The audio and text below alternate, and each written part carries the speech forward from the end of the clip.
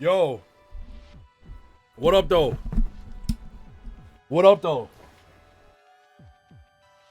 I'm about to scroll up. I already know it's what the fuck? It's 160 people in here, man. God damn. What up, y'all? Ordinarily, I would go through the chat and like just shout out everybody, but it's a gang load of y'all, man. It's a gang load of y'all in here, bruh. What up, y'all?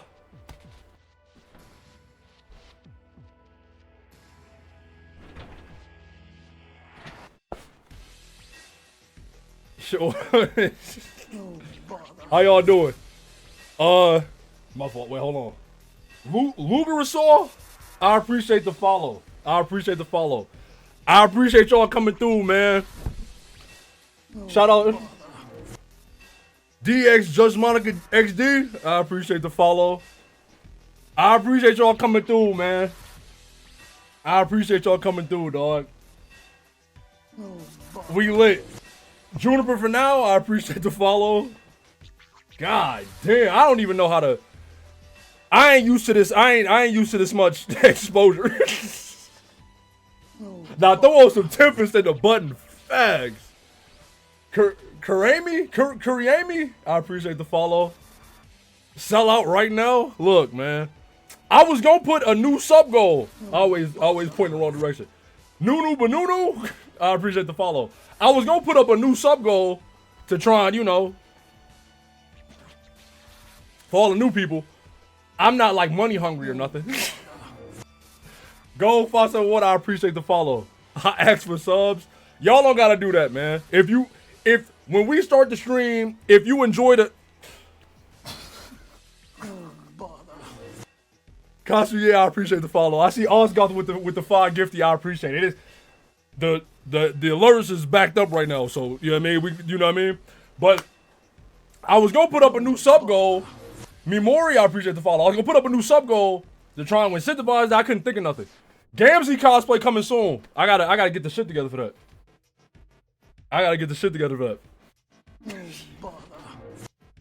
Revamp FNF, I appreciate the follow. I appreciate it. Get your money up, dog. Look, like I said, if we get into the stream, into the content, you feel me, and you fuck with it, then by all means, you know, you can sub. I'm not asking for them, though. Geriatric Monica, I appreciate it. Gray paint or just the Juggalo makeup? I was thinking just the Juggalo makeup. I don't know.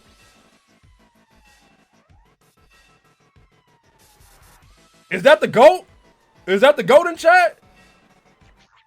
Shout out, man.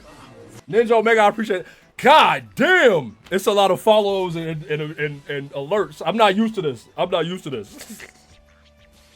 Check Homestuck Twitter, they posted you. I know, I appreciate it. Shout out Vibri. I don't know, low-key, I'm stupid. I don't know how to pronounce people's names, but I appreciate it. She hit me a minute ago and was like, yo, when you get to a certain point, let me know. Cause I'm gonna give you a shout out. I appreciate it. On God, I done said it mad times, yo. I done said it mad times already in the streams. But the Homestuck ATD, I appreciate the subs. I'm getting oh, that's a LARPer? That's crazy. I seen her original shit. I seen her actual shit. I thought I saw it. I've seen it in chat before. But damn, what was I saying? I'm low-key getting overstimulated. Acidic Gek, I appreciate the follow. If I miss your alert, I'm sorry.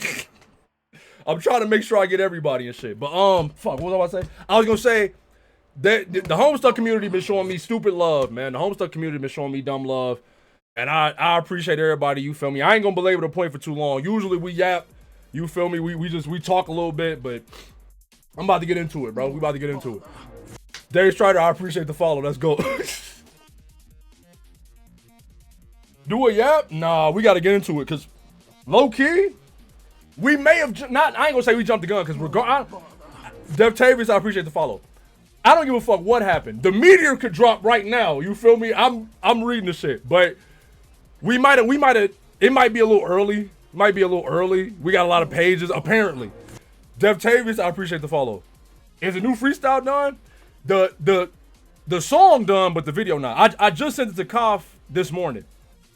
So whenever she done with the video, I'm dropping that joint. But I'm not leaking. I'm not leaking. Jerry Monica, I appreciate the biddies. Not gonna lie, I forgot. It's cool. It's cool.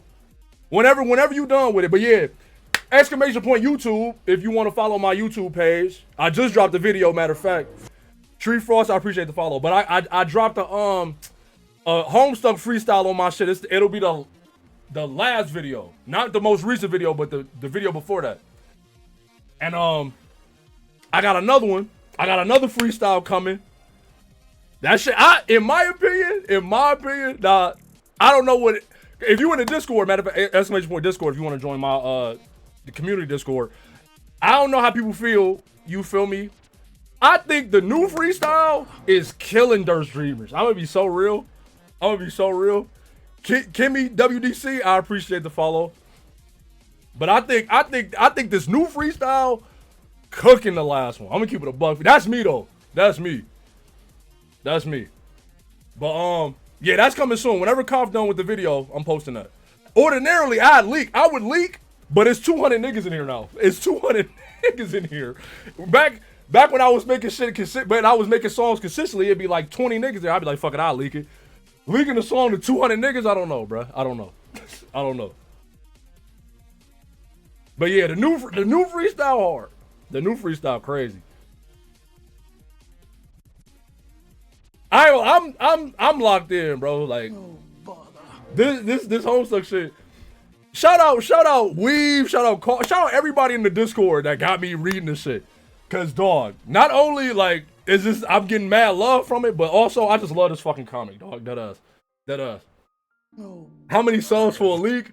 God damn, they already asking for a new sub goal. Look, I'm gonna say 230. I'll leak that joint on stream right now. 230. I'll leak that joint. I'll leak that joint and play it real quick.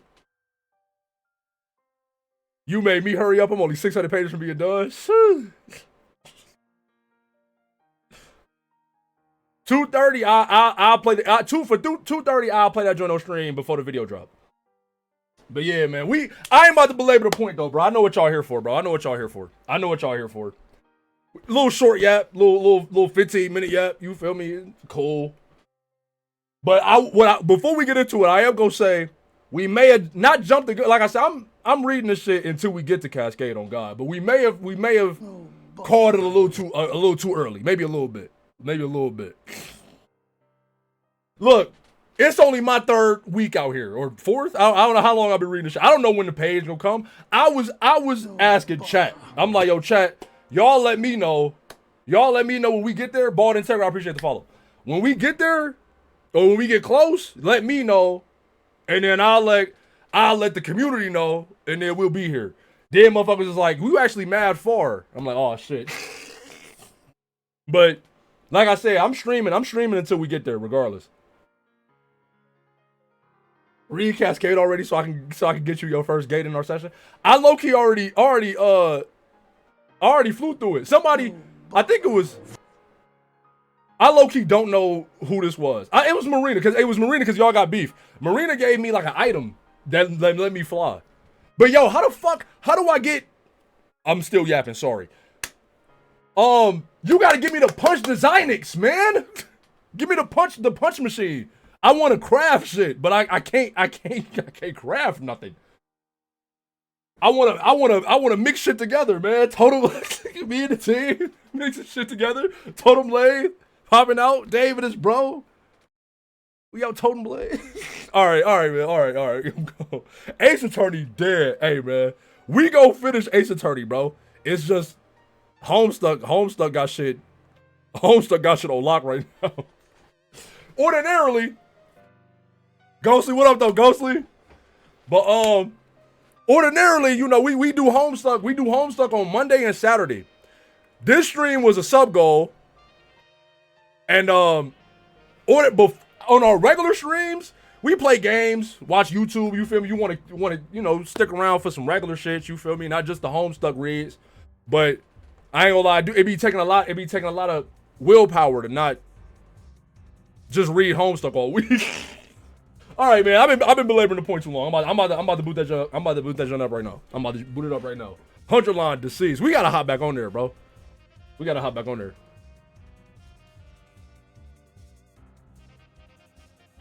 All right, man.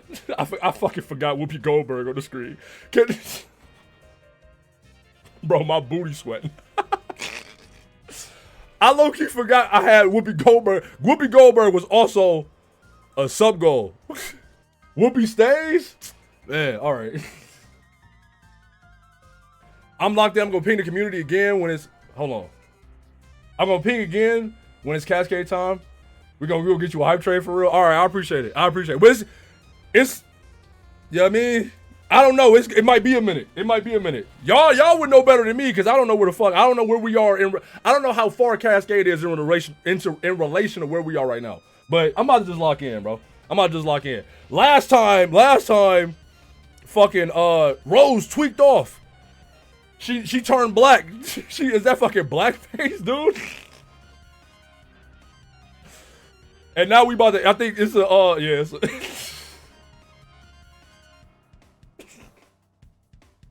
It's a fucking a sweet bro hella jump joint. All right, homies, everybody, all y'all, hold up. The big man wants to take a timeout. Yeah, let's wreak some havoc, man. The big man about to wreak some havoc in the yard, yo. The court is on fire. Dude, come get the ruler. Check this out. Dude, hurry. Look, she's escaping from above. Okay, dude, no. Okay. How am I gonna wreak some havoc in the yard with a meter, you chump ass?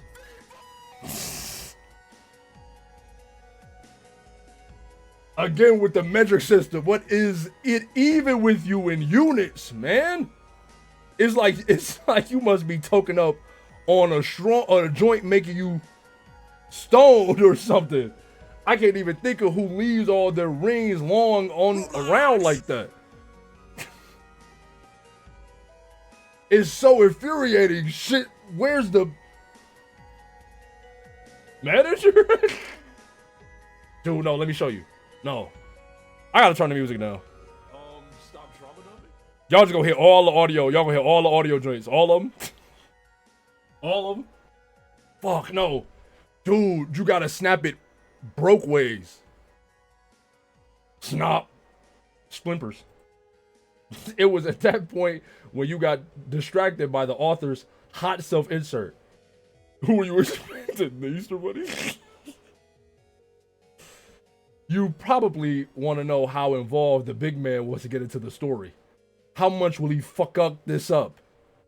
Well, all I've got to say to that is, who want to know?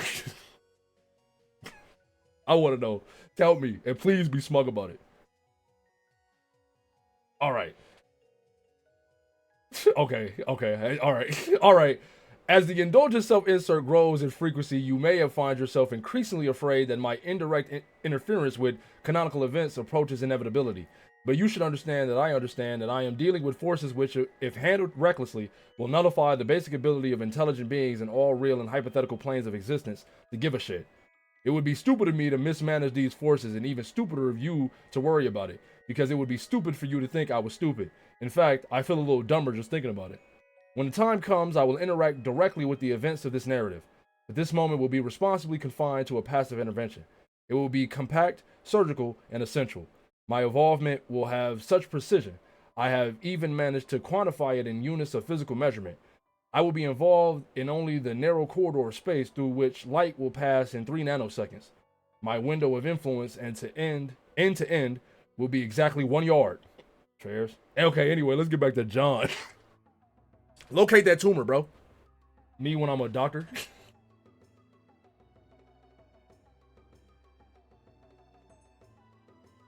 I forgot my man's had the drill to pierce the earth and shit. The drill to pierce the battlefield.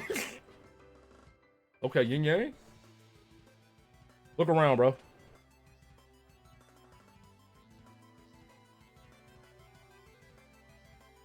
Look inside. Inside. Inside. Tell me, is it inside? Yo. It's yo. I didn't. Yo, thank you. Because I definitely. I mean, you know what? Fuck it, bro. No, I'm gonna tweet this shit. But I'm like, the Homestuck community post probably enough. The Homestuck community post probably enough. But I will. Also, I wanted to mention, if you want to watch the previous readings, exclamation point VODs, that'll send you to the VOD channel. The River TM, I appreciate the follow.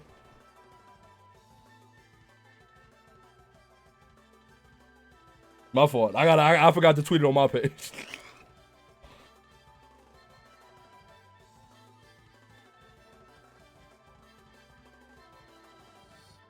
Who should I use for the gift, bro?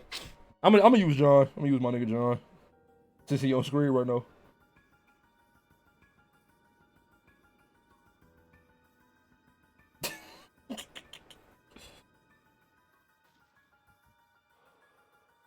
I ain't even say no special shit in my tweet. I'm just, fuck it. Y'all here, man. Y'all here. Y'all know what's going on. Anybody that's on my page that care about the Homestuck streams, they probably saw the community post. So,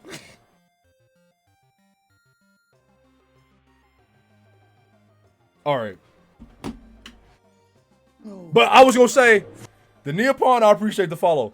I was gonna say, this the fucking the cluster. Fuck the tumor, this the cluster. Take the tumor, bro. Okay, fair. Return to the surface. It's a lot more animated pages. That nigga got so much oral, boy. That nigga so cold, boy. That nigga so cold, boy. Approach the locals. CD. Oh, fuck. You and your rabbit friend approach a gentleman wrapped in a fine white cloth and his courageous cohort, a young man riding a great gust of wind. You are so impressed you forget what you were supposed to be doing. Reunite with Liv Tyler. Sweet, precious, beautiful Liv Tyler. You thought you lost her forever, just like Bruce Willis did when he blew himself up with a nuclear bomb in the center of an asteroid the size of Texas. His heroism and fatherly pride were also the size of Texas. But your love for Liv is not fatherly, oh no. This reunion is with no loving daughter, but a loving movie star fantasy crush, who happens to be in the form of a robot bunny which has traveled through time and been given as a gift on 5 separate occasions, twice by you and thrice to you, and originally fished out of a sewer by Nicolas Cage on a silver screen. You forget the point you were supposed to be making. But you wonder where all her sweet weapons went. Oh. She indicates in the language of plush toy pantomime that she has no idea. They all blew away in the breeze. Duke. Retrieve the tiny hammer. This tiny hammer is so ridiculous. It's too bad it's not the right size. You would love to wallow some imps with such a fanciful weapon. You guess you could just go around giving them little bops on the head with it, like a silly gavel. No, that would be too absurd, even for a great prankster like you. You would discard this rubbish immediately.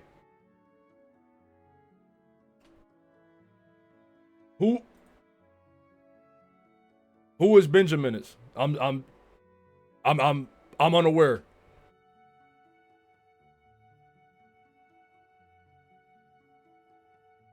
You know, I'm still new. He's the bro strider. Oh, okay. I've heard tell. Wait, what is this? Miss Tyler is handing you a note. Read the note.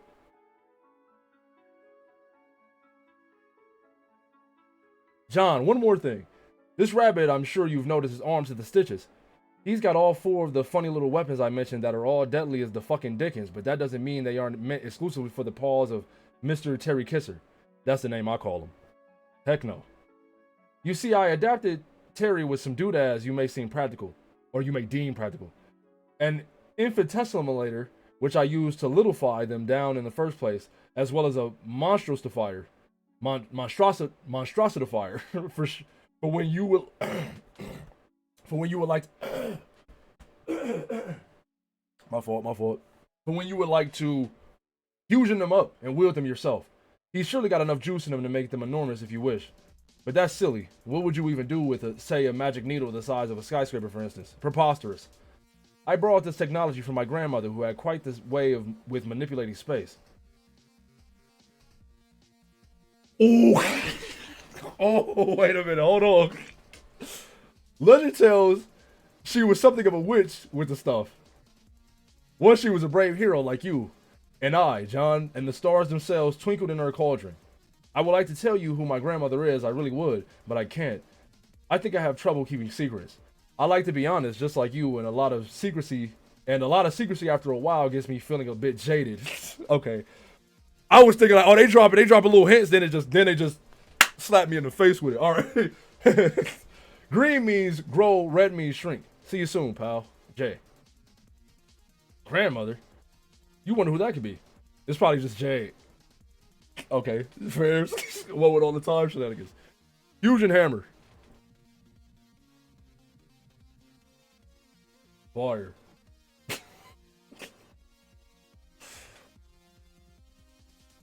Warhammer of Zillihu. 1 zillion. Uh-oh. All behold glory of Zillihu. Hello.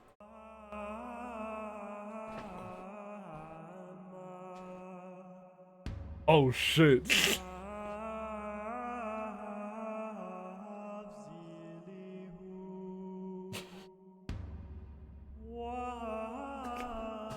This is silly as hell, man. It feels the. Oh wait, hold on. It feels the aura.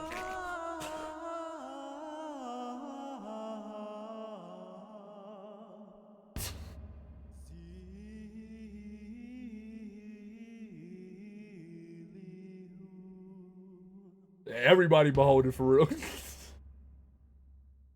Okay.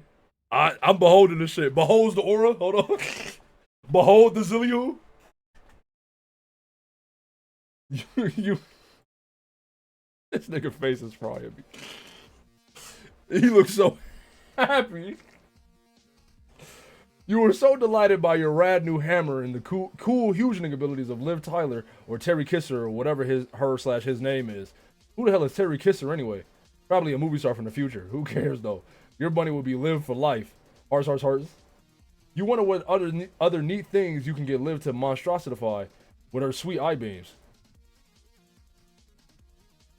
Wait, what happened to her eye? And why is she feverishly gesticulating toward the fellow in the ghost sheets? This is so ridiculous. You can't turn your back on these people to admire a beautiful hammer even for one moment. You think that is enough? You think that is enough fooling around? I can't read, y'all. Hey, for all the new people, you know what I mean, if you ain't seen me before, I can't read. It's time to get down to business again. The serious business of being an important and heroic leader. Wear the hood. Be the leader. I'm feeling the aura. You are not their leader. You are their friend. There is a big difference.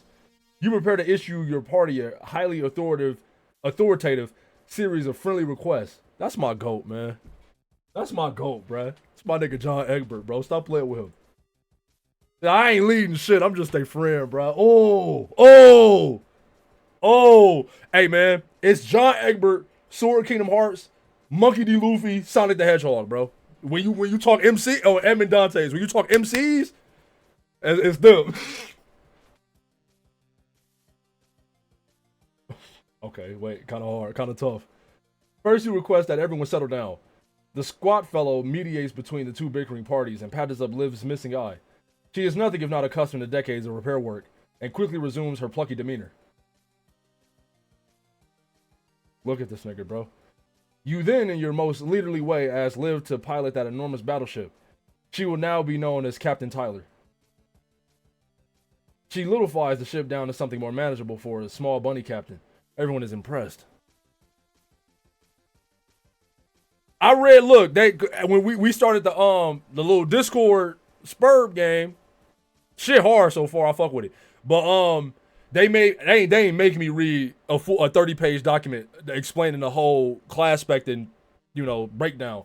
But I read it. I read the whole thing, and when I was reading the breath, the part about breath, I was like, yo, that's Luffy, nigga. That's Sora, nigga. Nigga, that's a lot of motherfuckers, man. That's a lot of motherfuckers. You give your wallet to your loyal chauffeur, Familiar. He looks puzzled. You inform the party that you will not be going on this journey. You must remain behind and continue looking for your father. Woo! But you insist their mission is the most critical of all. You know they can handle it. You believe in them. You instruct Captain Tyler to set a course for the ship's home. They must fight Adurse and deliver the tumor to the moon. Everyone salutes their... I'm gonna have to get some water, bruh. Everyone salutes their intrepid friend leader. This is what teamwork is all about. And this guy. You guess this guy can go along and help out? I mean, you probably shouldn't bring dog. You know what I mean? Probably shouldn't bring dog. Hey, who even is this guy anyway? You guess it doesn't matter. He seems nice enough. Bid farewell. Godspeed, heroes. You have all the faith in the world that they will be successful. Hey. Okay, alright. As a friend leader, or sometimes known as a pal honcho, you have done an amazing job. You have come up with a plan and politely ordered your loyal team to execute it. It is all falling into place perfectly. You are quite sure you have not failed to account for even a single thing. John, I'm worried about Rose. I'm pretty sure she's on her way there to look for Jack. I can't say for sure because I can't see her with my goggles anymore for some reason. But I'm fearing the worst. Just in case, you should try to intercept her before she does something stupid like try to fight him. Also, I guess you probably still don't know about your dad yet, do you? Darn, why do I always have to be the one to break terrible news? John?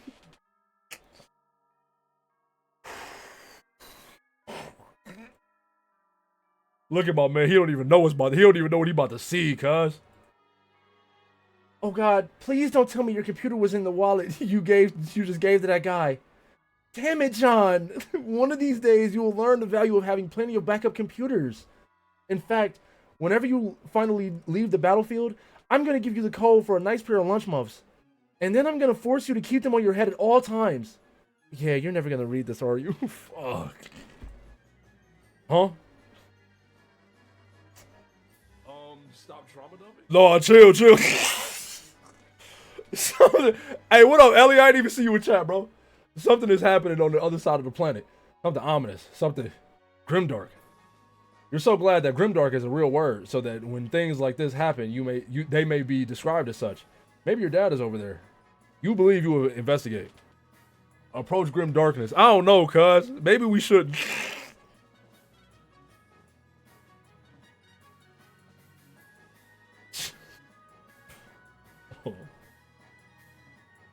John, you're heading into the blackout, so I won't be able to see you until you leave. But don't worry, I can still sense you're there. Because of awesome powers, remember? Smooth move, ditching your computer like that, by the way. That was some incredible leadership you showed. Now I have to contact you through Rose, thus exposing me to the risk of actually having to talk to her. Your carelessness has put the Heroes of Light in a very awkward position, John. I hope you're satisfied. Just kidding. She's obviously a little too preoccupied at the moment to be sassing me. Just borrow her computer and talk to me when you get the chance, okay? I'll be waiting. Hold on. Seer, descend. Maybe you shouldn't though. Maybe everybody calm down.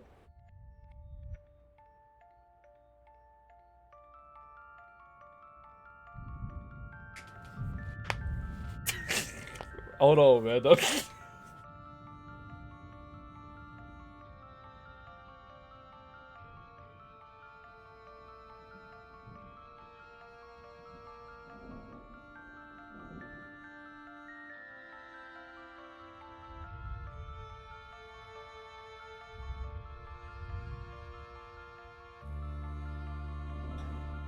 I'm feeling it. I ain't gonna. I'm feeling it. I'm moved.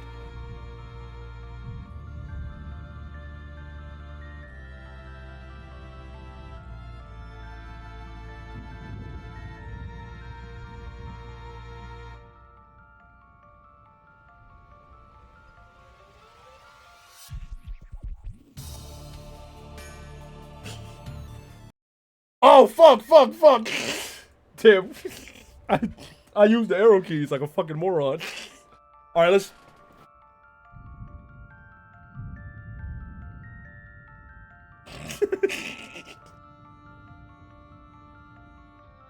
I did that last stream too.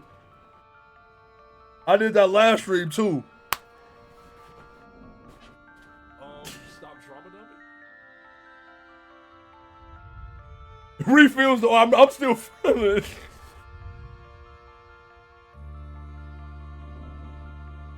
If you do this with Cascade, we're gonna kill you. I promise. When Cascade come, I'm gonna lock in so tough. I promise.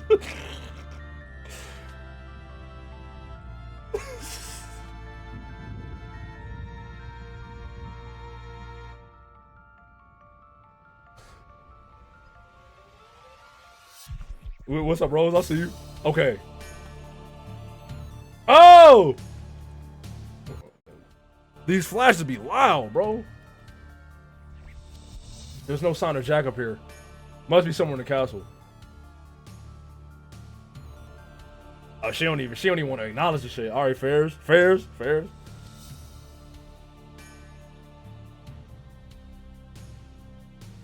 You know this? This reminds me of something. Oh, okay. She not worried about nothing, nigga. She not worried about shit.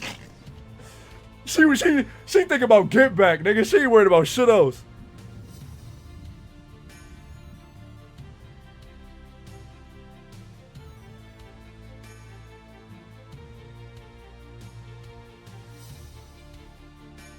That shit is aura. I ain't gonna lie. This our gear death. Yeah. No, she for real with gear death on their ass.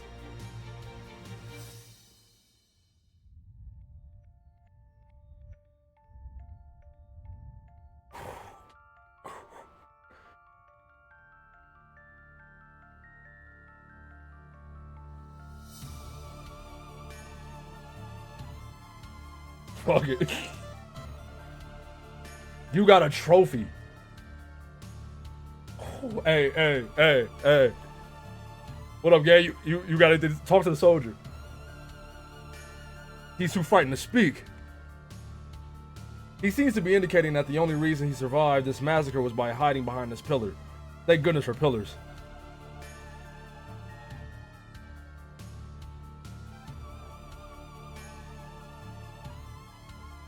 Wait.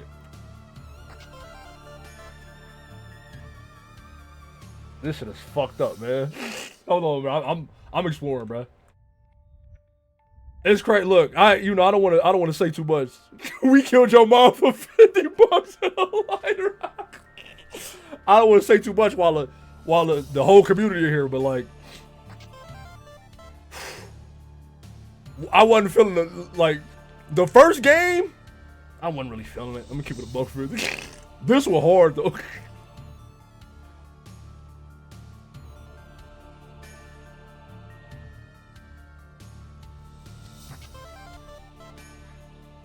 You got a flaming meteor chunk. This isn't even treasure. How is this treasure?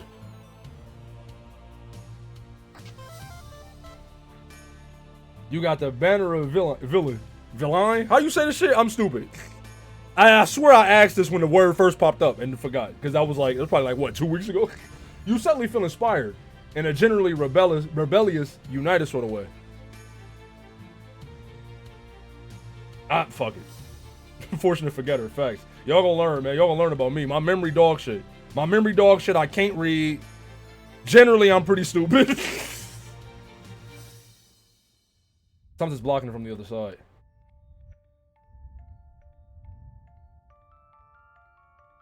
You have never seen anything so sad in your entire life. A beautiful, muscular man stallion struck down in his prime. What monster could be responsible for this deed? It was Jack Noir. Fairs? No, that makes sense. You're the perfect Homestuck fan. I know, bro. That's why. Lock in, bro. Lock in. Fuck this banner. Lock in.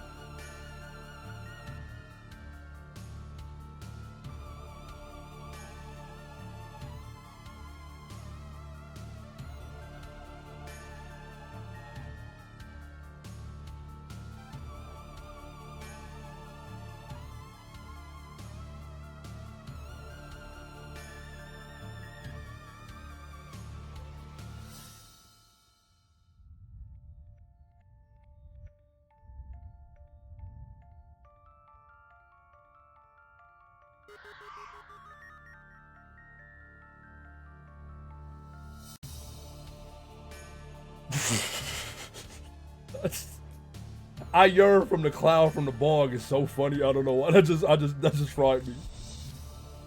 I low key, little backstory, little lore for y'all. I used to smoke a lot. I quit, but I low key been thinking about starting again. Hi, Rose. Wow, I did not expect to find you here.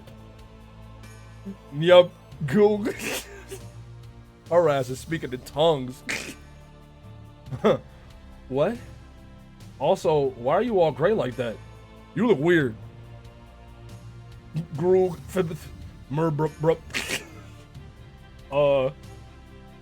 Group Rose, I can't understand a word you're saying. It's a lot of silly speaking. Gobbledygook. Wait, I know what's going on here. It finally happened. You've gone grimdark. I told you, Rose. I warned you about. What did you call them? The broodfester throws? It's okay, Rose. Don't worry. We'll find a cure for your stubborn throws. But I'm still trying to find our parents. I thought my dad might have come to this castle to check out that huge black rain cloud. Did you see the cloud, Rose? It's pretty awesome. John, bro. You so happy, cuz. You my nigga, man. But you don't even know, bro. The horrors are upon you, my nigga. Glong jig that. What? You sound kind of upset. What is it, Rose? Jiggin Gonglong jig that. Wait. Are you talking about our parents? Oh man, you mean they're here? Skoof, throw, gores, frumold, hot. Are you saying they're in trouble? Oh no, Rose, we have to go help them. Yes, I'm frustrated too, but there's no time for such lamentations. Do you think you can find him again? Sure God. Great. I can't wait to see my dad. It feels like it's been forever since I saw him. Please lead the way, Rose.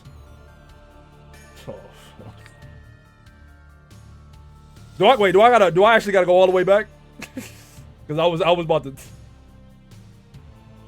Wait. Fair. In my dumb ass, I was about to walk back like I was about to walk all the way backwards. Oh! Oh no! Rose, what happened here? Was it Jack? Are you saying it was Jack, Rose? Frufano! Joggle! What's that, Rose? Are you getting aggravated that I'm talking to you kind of like you are a dog?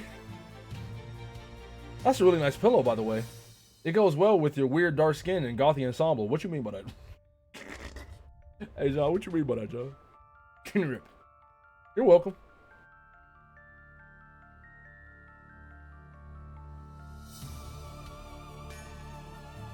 Oh, man. Oh!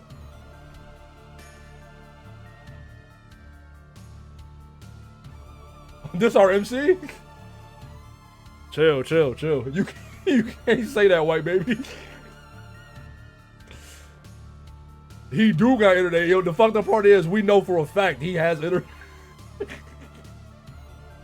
We know for a fact he has internet. He just like exactly, bro. He just likes it.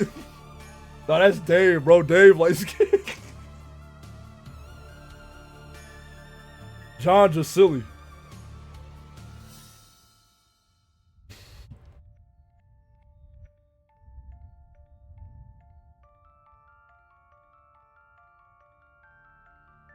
By the way, did you know that Carcat thinks we're supposed to be getting married? Gorthic Svol Blobiath? Wait, I hope that didn't come off as a proposal or something. Sorry, I'm just making conversation. I guess I'm a little nervous. You should be, John. You should be. Because technically, this is the first time we've ever met. And also, you're talking like an eldritch monster, so I'm kind of babbling.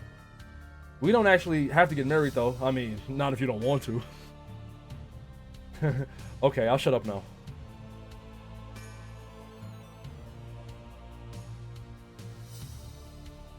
This is a fucked up circumstance for them for their first time to like actually meet face to face. Okay, that's it. Clockwork calcified, I appreciate the follow.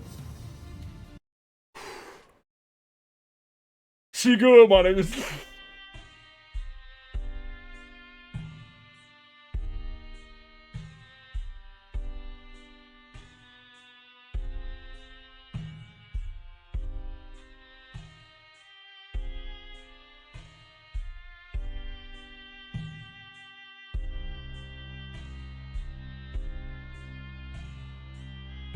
We gonna do something about you, buddy. We gonna do. I promise to God, we gonna do something about you, buddy. I'll walk you down my goddamn self, nigga. Whew.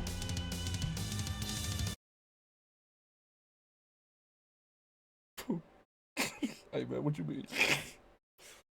Hey man, what you mean by that? Hey man, hey man, hey man, hey man, hey. That shit wasn't heroic or just. What you mean, man? Hey, John, wake up, cuz. Hey, John, you just playing, right? That's grub sauce, ain't it? That's grub sauce. Angel Luki, I appreciate the follow.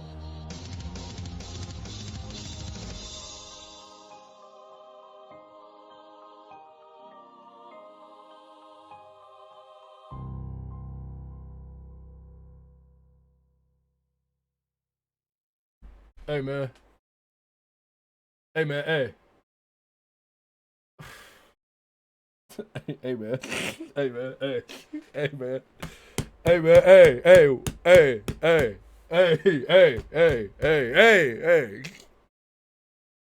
Hey. Hold on, man. All right, Dave, go ahead, bro. Dave, go ahead. Go ahead, don't know what to do. Fuck! Strider! Oh my fucking god. What? Hold on. What do you mean, what? We just got done talking and agreed it would be awesome if you didn't bother me for a while. You know, like while I guess I grieved over this brutally murdered rad family member or something. Oh, that's right. I forgot. It was 5 seconds ago. I think that was hours ago for me. I'm a little foggy on all our chronologistical shenanigans at this point. There's been so much crazy stuff going on here, I've lost track. So you're officially going non-linear with me then. We're just forfeiting all rhyme or reason to this unmitigated clusterfuck, is that it? Dave, your entire existence is non-linear. Don't be so melodramatic. Whoops, okay. In the future, I'll try not to pitch any sort of dramatics while brooding over the cadavers of slaughtered loved ones. Did you love him, Dave? No. But he was your strange human man, Lucis, who taught you to like cool things like swords and puppets and moving really fast. How could you not? Puppets aren't cool. They're shitty, small, fake people who haunt your dreams and grin like permanent assholes. I was making a joke about being all broken up about it. A guy can be sad and make jokes at the same time. You're sad, but not broken up about it? I don't understand. Exactly. But you said you were grieving. I said we agreed you'd leave me alone to grieve. Didn't say whether I actually would or actually am. Fairs. Well, are you? I am grieving to the max like a widow on Dead Husband Island. Behind these chill as fuck shades, my face is having this crazy attack of the sads. My rue is fucking bananas, can't you tell? No, I can't. You don't sound sincere, but it's so hard to tell what layer of irony removed from reality your flippant remarks are supposed to be. I'm betting you really are sad, no matter how hilarious and aloof you think you're being. The truth is a mystery, tucked behind the pursed lips of a shitty Riddler. They'll be loosened only when presented with conundrous grandeur of rigid, insoluble puzzle cock. Blah, that makes no sense. I'm sorry you're so flustered by the mere mention of glittering mythical crypto dick. It honestly makes me think you're not ready for the truth. Dave, your perplexing euphemisms involving what I presume to be lewd and vaguely intriguing portions of human anatomy I think are not as hilarious as you probably believe. And in any case, you may be amazed to learn I am not totally in the mood for your dumb, smartassy hornswoggery. I have lots of my own problems here, and they're big, big problems. So why don't you just tell me what you're thinking for once? It's pretty simple. I'm just thinking about how I'm going to take the sword. Yeah. I never really got why you wouldn't just pull it out. Filthiest thing you ever said. Farouk. Huh? Forget it. Pulling swords out of things isn't how I roll. I'm not John, remember? I'm not following. I'm not a hero. My bro was. John is. I'm not. Yes, you are. No. Yes, we all are. I'm the hero of mine. You're the hero of time. That's who we were crafted to be. Fine. It's a title we inherit as Flim babies or whatever, but what have I done to earn it? Pretty much nothing but horsing around through time and swindling redacted alligators out of their life savings. If that sword is coming out of his chest, it's coming out clean. Taking it vertically means drawing more blood, but horizontally means a clean break. Check it. No, don't. Break. Okay, bro. Okay, dog.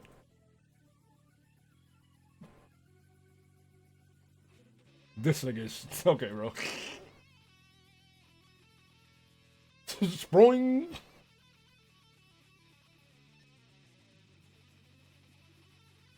Dave, get up. No, fuck that. I'm gonna lie my ass right down here for a while, looking slightly less cool than I make myself out to be ordinarily. You must stand tall. Only a true hero could pull off such an acrobatic fucking pirouette off of that handle. That is basically what I just did, isn't it? Yes. That's what I'm doing here. I'm making a point of making every little thing that take place what was once mentioned in passing, no matter how seemingly trivial or pointless. That's how all the best adventures get sprung together. You haven't heard me bleat like a goat for ironically humorous purposes yet, have you? No. That was something that was mentioned at some point by someone I forget when or why. I bet you are on goddamn pins and needles waiting for that, aren't you? Are you about to bleed like an earth goat, Dave? No, fuck that. Then will you at least get up? No, fuck you, go away. Why do I do this to myself? What? Subject myself to the moody nonsense of curmudgeonly, candy-blooded foul mouths. I don't know. Why are you even talking to me anyway? Aside from the fact that several hours from now you apparently forget I don't need constellation or to be left alone. Maybe it just so happens that for once, this isn't about you. Maybe I'm the one who needs some help. Has that occurred to you, Mr. Cool Kid? Oh. Anyway, I remember now. Sorry, everyone went kind of shit hive here, and I got bitten, I think. And I kind of forgot where I left off with you. Bitten? What? But I remember where this all fits into the chronology. You with your bro here. This was just before you begged me to finally show you how to reach God tier, so I did. And then you got mad at me. So you decided to go do your own thing for a while. And since then, I've been up to my pointy little nubs in suspense, intrigue, and betrayal. That sure sounds like a dumb way to say a thing. Almost Egbertian in elegant stupidity. The T in Egbertian is soft like Egbertian? My fault, gang. My fault. I ain't know. Oh. Why would I get mad at you? Oh, you'll see. Okay. But yeah, I guess it's about time you show me what's up with my allegedly futile god tierification. How long ago was it that you did your coin flip thing? I don't even remember. I was getting sure you were just bullshitting me and had no intention of ever mentioning it again. Unfortunately, no. Maybe I should take the opportunity to apologize in advance. For what? I don't think it would be constructive to go into it before it happens. Before what happens? You mean god tiering? Does something go wrong? Everything goes according to plan, but that's all I will say. Remember, this conversation is kind of not supposed to be about you. I know the idea is unprecedented. For a good fry, demon. That's practically unthinkable. I know. But I mean, okay, we can talk about your troll problems, but this is pretty important here. The god tier thing and whether I can actually do it or not. It might be kind of hard to tell on account of me chilling face down on the pavement. And also because downplaying feelings is the chief rule of cool, but I'm pretty pissed about this, which is weird. It's weird to feel mad? Are you too cool for that too? No, it's not weird to be mad. It's just weird. It feels like I'm the only one who is. And the only one even contemplating taking Jack on. Even among your group of irate, gnashing shitheads. Hey. What? Actually, you're right. Turns out we really do have a lot of shitheads here. And also it happens the worst one is the one who happens to be planning to take him on. Well, okay. And that would be a bitch in line to switch the subject to start talking about your complicated problems, but I kind of wasn't done. Fine. But for someone who just told me to fuck off, you are sure bending my ear suddenly. But okay, I mean, isn't that what heroes should be doing? Working to take down the bad guy without a whole lot of this fucking grandiloquence and these huge sweeping plans that got nothing to do with fighting him? Like always biding our time and tiptoeing around the unbeatable god boss. John's too nice to get mad. Rose spends all her time calculating, too focused on Machiavellian ploys of sabotage to try anything drastic. Jade is, I don't even know, probably more a liability if she got it in her head to take him down. If anything, I'd bet she just needs protection. What are you saying here, Dave? In this conversation that is still being about you. Whoever made Twitch ass needs to be shot. Gay. I'm just wondering, when does someone actually step up? Jack's got shit to pay for. I'm saying, talk, Dave, talk. If that's how you feel, then I think our two problems are not really different. We're both presently concerned with justice. Yeah, I guess it has been on my mind. Maybe I'm supposed to be a hero and rise to the occasion because there seems to be this little persistent voice in my head nagging me about it, insisting someone's got to pay. And it's hard for me to disagree. Then it can mean one of two things. Or both of the two things, like it did for me. What things? It can mean that the agent presently influencing you is a conscience and or an exile. This is so completely illegal. I'm pretty sure I don't even have an exile. I've never heard any voices or anything. Anyway, you don't need a voice in your head to tell you this shit is just like so completely illegal. Wait. Why did I just say that stupid thing I said? This atrocity cannot go unpunished. Throw whoever is responsible into the slammer. Slammer means jail, by the way. Yeah, I'm just using slang, guys. Calc is short for calculator. I'm just using slang, guys. If you're new to the stream, if you just got here, calc is short for calculator. Dave, I did not realize you had such a passion for law enforcement. I must say, this shocking development is coming dangerously close to giving me a case of the vapors. No, I mean... Okay, that came out wrong. What were we talking about again? Bringing Jack to justice? Right. Someone has to make him pay. I can't let him just go unpunished. If I can figure out how to reach the god tier, maybe I can be the one to throw him in the slammer. The slammer?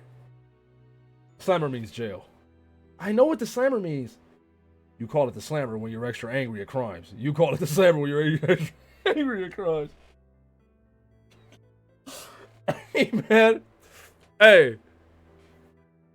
Take a note of that important principle. Because I'm deputizing you even though you're a kid. Are you taking notes on this important principle? Jesus, get a fucking pen. Or some chalk or whatever. I think I'm following. You're going to find Jack and put him in jail? Wait. Fuck, what? No. Dave, I know you're likely discombobulated with grief over your fallen man bro Lucis, but that is extremely silly and doesn't make any sense. I know it doesn't. I'm just saying... What am I even saying here? Shit. But only while I'm away from my jurisdiction.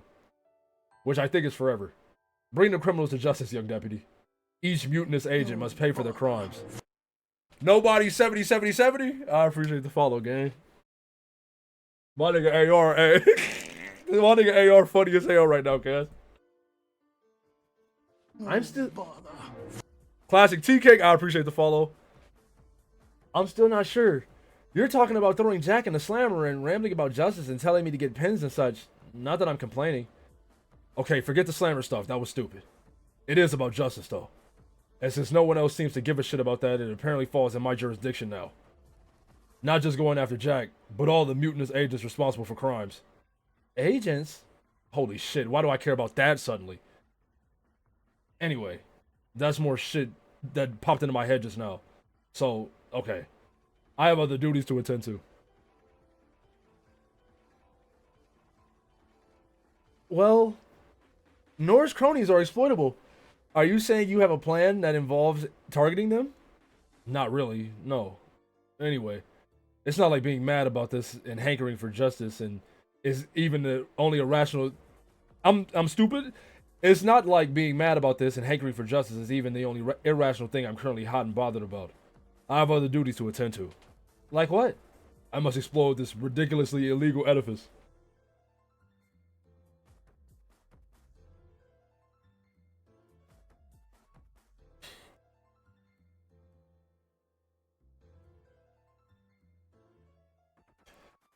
I've got to explode this ridiculously illegal edifice.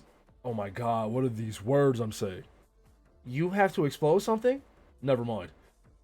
Are you referring to your plan to blow up the green sun? Oh, yeah. That's got to be what I'm talking about. Probably. I need to shut up now. I'm sounding like an idiot and my head is starting to hurt. Why don't we talk about your thing now? What justice thing do you have to do? You mean it's actually my turn to talk? Yes. But I was beginning to forget my problem listening to your highly enjoyable befuddlement. Just please tell me your justice problem and make me stop saying stuff. Farewell. Farewell? Wait. No, I mean... God damn it, I'm not leaving. Farewell is not even a thing I would ever say. Jesus, what am I, a Victorian poet? Can you show me a little respect and assume anytime I say something stupid, it just means I'm temporarily being inexplicably redacted? That's what a real friend would do.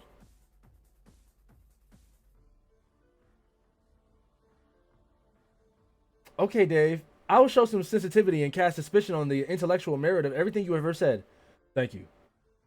I will further demonstrate my friendship by dominating the rest of this conversation with lengthy accounts of my emotional tribulations, leaving no space for you to submit any amusing outbursts. That sounds awesome. Quiet. Now, where was I? Justice problems. Oh, yes, of course. You see, our aims are not that dissimilar. Our pursuits of justice, I mean. But yours is motivated by anger in the heat of the moment, which is blinding you to the consequences of attempting something very foolish. You are far too cool to succumb to anything like that, which is why you will come to your senses shortly. My situation is a little more complicated. It's less personal, though once it was a grudge which propelled our rivalry.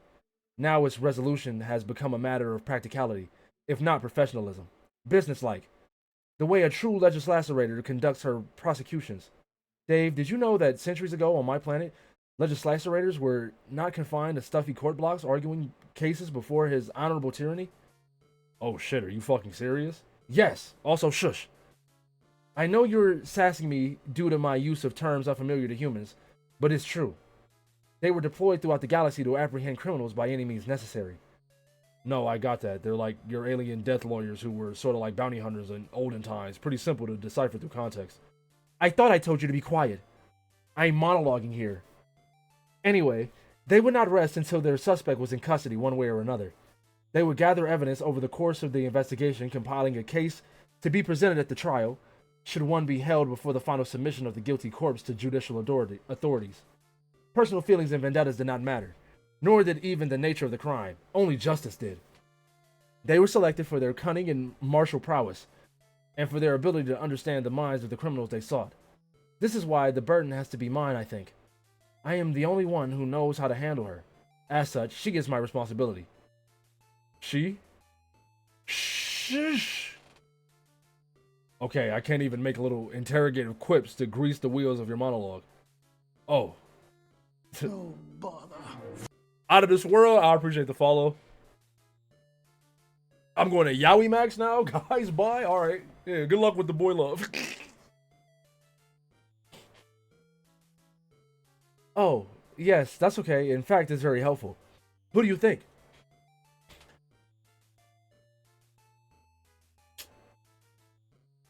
Spider Troll. No bother.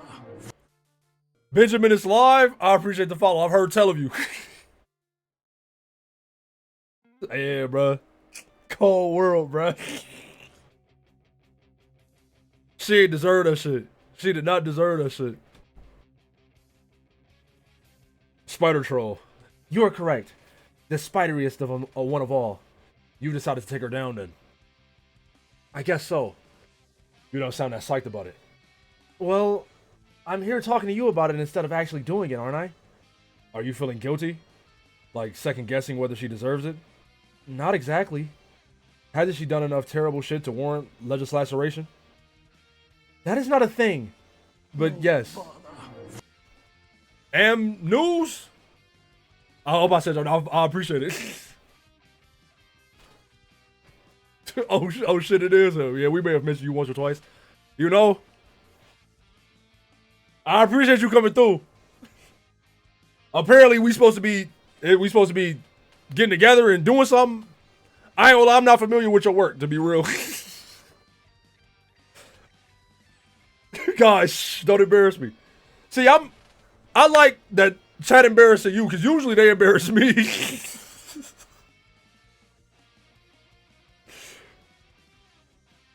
All right, let me log back in. No bother.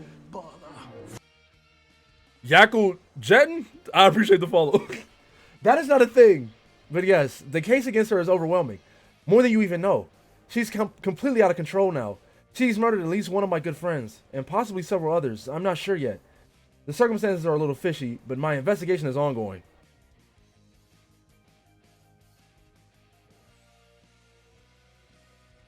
Additionally, I've discovered she is complicit in Jack's rise to power.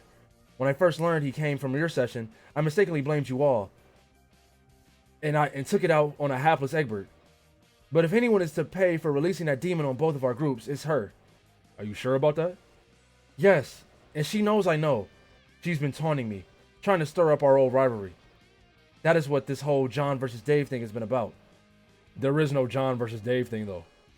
I know, not really, it's just a game. But the game is serious business to her, like it was during our role-playing days. And just like then, she's ruined everything by taking it too far. And in spite of all her past crimes, these are not even the most important reasons to stop her. She's decided to fight Jack herself, which is an extremely dangerous and stupid thing to do. Sound familiar, Dave? Are you gonna stop me too, then? Hunt me down and lawyer viscerate me for my own good? No. I'll just let you try to reach the God tier and then decide for yourself. Are you saying that I won't make God tier, or I won't be strong enough if I do? Objection! Cheeto ball. What? We're talking about you again. I motion that all Dave-centric testimony be stricken from the record. Lane motion overruled. The judge wants to see where this is going. No, he doesn't. You know perfectly well he doesn't give a shit. He will clear this court block if he does not have order. He swears to Gigas. Hold it! Take that! We gotta beat Ace Attorney, bro. Ace Attorney tomorrow. I don't give a fuck what happens. Okay, fine. We can keep obsessing over your fucked up Kisma sister if you want. It's not like that. Do you think she stands a chance against him? No. Then what's the big deal? Why not let her go get her shit ruined by Jack and let justice happen that way? Because I'm quite sure that if she goes to find him, it will tip him off to our location in the Vale. I've seen it already.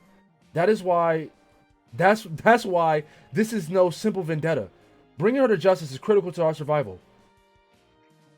So why don't you go do it? Because I'm not sure if I can. You mean you can't beat her in a fight? No, it's not that. It's just that when the time comes, I'm not sure if I'll be able to kill her. I thought trolls were all about gratuitous murderings. Yes, it's true. We're supposed to revel in bloodshed as we grow up. And she seems to be embracing her rite of passage with reckless abandon, as I would expect. Grabbing the bull by the horn, so to speak. It's a little intimidating, because I'm not sure if I'm ready for that, which I guess is normal. Are you asking me to reassure you about that? Because I seriously don't have a clue. It's okay, Dave. Still monologuing. I guess I'm not so much worried about not being ready, as I am that I might not actually want to be ready. Maybe ever. Maybe there's something wrong with me.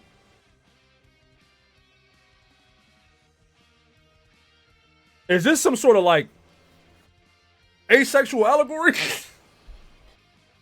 Am I being too woke? Am I reading too deep into this? Is the curtains blue or am I tripping? I don't understand. I thought you were insane kinds of ape shit over the macabre stuff. Like being all cutesy about executions and smelling cherry blood and such things contrived to get a guy feeling vaguely uncomfortable. Was that all an act? Strange reading, but you know what? Hell yeah. You feel me? I just fuck it. I'm like, I don't know, to me that read like sex. Not on no weird shit, but I'm saying like, I don't know. Sorry. My fault. I just be thinking. Not an act, just fun. I like fun, Dave. And I also like games. Don't you like fun and games? Of course the fuck not. Liar. Didn't you say you killed people before? There's a big difference between manipulating people to their doom with trickery and killing someone by your own hand. It's a bit like having to face your own death and discovering the difference between leaving the responsibility to someone else and doing the dirty work yourself. Maybe you'll understand someday. Okay. He ready to drop an hour-long Homestuck essay. Hey, what if I did though? What if I did? Okay. I like to help you out, but I don't know what advice I should be giving to a member of a murderous species who's gun shy on going off to justice murderer, murder happy murderer who's done lots of murders. It feels pretty weird and inappropriate for me to be the one to tell you, fuck yes, go for it. She's got this huge murder with her name on it anyways, and it's cruising right at her down Comeuppance Boulevard. So I don't know. Do you want me to tell you to be a better human or to be a better troll? I can't tell you what to advise me, chump ass. Maybe I'm not even looking for advice per se, but just want to talk to someone about it. Alright, well, all I'll say is, maybe if you kill her, at least we can finally stop obsessing over her. True! Get this man a true! Yeah, fair enough. Why don't you just do what you think you have to do, and I'll do the same. Speaking of which... Oh, right.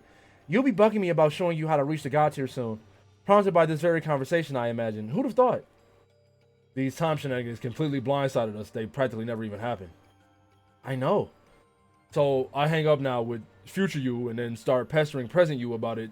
Is that how that works? Yes. And I make sure not to reference anything you said here to keep it simple. Except like in an offhand way that'll seem retroactively logical to your future self. I.e. you right now. If for no other reason than it'd be boring as hell to rehash it. That sounds about right. But what do I know? You're the time guy after all. Luckily, I will not have to participate in these charades this time around. Does luck actually matter? Hey, man.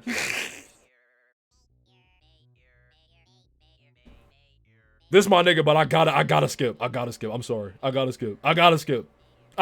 I'm sorry. I gotta skip. Exit.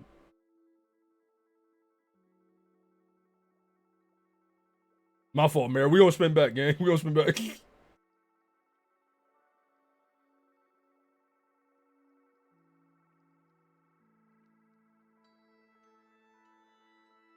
Into year 2. Remove this one. Heard you.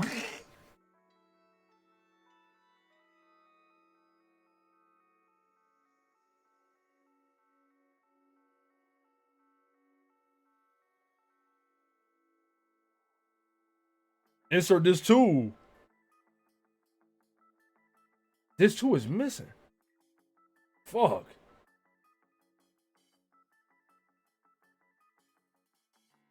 Keep playing anyway. You have no idea what the hell this thing is, or why you would need another disc. You just capture log it and proceed. There's justice to be done, and you're running out of time.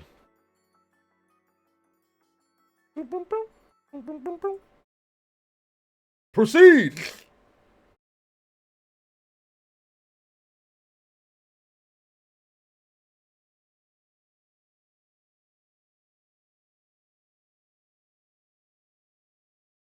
Am I supposed to be moving? Bro, move. I'm... You cannot control Terezi. How can you possibly expect to play this game when you have lost the game disc? All you can do is watch what she decides to do. Bears. You find a note stuck to the floor with Nepetta's claw. It appears to be addressed to you, written on a page torn from the journal of Vriska's ancestor. Her taunts are becoming increasingly flagrant. It also appears to be written in purple blood. She wouldn't dare harm sweet, precious Gamzee, would she? The thought is almost more than you can bear. You're gonna throw the book at her. She don't even know what the fuck's happening. Sweet, precious Gamzee, man. Damn.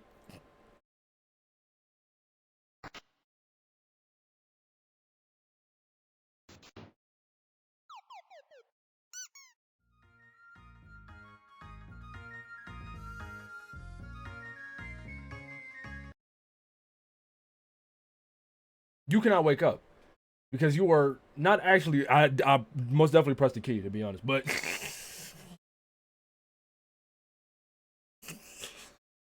I promise when the big one come, I'm not gonna do that.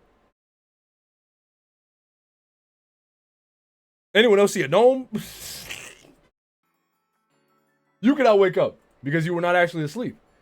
You were just taking a breather in this nice, cozy pile of horrifically mutilated scale mates, which were gathered here to break your fall for some reason. You wonder where you are. This is a fancy-looking room. It doesn't look like a place you would expect to find on this meteor. At least not in any... Oh, Arachnid? I appreciate the follow. I hope I said your name right. At least not in any strictly canonical capacity. Examine surroundings. This dapper kiwi-suited gentleman is quite familiar. You're almost positive he made an appearance in that very crowded dream you had recently. Wait, where did he go? Something in this room smells funny. And fast. Hold on, bro. No bother. Universal Catalyst, I appreciate the follow. Climb the stairs.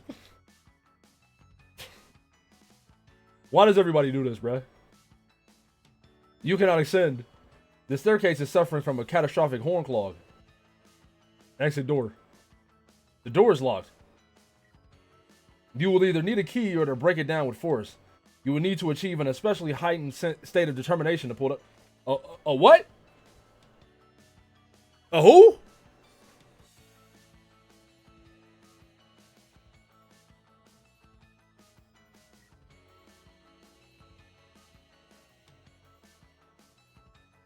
No bother. That shit, that D ballin'? I appreciate it. Ramen, why isn't Terezi popping X Factor to combo locale? Is she stupid? Honestly, like, that's a good question. You'll either need a key or to break it down with force. You would need to achieve an especially heightened state of determination to pull that off, though. You have been completely hornswoggled. This whole thing was a setup from the start.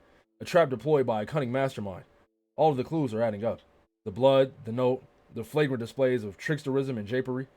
The identity of the puppet master behind all of this is now painfully obvious to you. Spider troll. Is it? Is it? Is it? Play records.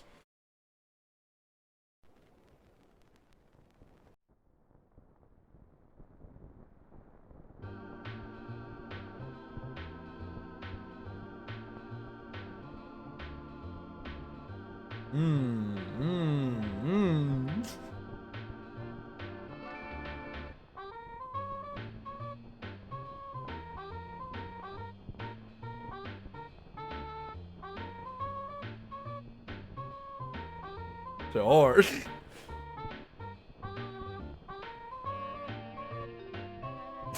I deadass forgot she was blonde too, actually. That's crazy.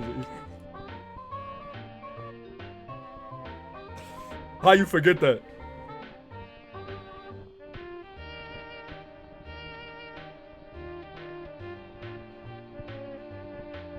I fuck with this. I fuck with this. All right, I'm gonna listen to the last one. Didn't we hear this already, or am I tripping?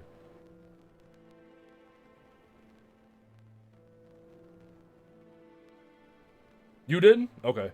Fairs.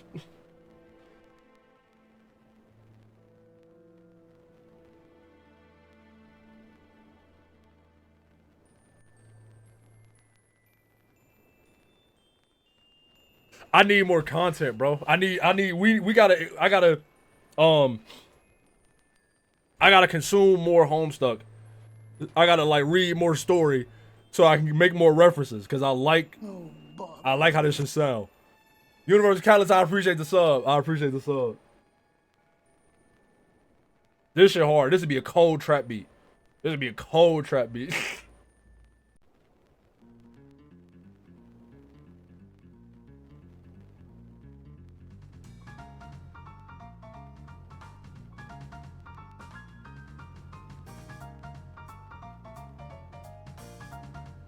Ramen called it Homestuck content. Nuke the host. My fault, game. My fault, game. I was trying to think of another word. I deadass was trying to think of another word and couldn't think of one.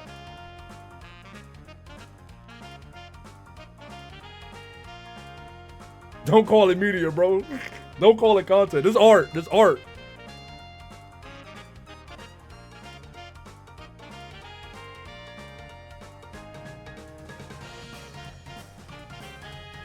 This hard. This is hard. I fuck with this. Cool music to throw ass to. Tracks you can beat off to.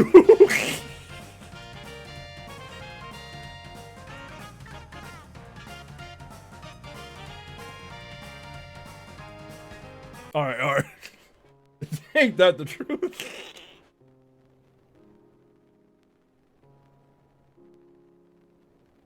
Tracks you can what? Okay. I gotta chill. I gotta relax. I forgot it's a bunch of new motherfuckers in there. Yo, dead ass. I took the BRB script. I took the clips off. I was like, man, look, it's gonna be a lot of people in here. I wanna set a good impression. You feel me? A good first impression. I turned the clips off. You feel? You gotta put the clips on, man. No, I ain't wanna have all the Homestucks come in and immediately get met with firebomb of Walmart.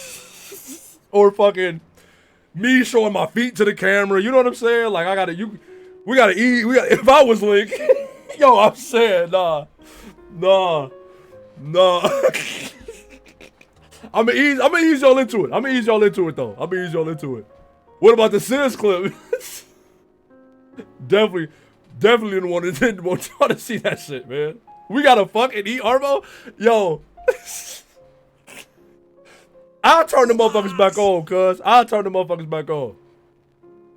They do need to know about the Arvo clip. They also need to see Big Nasty. Show me the toes. No. We don't do that. No, not no more. Now you gonna need 20 subs for that. 20 subs to put Alright, mofo. Let me lock in, bro.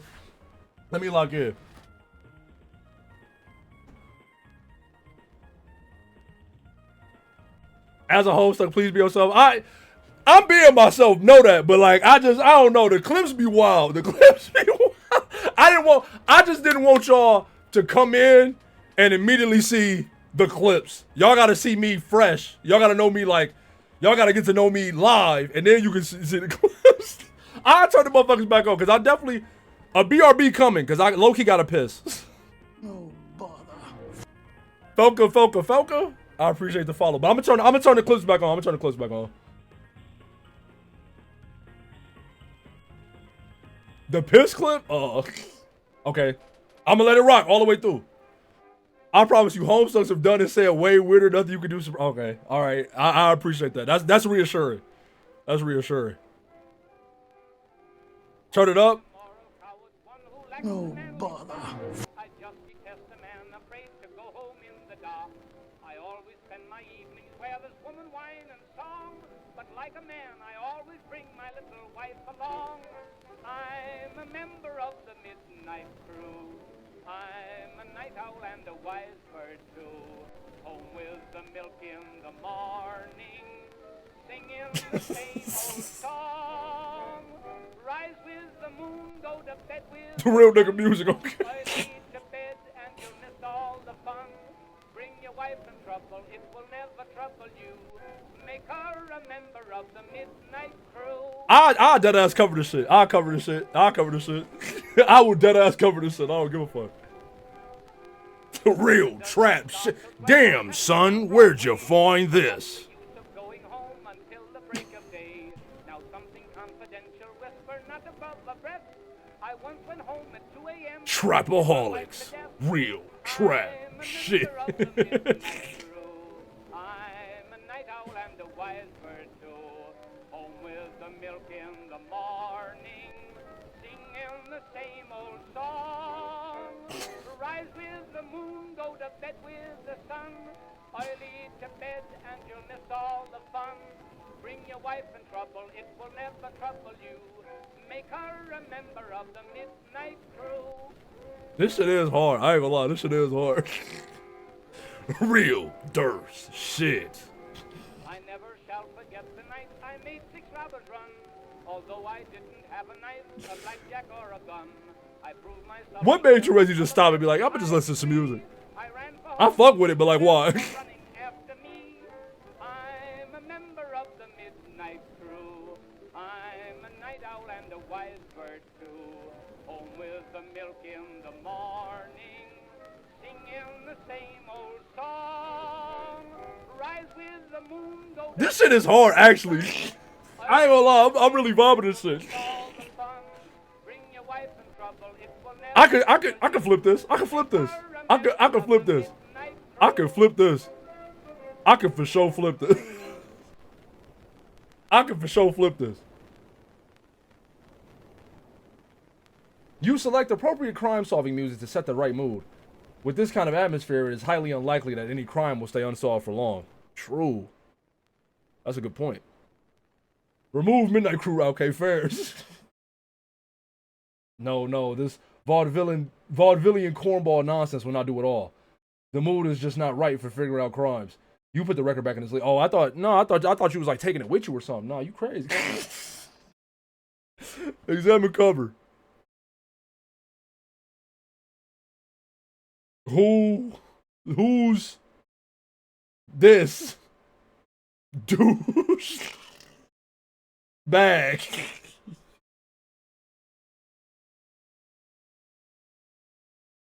I'm going to give you a great song now by Eddie Morton, one of my favorite ragtime era performers on record, who was actually a former Philadelphia police officer before he made it big on vaudeville, and then became a recording artist with such record companies. I don't know why this fried me. So here he is with a song he did in 1909 called I'm a Member of Midnight Crew. Mr. Eddie Morton.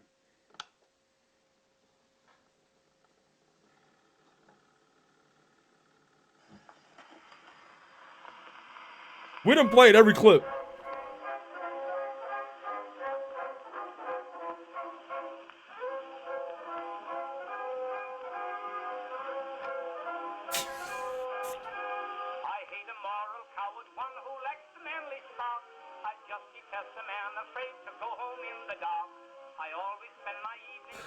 Well, I don't know why this is frying me, man.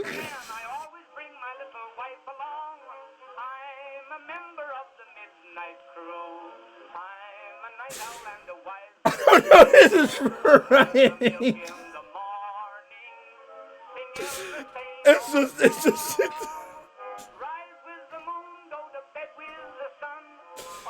I don't know why this is frying me.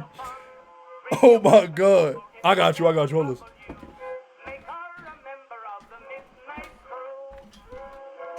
Hold on.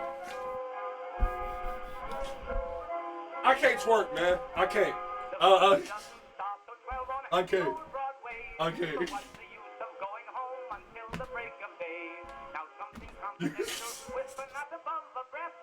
I once went home at 2 a.m. and scared my wife to death. I'm a member of the Midnight Crew. I'm a night owl and a wise bird too. Home with the milk in the morning. This shit is frying me, man. The same old song. Bitches twerk to anything. Hey, somebody please. That has to be a meme already. Bitches will twerk to anything. And then the Midnight Crew. Oh shit!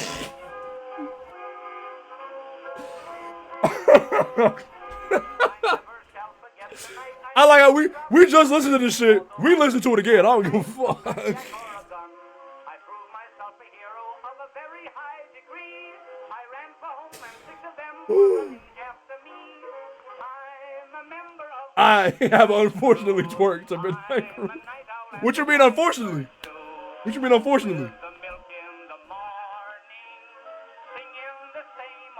Look at my streamer, dog. We're not making it. We making it to Cascade. I promise you that. I promise you that. Bring your wife in trouble, it will never trouble you. Make her a member of the Midnight Crew.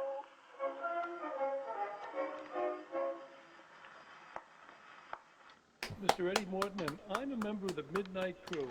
Done 101 years ago on the Victor Grand Prize label, and that's Victor number 324. Good video. Good vids. Like and subscribe, oh god. Before you can make heads or tails of who exactly this douchebag is, something rolls out of the sleeve. It appears to be a very small record. It's so small. What is such a small record doing in this great big sleeve?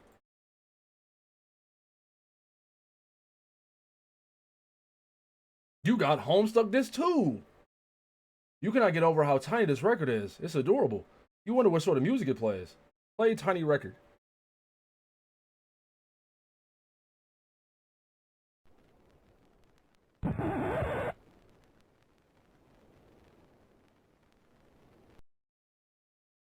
Predictably, you scratch the surface of the disc.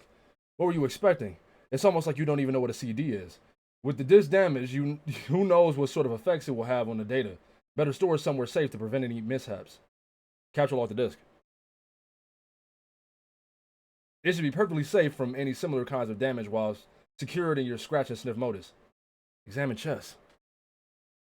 You spent way too much time calibrating the ambiance of your investigation, and not nearly enough time investigating. It is one of the most... Hold on, let me turn the music back off.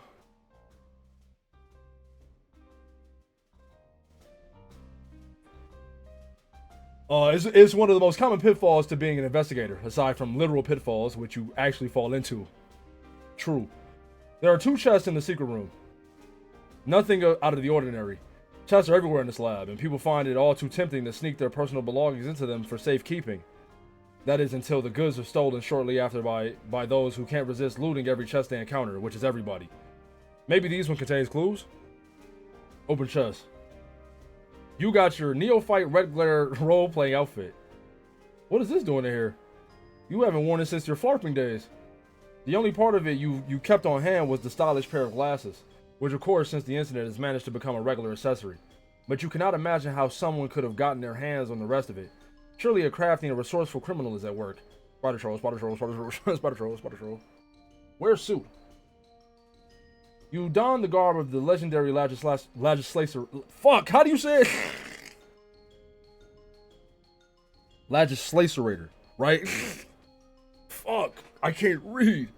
It brings back memories of many successful fantasy prosecutions, resulting in the real executors of rival players.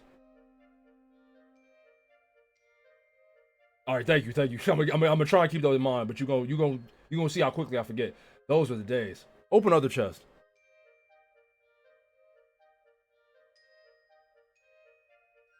You got your Pyrospite plushie. I don't know why I said plushie. That's my default. Pyrospite was your scale-mate sidekick during your campaigns. He was the model of loyalty, friendship, and righteous retribution. More than could be said for another partner in justice. There is no doubt about it anymore. She is clearly baiting you into confrontation. You mean baiting. Hug Pyrospite. You embrace your old friend, releasing a mighty and majestic squeak. It has been too long, old friend. You vow never to let him out of your sin again. Honk. No. This puppet is becoming a nuisance. It appears to exhibit the same incredible puppet fastness properties which Dave's had. Must be some form of universal puppet enchantment. It couldn't possibly be the same one because that would just be insane. Hey, where did Pyrospite go? Look up. There he is. How'd he get all the way up there? He's always been quite the slippery scalawag. Maybe he was reminding you to check out the note. You almost forgot it. You almost forgot was up there. What with all your furious investigating, most of which has involved fooling around with records, hugging plush toys, and cosplaying as a childhood heroine. Read it. Just as you thought, it's a message from Vriska summoning you to do battle. It is written in Gamzee's rich, jelly-smelling blood, but it is her handwriting for sure. Her quirk is present, leaving the matter undebatable.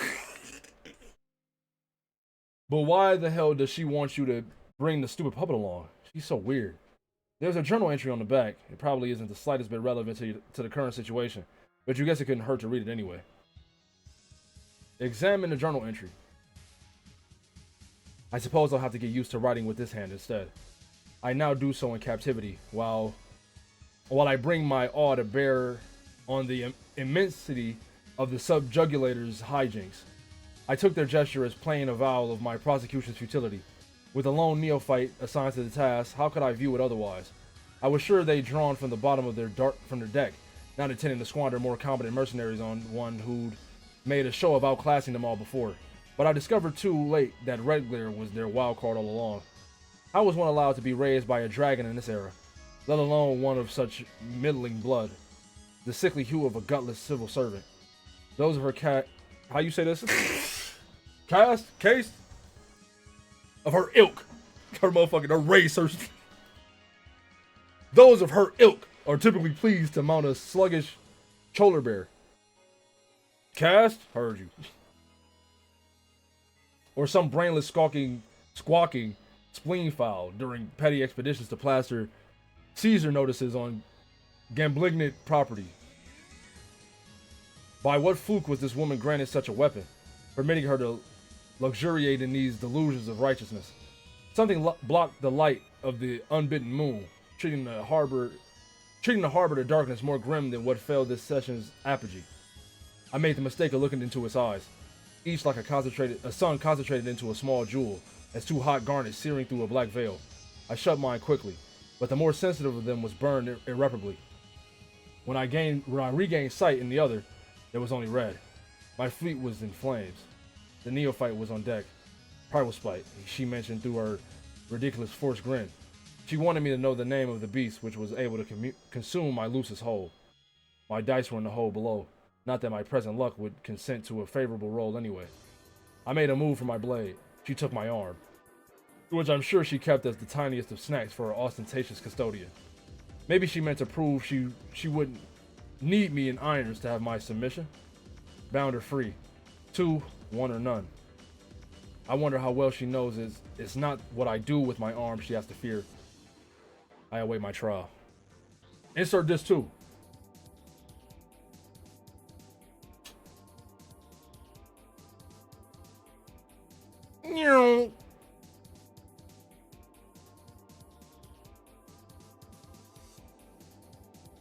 Huh? Oh. Oh shit, fuck, shit.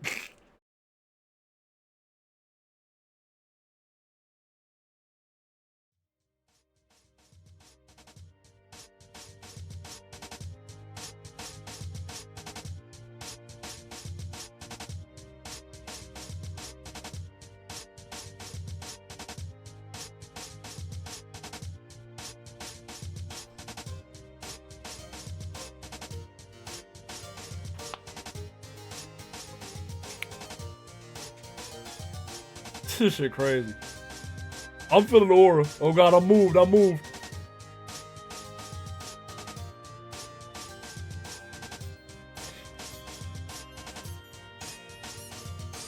Feels the parallels. True.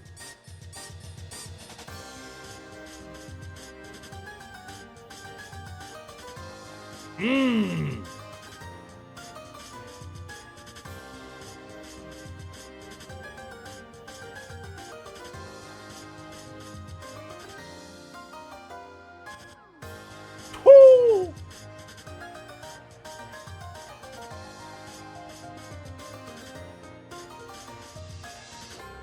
Who the hell was that in the little raft or whatever?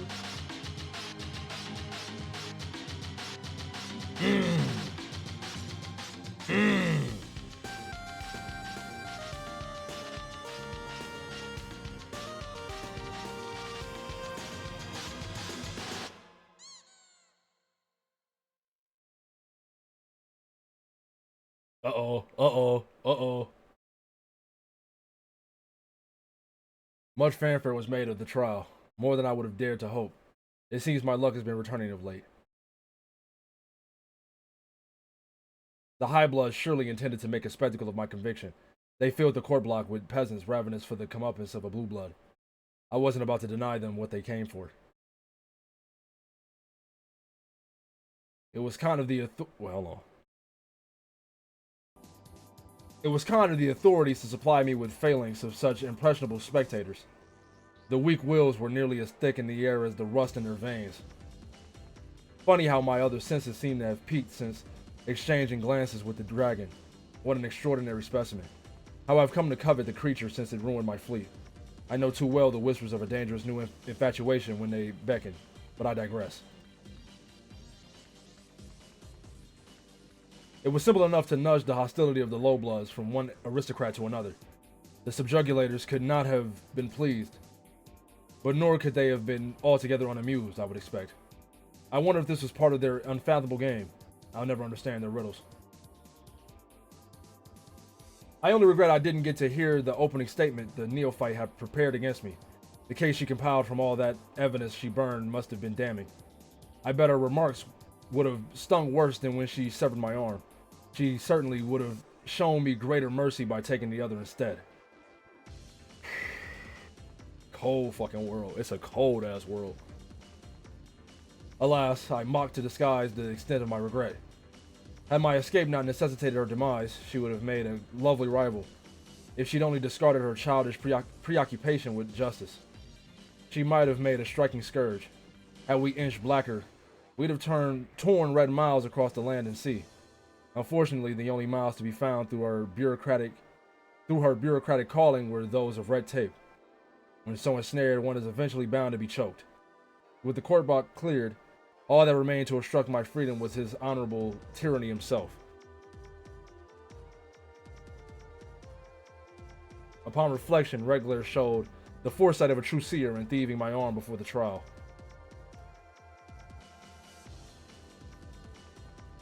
No. Not at all. It permitted a fair fight.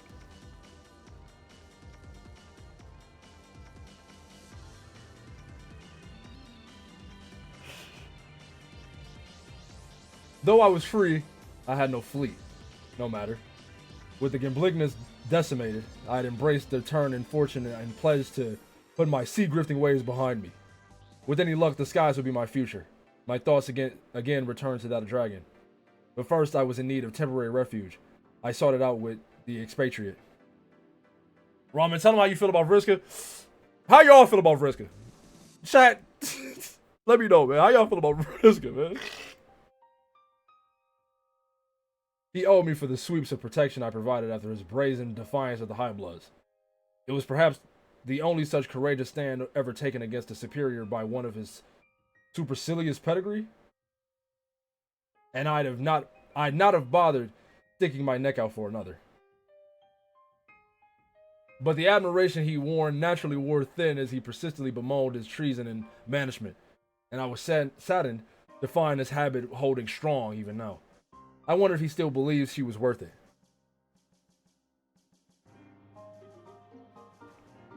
I see too much positivity in the chat for me to say my opinion.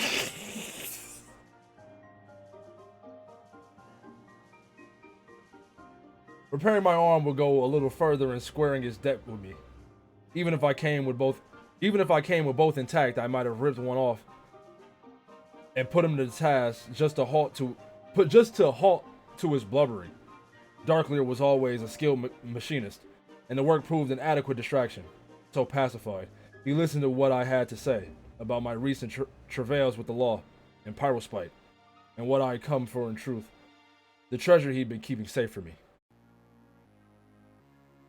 Hawk Tua, spit on that thing.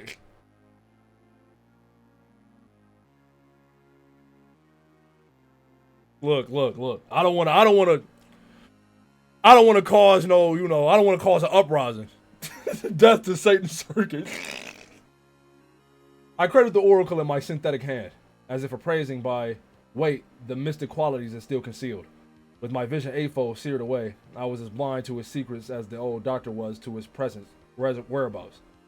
I learned to keep it cloaked from the awareness of the man who once called me his protege. A backhanded term of endearment from a smug manipulator. Locating his so-called dark pockets was the only gambit I had in countering his milk-tongued doublespeak. The expatriate, for indiscernible reasons, seemed naturally surrounded by such a void in the doctor's awareness, and so was uniquely fit to inherit the orb. The doctor could not see his treasure, nor I into it. I considered what to do with it for a while. Should I find pyrospite by consulting with the oracle, as I'd done so often to steal fortune from my adversaries? I guess exploiting some technological means of gazing through its surface may have been simple enough, but I hesitated. Every expedient granted by his counsel, though never instantly, came at a price. Knowing his nature, I'm surprised I only recognize it as yet another instrument of his spurious benevolence, dangerous by way of selective divulgence. The sense of infallibility, his oracle brought me was superficial, and in hindsight weakened my readiness. Knowing my fate so far in advance, I took Reglar's threat lightly. The greatest mistake I have ever made was asking the orb when I would die. But as I revisited the prophecy surrounding this unfortunate query, something struck me. I thought of the man I would have as a maesprit, centuries from now, who was said to command an army of beasts. The one they called the Summoner.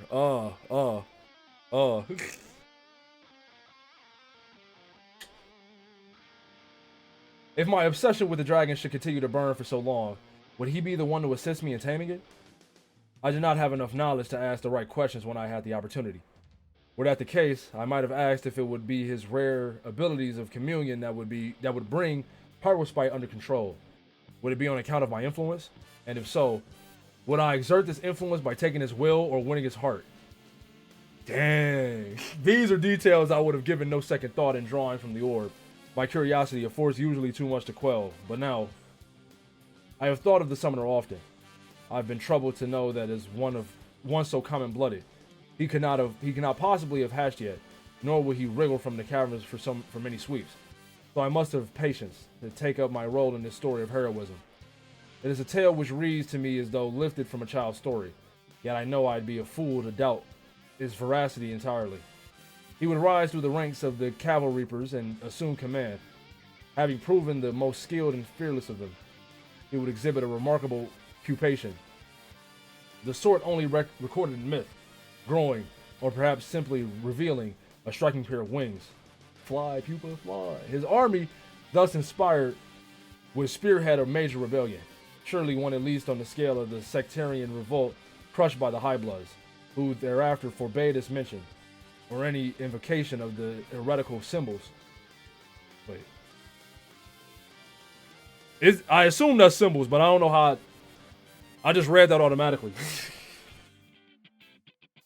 Heretical symbols at all, even in private journals, which is why I will stick to the fable of the Summoner, and not risk another execution with even oblique reference to the compelling tale of the sufferer. Resolution to the Summoner's mutiny is foggy, as I only understand what has been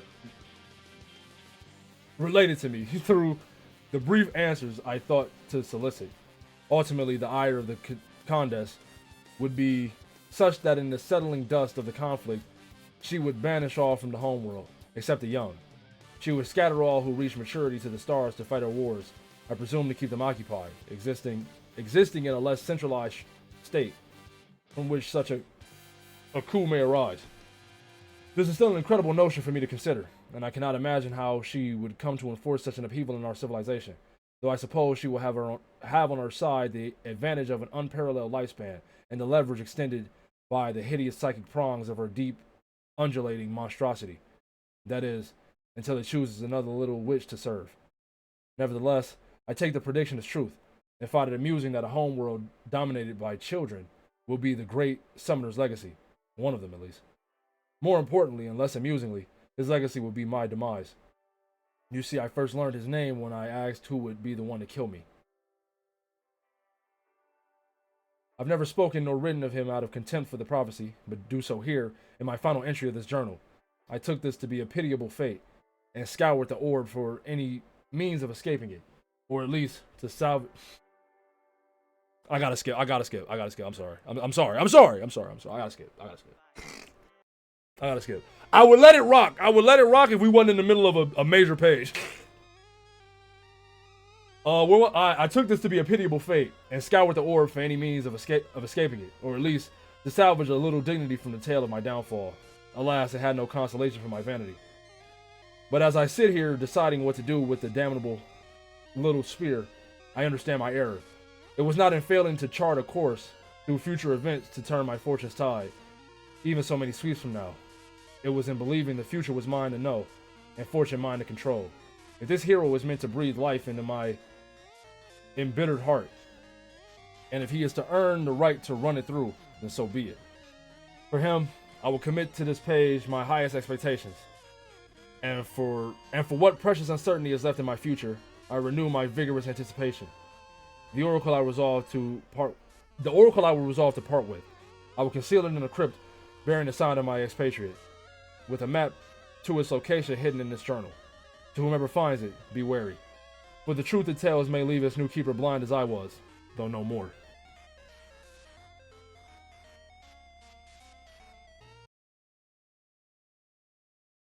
Flip.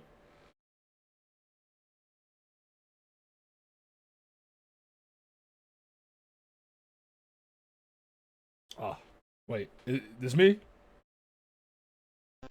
Objection, Ferris.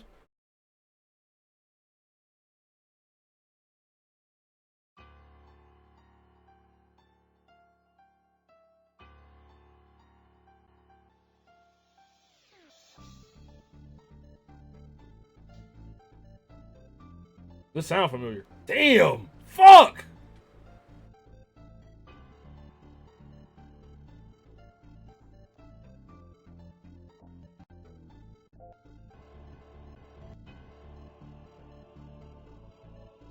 It's the Bibby glitch.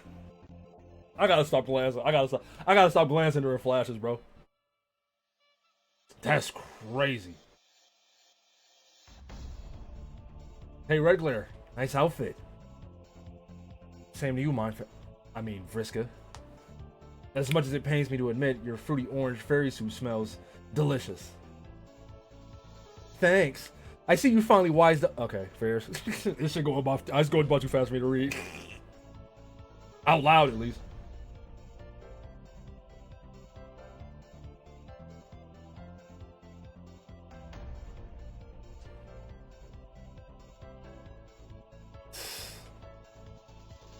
Murder? She like, huh?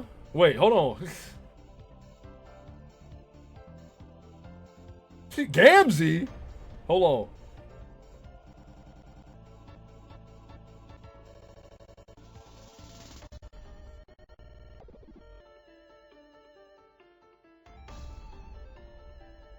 True.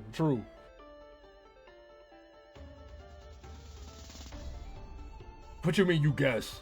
You did it.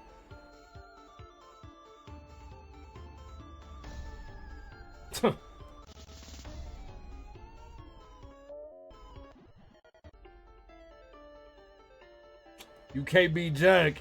You can't beat him.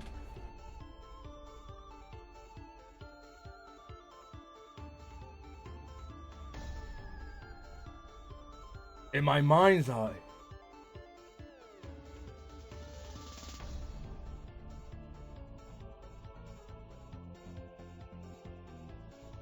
Oh shit.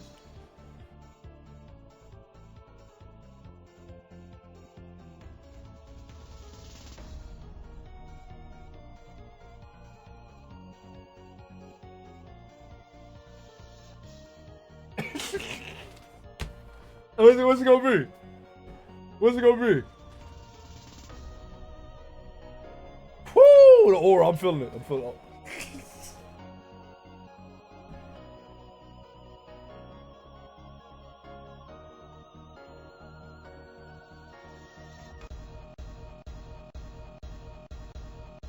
Oh, wait. Hold on. This shit got hard. This gotta be. Hey, yo, this flippable. Hey, this flippable. This is for sure flippable. The disc is too badly damaged. You can no longer play Homestuck. Quit.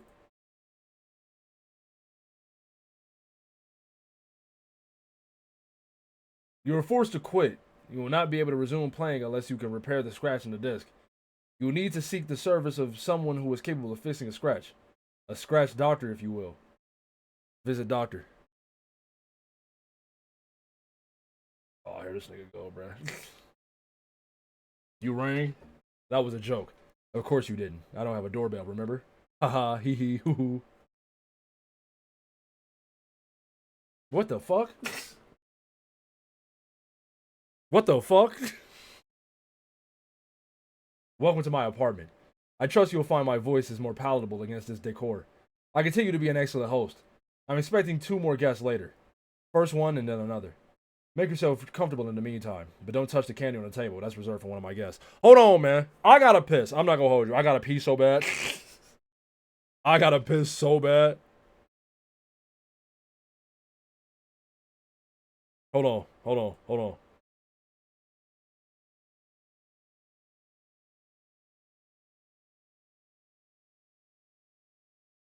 I'm trying to see if okay. I turned the clips back on, so I'm gonna leave y'all with the clips, man, while I go pee.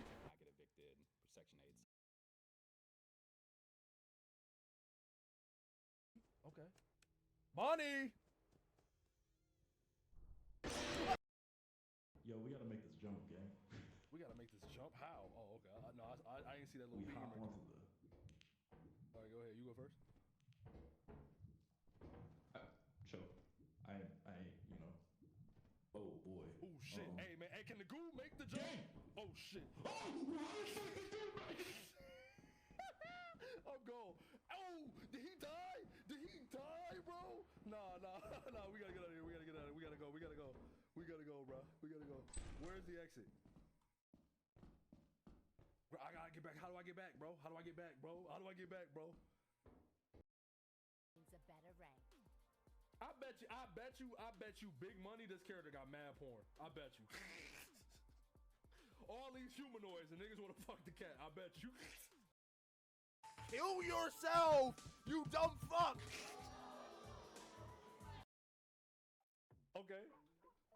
Deep in my butt when he creamed me, I said, "Ain't that dick big, man?" Nigga pulled his cock out, I said, "Them some big blunts." I'm like, "Okay, gay boy, you better toot it down, pull down his pants." Now I see his ball. Hey, no, bro, no. Pause the goddamn video. Hey, dog. Hey,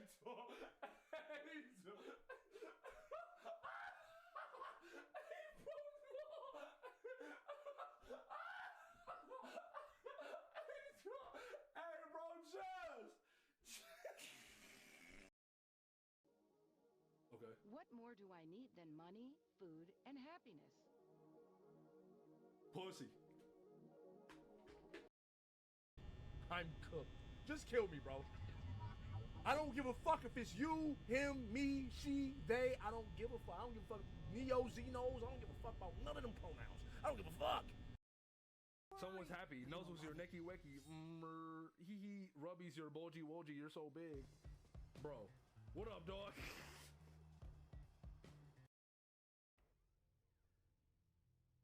Chica left the kitchen.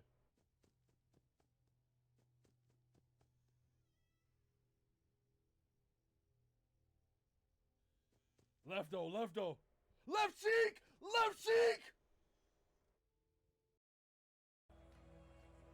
Nigga, when slavery pop off, oh yeah, I'm already knowing, nigga. This shit about to be fire. Yeah, go ahead. What you mad for? I know you're not mad at me. I got you. My fault. I know it's a mess in here.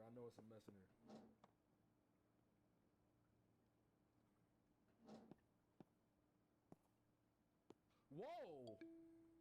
Hey! Okay, what clips play, man? What clips play? What clips play? I mean, did I scare anybody away? Boring ass clips. Good. They ain't play none of the wild shit.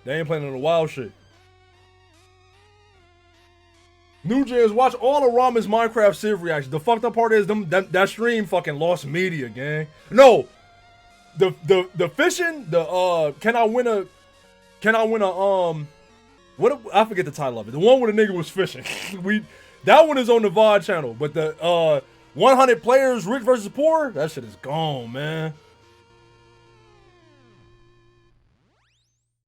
How many subs to play the Sis clip? I'm not playing the Sis clip. I'm not. Wait, you said hover over the back?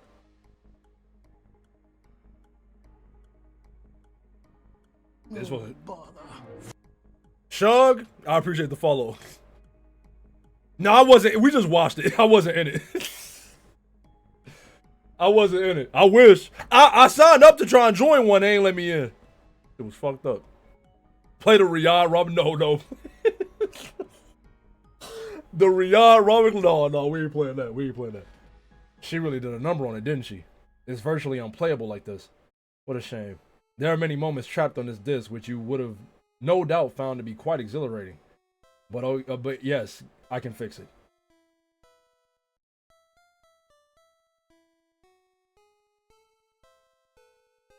It will take time, though.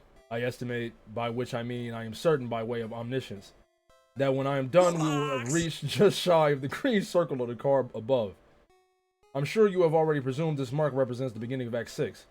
The disc should be ready to run in time to witness the critical event, a confluence of thickly interwoven concurrent circumstances which have been meticulously arranged by myself, influenced to a much lesser extent by you, and by an even more negligible degree our heroes. The scratch will be healed in time to watch these heroes put into motion, yes, the scratch itself. If you don't mind waiting here while I complete my repairs, I will tell you the rest of the story. I will show you as well as I recover data from the disk, but the visuals I supply will be nothing more than abbreviated snapshots, and my telling will be abridged. Immortality notwithstanding, I'm not going to live forever, you know. Tick. And as since, for once in my life, time is at a premium, let's get on with it. Where were we? Top. Wait, what banners? Am I stupid? Am I stupid? What banners y'all talking about up here?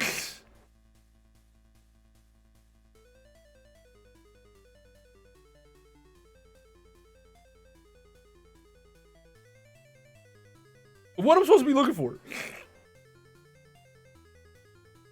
Oh, there'll be text there? Okay. Alright, I'll keep an eye out. I'll keep an eye out. Never mind. I figured it out instantly because of my unfathomable intellect, limitless knowledge, and mind-boggling charisma. Granted, my charisma had less to do with it than the other qualities, but it didn't hurt, did it? Here, I'll show you. Tick.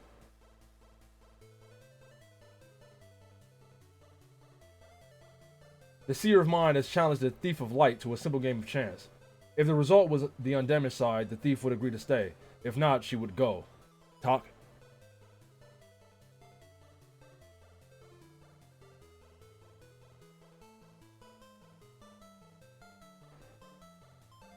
The result of the flip was left inconclusive, at which point you decided to pay me a visit. But the inconclusive should not be confused with the uncertain. The actual result was trivial. It was a constant across all timelines. Both the seer and the thief knew this. The thief used her abilities to steal the fortune of her opponent, and forced the flip to yield what she regarded as the most favorable outcome. The seer anticipated this move correctly. This is why I don't care much for gambling. While a sucker is born with each tick of the clock, a cheater is born with each talk betwixt. Bar? Also because it is boring and I'm already a very wealthy man. We love gambling here. Tick. The seer relayed her terms through the generally understood argot of an assassin. The result, go, while at face value would suggest the thief was allowed to leave, was actually the seer's code word for the threat of death. This was obvious to everyone, including the thief. Talk. While the thief turned to fly away, making a show of claiming her prize, the seer would stab her in the back the moment her guard was dropped. This was her plan. Not a particularly clever tactic in its own right, but his ingenuity didn't dwell in the novelty of the rules, nor even the neutralized probabilities in the game of chance. Psychology was in play. Talk. Or tick, rather. Naturally, the thief knew this was her intent all along. She knew the seer would have understood the outcome to be rigged, and that she likely intended to kill her as a consequence of the fixed result. This was to be seen as an implicit dare to the thief to allow the flip to fall fairly, something which the seer knew the thief's ego wouldn't allow. And the seer knew the thief knew all of this as well. Just another pair of cheaters attempting to play with their cards face up. Amateurs. Talk. Each was gambling, not with any vehicle of probability, which had been eliminated from the equation, but with each other's intentions. The thief indeed took the seer's bait, stealing the luck needed to effect the flip in defiance of her dare. And in turning to leave, she then posed a dare of her own to the seer, challenging her to back up the implied threat. This was the thief's gamble. She wagered the seer would not be able to go through with it. It turned out she was right. So ends a tale of rivalry. Well, almost. There's a bit more. But in order to understand its proper conclusion, we should first catch up with another of my proteges. Or another of my other proteges, from whom I'm expecting a message shortly. The other seer. The other hero of light. Tick. You stopping at midnight again? I'm going until we see Cascade. So whenever that comes, but like I don't know exactly when that's gonna be. Because I don't know when it's gonna happen.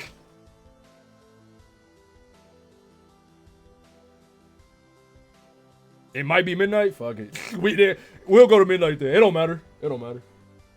Talk. Tick. And then like I got a job or nothing. Nah, don't tell me to pay. I just want when it happened, when I see the, I assume it's gonna say Cascade. When I see it, I'm gonna be like, oh, you feel me? Tick.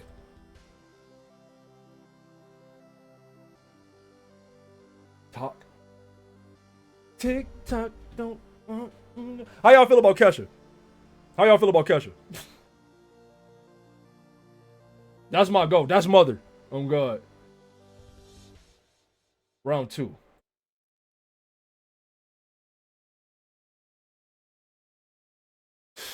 I forgot about my man. That's grub sauce. It's grub sauce. It's grub sauce. Here we left our human hero of light.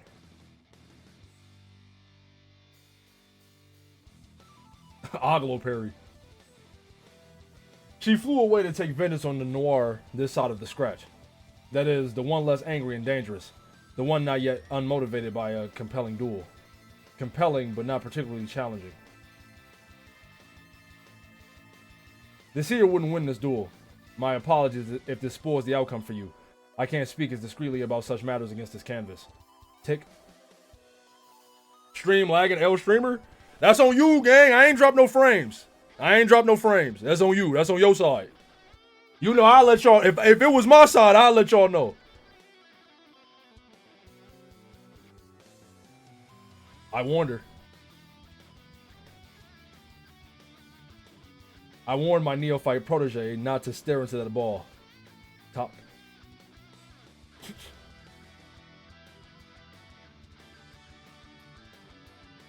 I told her about stairs. Okay, moving on.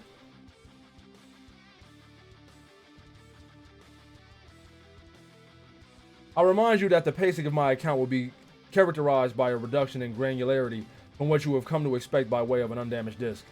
You will imagine the remainder of the duel to be sensational, and I will continue my steady distribution of facts as if they were pieces of candy, poured from a bottomless white hemisphere. The duel ends, the seer dies, the slayer departs, the air comes back to life. This outcome was hardly a point of suspense.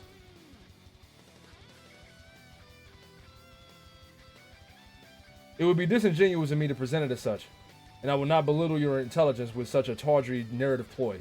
It would be rude, and I am too well dressed for that kind of behavior. If there truly stood some chance of permanence to the heir's corpsehood, I can hear you asking now, how could this moment later come to pass? And for that matter, what sort of story would this be, with our human hero of breath made to stay a cadaver? Definitely not one of the Alpha Time, definitely not one the Alpha timeline would allow. And what sort of spectator would you be? If you'd forgotten the terms ruling the conditional immortality he won with his previous similarly unceremonious impaling. See, I knew. It was grub sauce. It's grub sauce. He done nothing to earn martyrdom.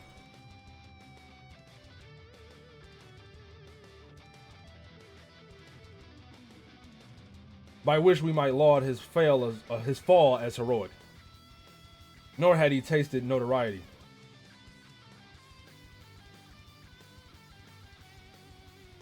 To secure a death one may parse just. And while I can't give you my assurance, I'm reasonably convinced of this much. When the hero of breath dies for good, it won't be as a scoundrel. But not for lack of a devoted mentor. If I had served as his mentor directly, rather than as his mentor's mentor, he may have stood a fair chance of perpetrating something underhanded. Or, perpetrating. At the very least, his jokes might have been better. Instead, he got hurt.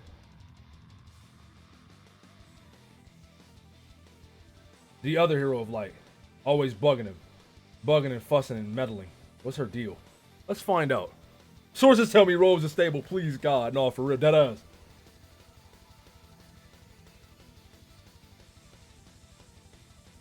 I mentioned there was a bit more of her to her story. I believe it's time to resume it.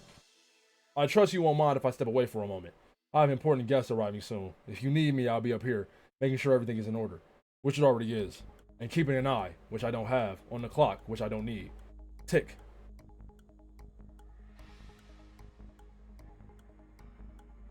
Okay, I'm peeping. I see it. We all playing herbs. I'm bringing herbs back. I gotta show the new gens group work. Talk. I see you, man. I see you. Tick.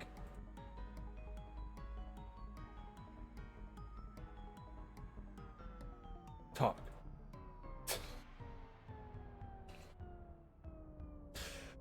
Bro, Spades, you good, gang? Bonk. Yeah.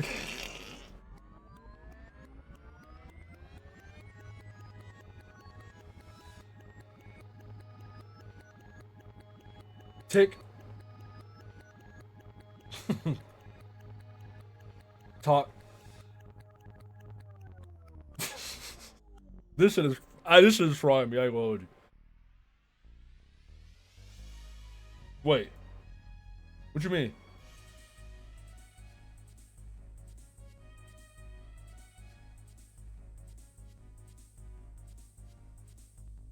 What's your fuck? Tick.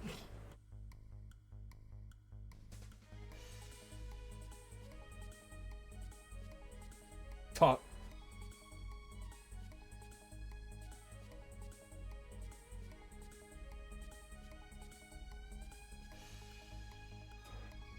It ain't looking good, gang. It ain't looking good, bruv. It's not looking good, bruv. Tick. This nigga.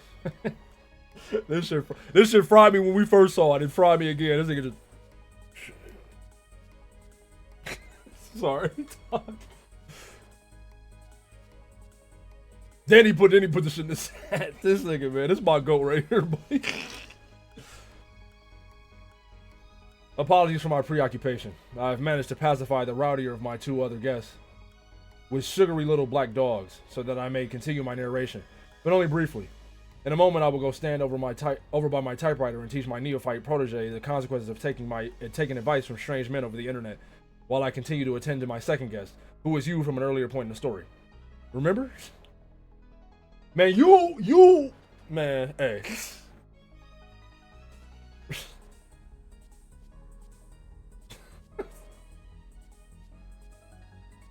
We met here in my apartment a little while ago. At that moment, I was busy hosting you from the future, who is you right now, but I did not mention this at the time. I would have introduced your past self to your future self and vice versa, but it was a well-known fact that past and future selves tend not to get along. True. A good host would never tolerate the potential for discord among guests, and as hosts go, I am simply the best there is. Please don't be alarmed. Past you was just leaving. Where was I?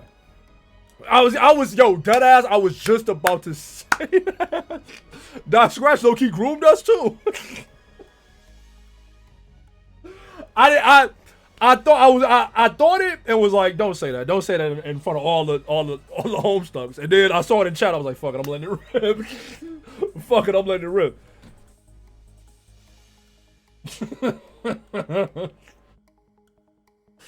Doc Scratch might be the greatest groomer in That's what we've been saying. We've been saying he groomed this whole fucking multiverse. He groomed the niggas, the girls. Lock it. The two heroes of light had challenged the same Jack Noir, the one straddling the Scratch in about 20 hours of his own time, to a circumstantially simultaneous pair of duels. Circumstantial simultaneity is a concept more complex than its temporal analog, and is valuable for examining the properties of paradox space. It is the agent responsible for the major cosmic event which pre-extinction Alternians can refer to as the Great Undoing. The same concept rules the innumerable lesser events by which this critical moment shall be catalyzed, including the break, my employer's arrival, the detonation of a very powerful bomb, and my own death. It is an abstraction weaving together the fortunes of otherwise perfectly disparate chronologies, such as those bound to a pair of distinct sessions. It's not fully comprehensible to a mortal mind, and the length I will go to explain it to you will not extend beyond this sentence. but the story will. Whoo! I love the way this shit written, dog. That ass. I don't want to glaze too hard. But I love the way this shit written. The Slayer was, for the moment, unmotivated by the thief's motion for a compelling duel. This side of the scratch, he opted for a more ruthless and calculating policy of extermination. On his arrival, not about to repeat the mistakes leading to his banishment, he quickly obliterated all 12 planets, followed by Prospect and Durst, to weed out those who might outsmart him in the same manner. With as little fanfare, he seized the opportunity to follow the thief's trail quickly before it dissipated, and destroyed their hideout in the Vale. And now, knowing her position, he would soon return for the duel she wanted. Yo, Vriska, we hate you. I mean, I didn't say that. But now, not without a pair of trophies.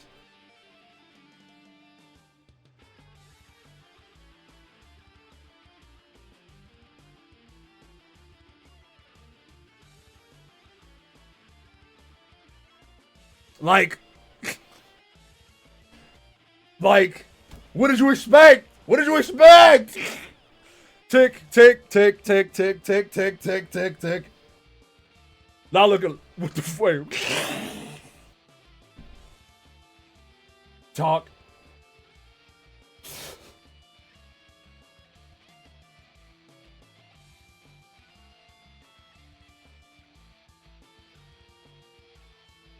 Again, sorry for the interruption. My conversation with the girl ran a bit long, slightly exceeding the 1 second I scheduled for it. This is where events begin to outpace my awareness. The deeper into this dark pocket we explore, the more I will be forced to speculate. I rarely have cause to rely on probability, but luckily for you, my guesses are better than anybody's. Tick.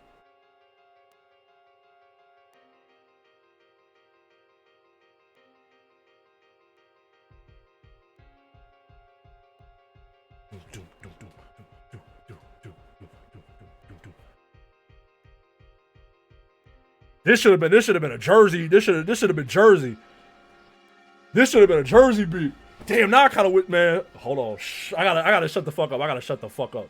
Just know, this next freestyle, in my opinion, this shit killing the Dirt Dreamers freestyle. But I'm gonna shut the fuck up. Offer still stand, by the way. 230 subs. I'll leak that motherfucker. I'll leak that motherfucker. I'll leak that motherfucker. But when Kyle finished this video, whoo, whoo.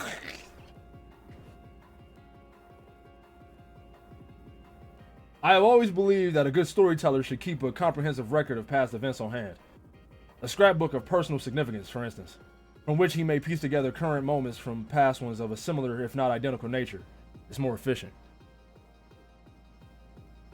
Honestly, I can't wait to end stream to hop back on the Spurb session. Cause dog, that shit actually fun. That shit actually fun as fuck. Top. This nigga's killing me, guys.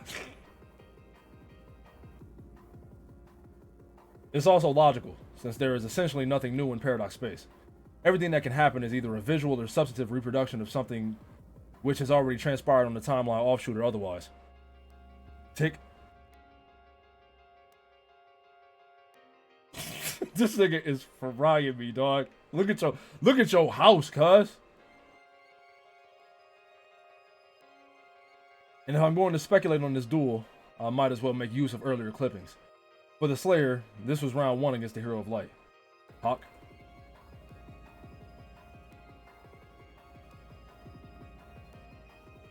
Hey, damn, Doc, you live like this?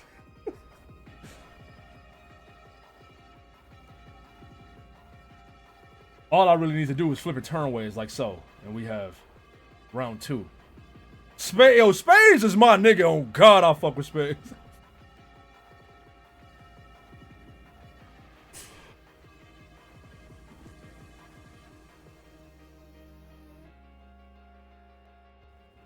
Yeah. The thief would probably roll her dice.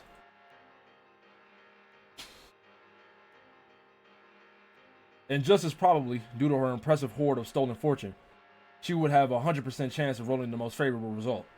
Ordinarily, this result would be almost impossibly improbable. The odds of the roll would be 1 in Sorry, 16,777,216 to be specific. And to be less specific, 1 in... Okay, fairs. Where y is equals 8. Hee hee.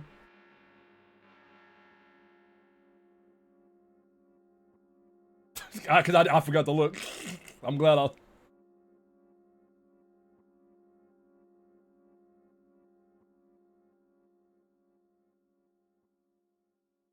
Yeah, you should probably do that. Talk.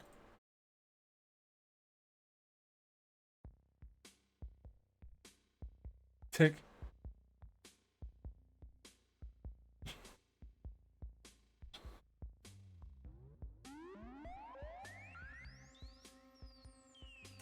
I can't cap the fit crazy. Talk.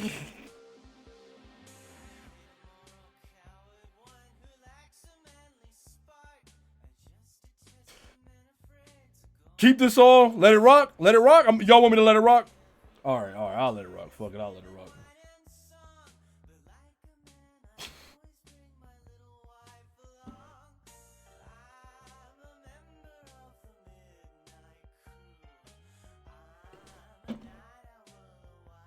In round 2, the Slayer would be not merely compelled,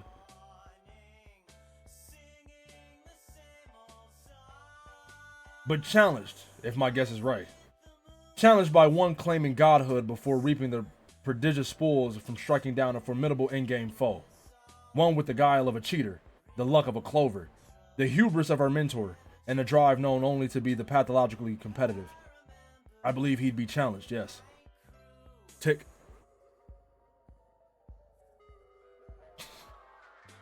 Oh, shit. But not outmatched. As one who shares the Slayer's source of power, my projection must give him an unambiguous advantage. But even so, while I continue to not be a gambling man,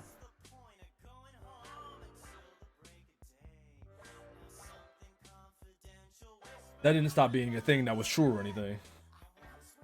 Talk.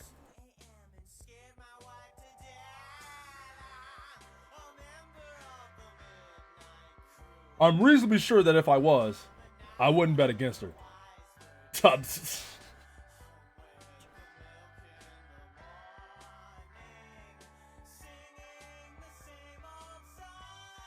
Moving on.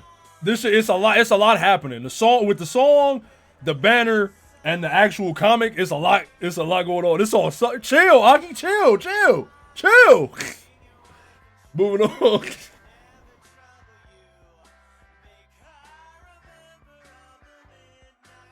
All right.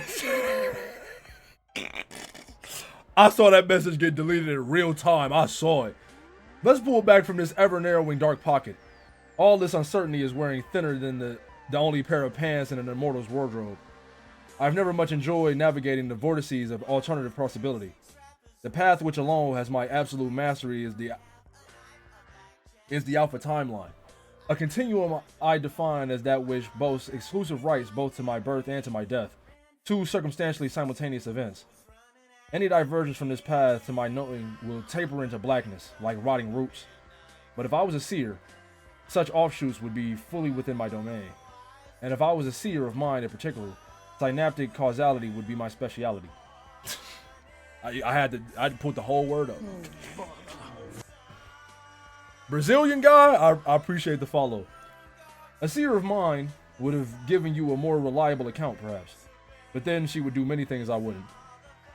Tick.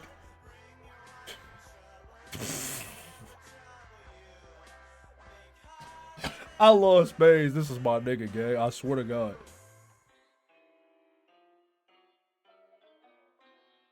Let me make sure I'm actually absorbing this information. Okay. A seer would support her allies in battle, not with her weapons, but her vision. She would sift through dross of her comrades' poor tactical inclinations and examine the grim consequences. A seer would not charge into the fray headlong, but directed as a conductor with a baton. She would have the sight to eschew the obvious gambits and find the path to victory disguised cleverly as a setback or even imminent defeat. She would hold the fortunes of friends and foes in totality and appraise the contrivance of luck itself. She would know its mines were not to be plundered, but simply explored and charted carefully. Talk.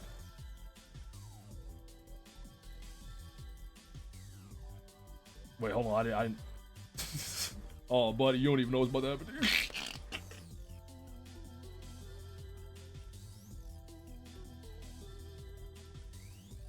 A true seer would know where luck is given, where luck is a given, where it is absent, and most importantly, where it doesn't matter at all. Tick.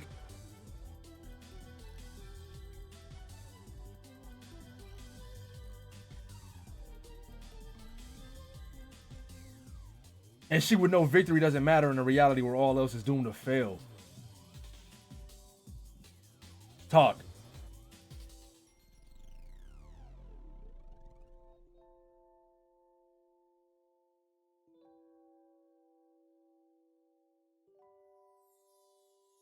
What sort of story would this be, with our knight and seer maids and stay cadavers?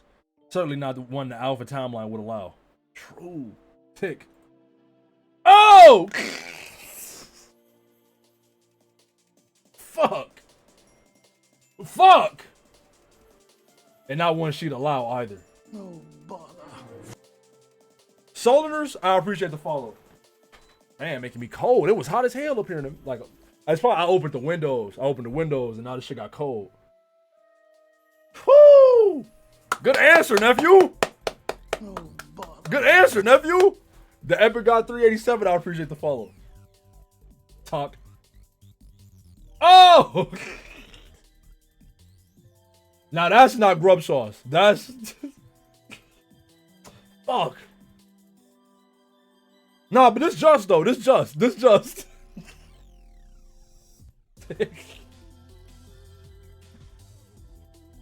That's not just though. That's fucked up. Talk. Please don't be grub sauce.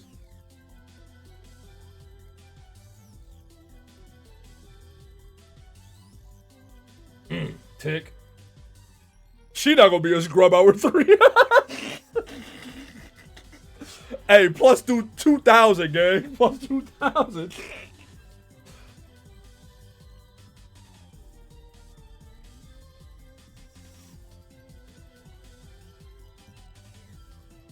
I'm so fucking scared. Talk. Oh, okay. Okay, never mind. I'm not scared no more.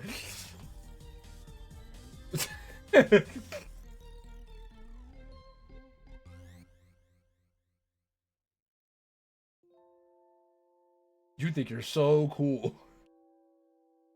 Bro. Sloppy makeout. Now. On the roof. Talk.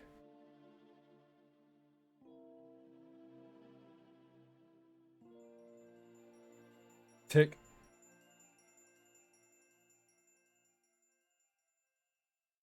Talk.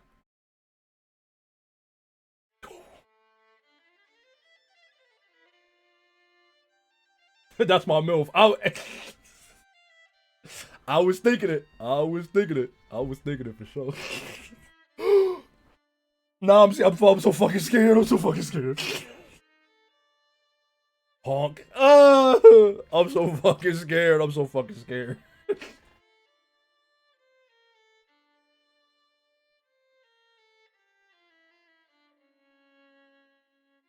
Where you get that, gang? Damn, he was holding that shit. He did. Wait. Was my literacy failing me? Because I do remember him having it, but why do he got it?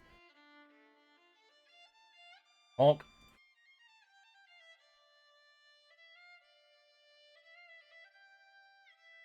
They just killed Frisker Circuit right here in the meteor. She was gonna be our next president. Tick. Hey man, y'all gotta do something about Cuz. Y'all gotta do something about him. Y'all gotta do something about him, please. Tick.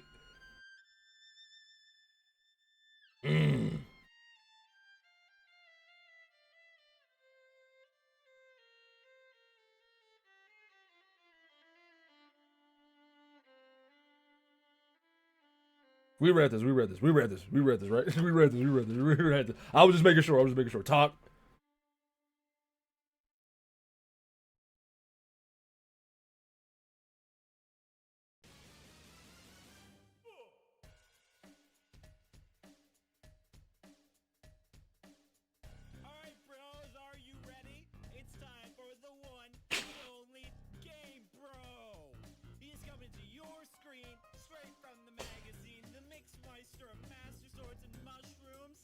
Is we letting this rock or what? That's what I'm saying. Now is not the time. Not now. Skip that shit, please. Heard y'all.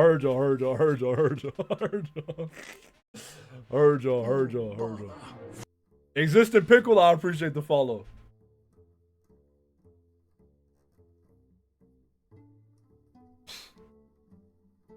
All of the dots, John, all 16 point, yeah, okay, a million of them, still dead, huh? Or are you too busy weeping over her corpse to pick up that headset and answer me? You can't fool me, John. I know you're not staying dead for long. And it's not just because I can clearly see you're alive in the future. You see, we're both the best there is, and therefore we have special privileges when it comes to mortality. It's hard to keep a god dead for good.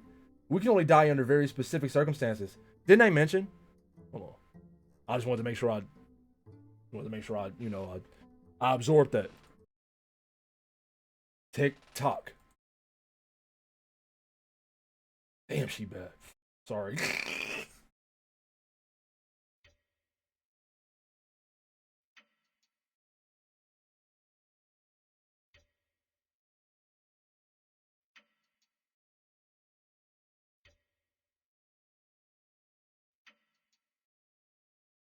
No bother.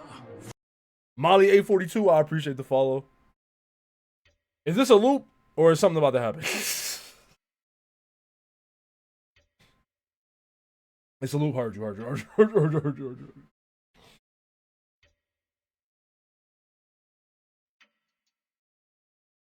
Nothing too glorious about the way you just died, or the way yeah. How I read it right and then thought I read it wrong. Nothing too glorious about the way you just died, I bet. Let me guess. Even after all my lessons you allowed, or Jesus, I gotta stop reading so fucking fast. Let me guess. After all my lessons, you allowed yourself to get sucker stabbed, right? Pretty lame. I mean, lucky for you, it was lame, because I guess being lame pays off when dying a hero's. When dying a hero's what gets you killed. If our hero of breath reached God tier, he would have been completely indestructible. LOL. Damn, I forgot. I was going to stop ripping on that guy since he got stabbed through the chest and died. Whoops. Anyway, I figured you're probably safe from a just death too, since I'm pretty sure you haven't done anything all that despicable. Yet. Since you stabbed, I'm saying.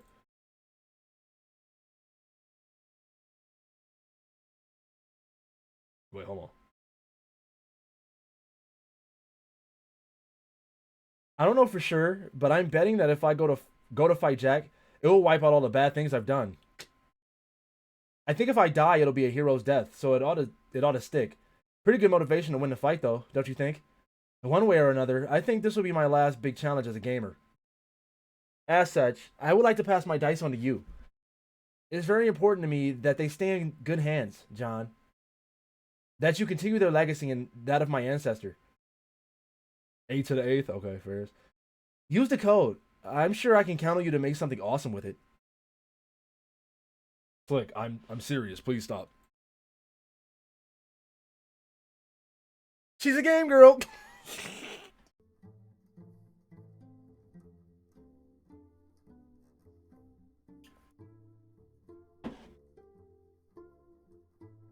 Woo! Look at this nigga. Oh my god, bruh.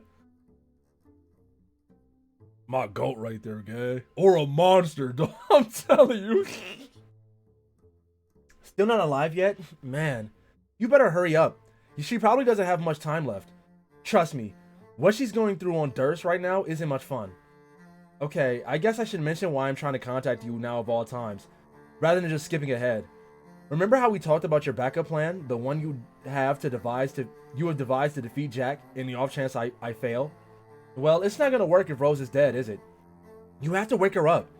Breathe some life into her. Do the windy thing with your lips. You know what that means. He oozes aura. Literally, he oozes aura. Oh my. Okay, wait a minute, man. Okay. So that means my man. Gotta kiss her. Don't worry, I still can't see you, so there's no reason to be bashful or anything. And since we're a couple of professionals who are here who are focused on winning, we both know it doesn't have any meaning. It's not like I would be jealous even if I could see. Why would I be? Or maybe that didn't even cross your mind. Man, why am I even talking about this? You see them random A's popping up. What the fuck? That's that Egbert aura. That's that Egbert wrist. Oh my, oh my, oh my. This will not do it all.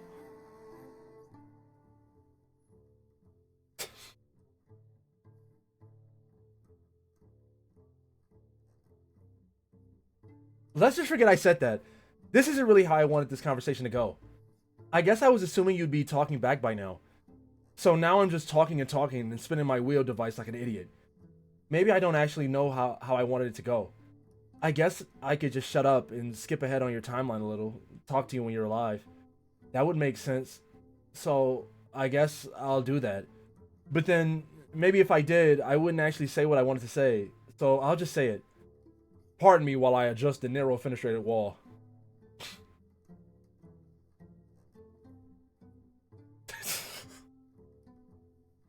This is goofy ass shit.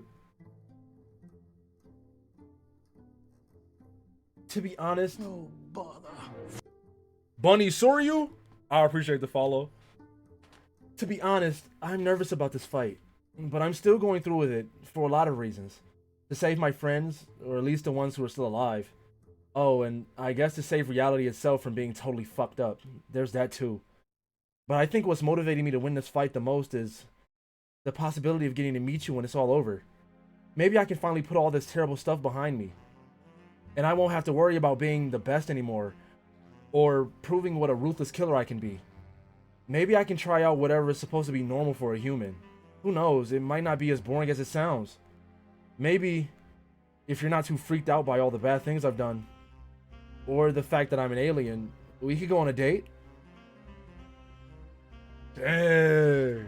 Psych! Psych! To redirect the view from this impropriety. Oh, goodness. Hate Snog is crazy. My fault. Let me chill. Wait, that means... Now my man. We don't give a fuck. Let me chill. Cause this is a little endearing. I ain't gonna, just a little bit. You feel me? I don't like her or nothing, but Don't worry, it could be a human date, whatever that entails. No weird alien stuff, I promise. And no killing or murders or even talking about killing or murders and such. Just whatever you like to talk about and think is cool. I could even be persuaded. I could even be persuaded to watch more of your absurd human films. Do you like any others which feature that rugged human with the long hair and wounded arm? You know the one, the sweaty guy with the mutilated animal and the speech impediment? Those would be tolerable to watch, I bet. my streamer is Sundere. No, chill. There. My goat. And she wearing her fit. That fit so tough. That's my next Jade cosplay. Oh God, I don't know. I'm about to sew that shit my damn self. I don't know.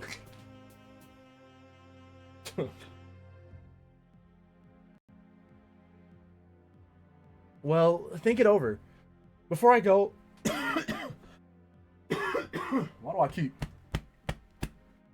Before I go, I'll get in touch one more time later on when you're alive and maybe have something to say about it. Oh yeah, sorry about your adult male guardian. I wasn't trying to be deceptive by not telling you. I decided not to because I didn't want to be the one to make you sad about it. Was that selfish of me? I don't know. I would have found out regardless, like we all did.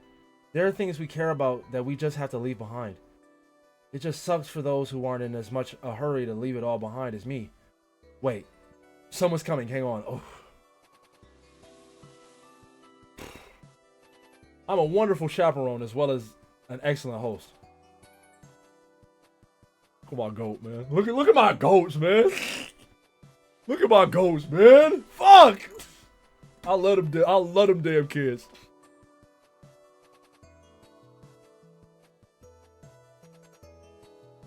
Oh god, she's wearing her RP outfit. What the hell is she up to? Man, she's got her dumb dragon doll and everything. Guess she means business this time. Damn it, I've got to go deal with this now. Anyway, if you actually get around to reading any of this, thanks for listening, John.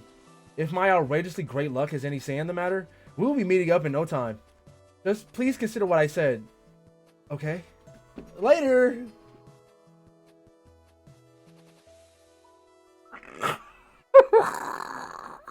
Does she know? Oh shit, hold on.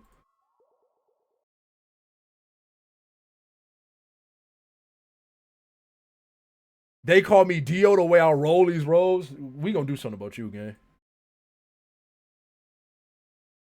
No bother. Oh, it's another clock. Wait, is this also a loop? Heroic. Okay, no. Wait, fuck. I missed the noti. Okay, now that's local lunatic. I appreciate the follow. What the fuck? I just looked at the. I also appreciate the sub. But what the fuck? It's almost 300 people in here. Y'all wild, man. I appreciate it. I don't be looking at the view count. I had to look at the view count to look at. I had to see the view count when I went to go look at the alerts. What the fuck? It's 300 people in here? God damn.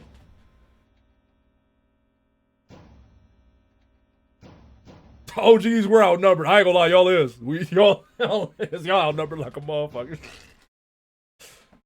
Clocks destroyed 1001 out of 1000. Okay. Yeah. Can y'all get this nigga to 300? That shit crazy, man. Shout out to Stucks, man. I fuck with y'all. Oh, for crying out loud.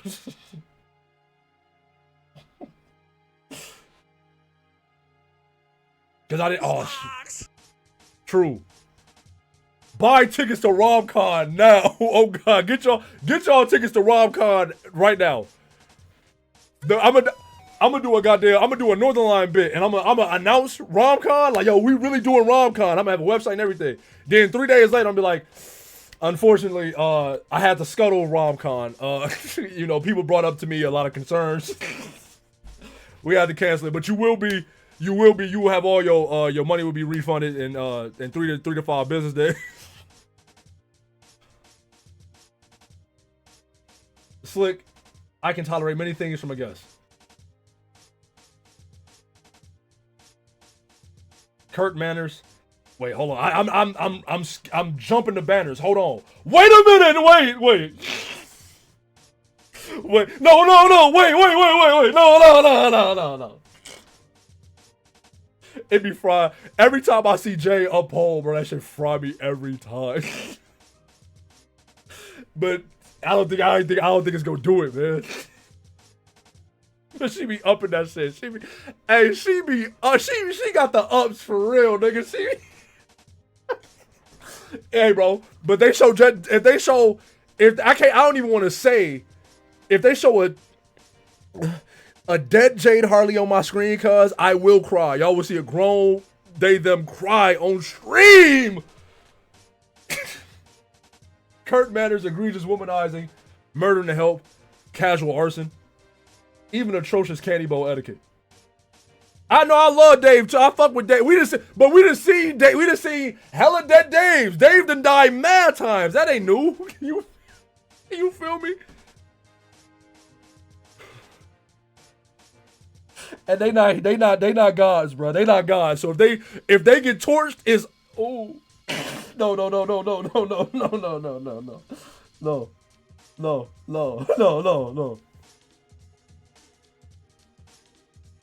Dead. But it is the desecration of a priceless timepiece where I must draw the line. I'm afraid I must now insist that you take your beating quite personally. Break. Oh, I forgot about it. I low-key forgot about yeah, I forgot about it. I ain't gonna hold you. I did. Break. But I'm too locked. I'm too locked. We gotta find another moment. We gotta find another moment because I'm too locked right now. I'm too locked. Damn.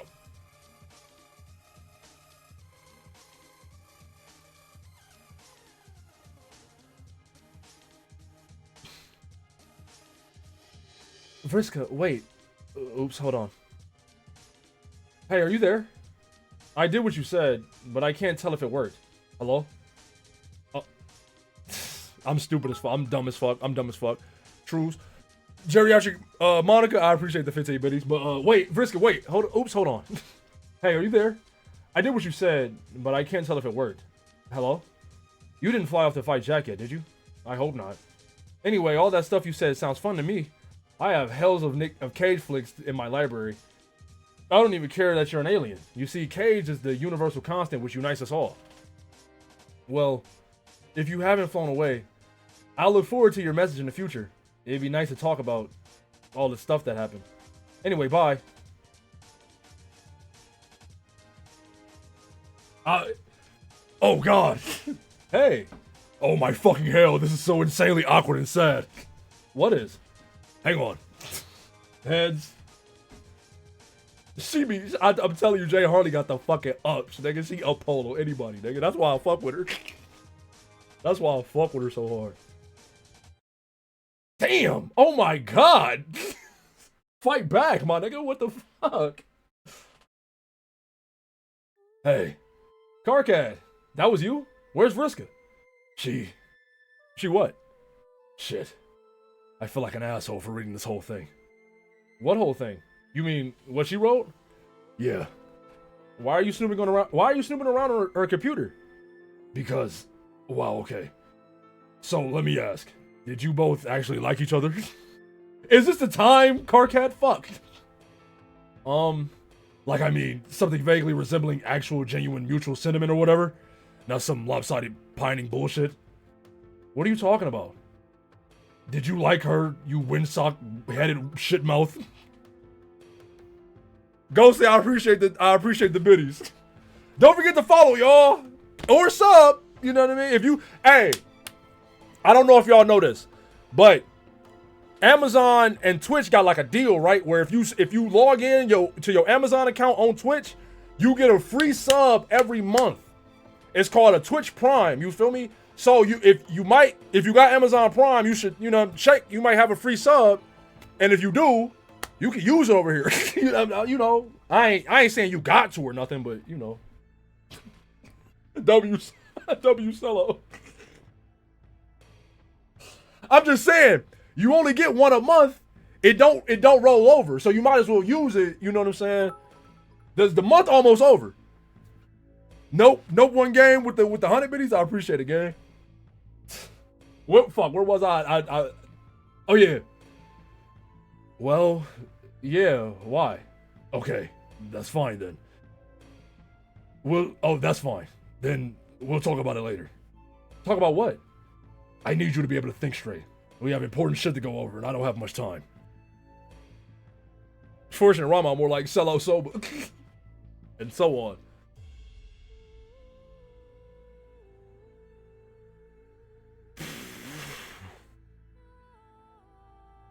Damn!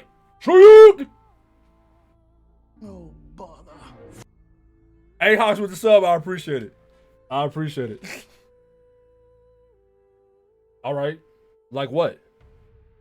Plans. What plans? No bother. Vibri. How do you say your name? I know that's a fucked up thing to ask, but like I don't know, I'm stupid. I appreciate the sub though. Real life.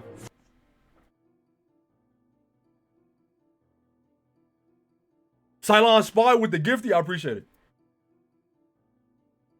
This nigga don't know what Vib ribbon? I don't. Vibri ribbon? Vib.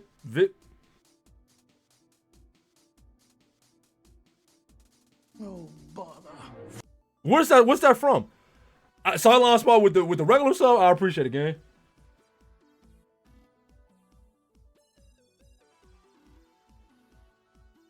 No bother. Fem/Fatal, I appreciate it. All right, hey, hold on. Damn, that's 232. All right, man. Time for a leak, man. Is all these subs about to play? I keep forgetting to fucking look at the settings of these notifications. Are these all about to play? No bother. They all about to play. They all about to play. We gotta wait for these to go through.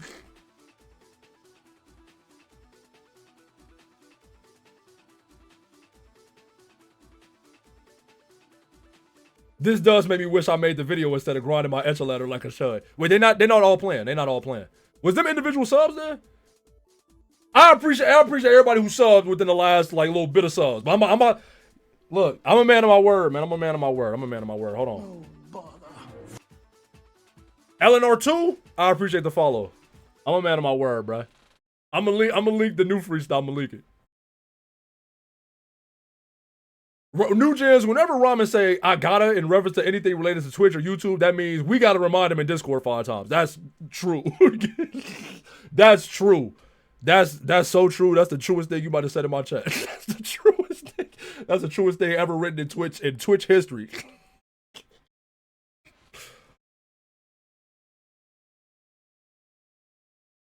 Damn, I gotta look through my fucking project files. All right, here we go. Where is it? Where is it? Here we go. Wait. Let me know, man. Let me if y'all heard the first freestyle. Let me know if you think this joint. I think it's better than the last one. I think this one better than the first one. But let me know though. I'm about to play it. The journey ain't go how I planned it. I had to step back and scan it. A lot of y'all motherfuckers cannot ever handle my planet. This just the path to ascension. You gonna learn some harsh lessons, but we still out here grinding. I don't care if we doomed the session. My wrist hold a Prezi, hit him with the hezzy, shining so bright I'm blinding niggas looking like Terezi. Put niggas on their tushies. They saying that I'm pushy. I can't have a more real nigga cause I don't hang with pussies. The team moving my say so. We giving niggas halos. Wave a stick like Aridin and make them niggas lay low. My motion automatic Waymo. Slow ass niggas can't go. Feeling like Gamsey motherfucker. I drop the form my Fago. I don't care if they like me. I ain't got time to sightsee. You won't catch me with fishy niggas even though I'm a Pisces. We know you not like that. Me and my dogs, we bark back. I beat on my chest and raise my voice. I'm feeling like I'm Carcat. You the softest of the bunch. Make him lose his lunch. This Kanaya versus Friska. The way he ate him. Your tactics is not good. You not moving like John would. I'ma kill you if you sleeping on me, but you ain't going to Godhood. I'm captured to a snitch. Leave him in a ditch. Hold it red and blue, but I got a promise this is not a switch. Only smoking flower. Crumble it like a tower. I'll break a bow, gas strong like it's packing some horsepower. I run shit like a Lex. I promise that's a bet. I don't need a towel. These pussy niggas ain't never made me sweat. If we not chums, don't pester. I just watch them fester. I know my destiny. I walk the path of my ancestors. I'm what the world need. I know I gotta feed. The ops don't know my color cause they ain't never seen me bleed. I make a whole crew sick. They all know I do this. The way I raised these little niggas, you would think that I was elusive. I got shit on lock. I tied it up with knots. Jack Noir versus Roddy. Nigga, I'm running through these bots. Every line I attach facts. I'm the method, they can't patch that. The game is fucked, they need a reset. I think it's time to scratch that. I pull up and these niggas go missing. Fucking with me is a suicide mission. Saying who all at the top and not mention me. That is a lie by omission. If your dumb ass on the target didn't know, bring me the ass. Niggas for Homestuck, oh god. Ball in the corner pocket, now I'm just out here feeling the felt. Wearing my fangs like I'm Boo Buddy. Kill all these niggas disappear like a whodunit. Do them so bad, I did them like Tavros. So now I'm just sitting here wondering who running. Beats the suit like a bake up. Act as the day of the way I just shake up. I got the feeling they still sleeping on me, so now I just gotta tell them to wake up. That's really it, bro. Like, that's really all there is to say on the matter. That's really all there is to say on the matter. That's really all there is to say on the matter. I tweaked that shit. I tweaked that shit. I tweaked that shit. I tweaked that shit. I tweaked that. That shit killing Dirt Streamers freestyle, gang. That shit is frying Dirt Streamers freestyle. I did that shit. Wait. Deadass? Hussy here? Yo, gang. Hey. You here for real? I gotta let you know. The comic guys, the comic so fire. The comic is so fire. The comic so fire. Oh God, you did your big one on this one. You did your big one. Dirt Streamers freestyle found dead in the ditch. Hussy, drop 413 subs. Do not do that. You do not gotta do that. You do not gotta do that. That's crazy though. the author in here, that's wild. I ain't gonna lie. That's crazy. Hussy here, that's insane, man. That's crazy. No bother. Hesitant permutator, I appreciate the follow. Hussy, go stream Robin's music right now. You know, Dirt Streamers Freestyle on YouTube right now. Exclamation point YouTube. It's the video before the most recent one. And that's whenever Kyle finished the video, I'm dropping that shit. Oh God, I'm dropping that shit. Believe that. We were gonna go get sushi, but we've been waiting until you get to Cascade. They said the freestyle was fire. That's all I needed to hear. That's all I needed to hear. That shit put a battery in my back. I'm about to drop another one. Just let me get some more story, details. I'm gonna drop some more shit. Cause I ain't gonna lie. It was one song we just heard. I'm like, oh yeah, this is flippable. This is so flippable. This shit is so flippable. Hussy approved. I can't believe that. Shit, guys. Hey. Nah. Who said, wait. Ace Luffy pick. Who said this was me and Hussy? Who said? Hey. But like I said, I appreciate the love. On God. Cause this comic is fucking my life up in a good way. Like, I ain't think I said this before, and I'm gonna get back to reading after we leaked the drink. But I was coming in optimistic, like, okay, yeah, because I'm like, I know this shit made internet history. You know what I'm saying? I heard about it all the time when I was, growing up and shit, but I never tapped in myself. You know what I'm saying? They got me on this shit. This shit done consumed my whole life. Like, after the first stream was so, like, I was so enthralled in the first stream, I'm like, I gotta read. Because my initial plan when I started reading Homestuck, I was only gonna read once a week. I was just gonna do Saturday. But the shit was so far, I'm like, I gotta do Monday too. It's been taking everything in my body not to do not just strictly stream Homestuck. I like dead ass. Cause I like, you know what it was? Like, I was fucking with it from the beginning. But it was the title page, like the title drop page, that shit sold me. I was like, wait, I moved, I feel the aura. That shit sold me. But all right, man, I'm gonna stop yapping. We about to get back to it. We about to get back to it. I might as well. I'm taking this back to the top. I think I was at the top anyway, but all right. Like what? Plans. What plans? Never mind that. First, get out of the fucking blackout to a place where I can see you. Leave now. I'll contact you in a while once you've landed. Landed where? Lowhawk. Obviously. Oh, obviously. Well, how else do you think you're going to cause the scratch, idiot? Do you even have any clue what's going on? Wait, of course you don't. You're wearing pajamas and giggling at clouds like each one was shaped like the rudest bit of naked anatomy a human can recognize. No, I'm not. I mean, yes, I am wearing some pretty nice pajamas, but I know lots of things, like about the tumor, which I've already recovered. Wait, I mean, the tumor. Wait, fuck. I mean, oh, screw it. That shit wouldn't show up on the fucking background. That's why you couldn't do it. Oh, screw it. The big bomb and some other stuff like that. I am totally in the loop. Great, awesome. Now get going. So I have to cause the scratch, huh? Okay, I'm done here. Talk to you in 1 second for me, one long, windy fucking journey for you. Okay. Hi. You let me down, Slick. Slick. Let me down.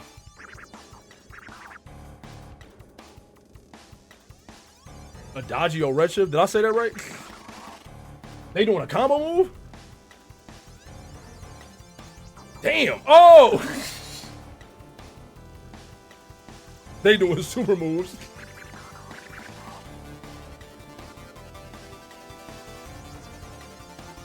Let's get down to business. Aren't you gonna ask me how my journey was? No. It was long and windy, but a lot of fun. I really like flying. It's so much fun. I love John, bro. This nigga John just saw his dead dad, died himself, came back to life. He like, bro, I love flying. I love it. Isn't life great? Like, nigga, I'm not asking the nigga to be edgy or nothing, but I'm just saying, like, John, you lock in. Lock in, gang. Oh, I bet it was just the biggest fucking blast a guy could have without a pair of shame gloves secured in his two trembling fists. You haven't tried it? Every douche got to fly but me. Even the paralyzed guy. May he rest in peace, I fucking guess. Wait, is that the guy who Riska killed? Oh god, you actually know about that? Bottom left, bottom left, bottom left. I always point in the wrong direction. Bottom left, bottom left. You know what? I give the fuck up trying to understand you and her. Why? Egbert, goddammit, will you shut your mouth and listen? Okay, but is something wrong? What? A while ago you talked to me and it sounded like you were in danger.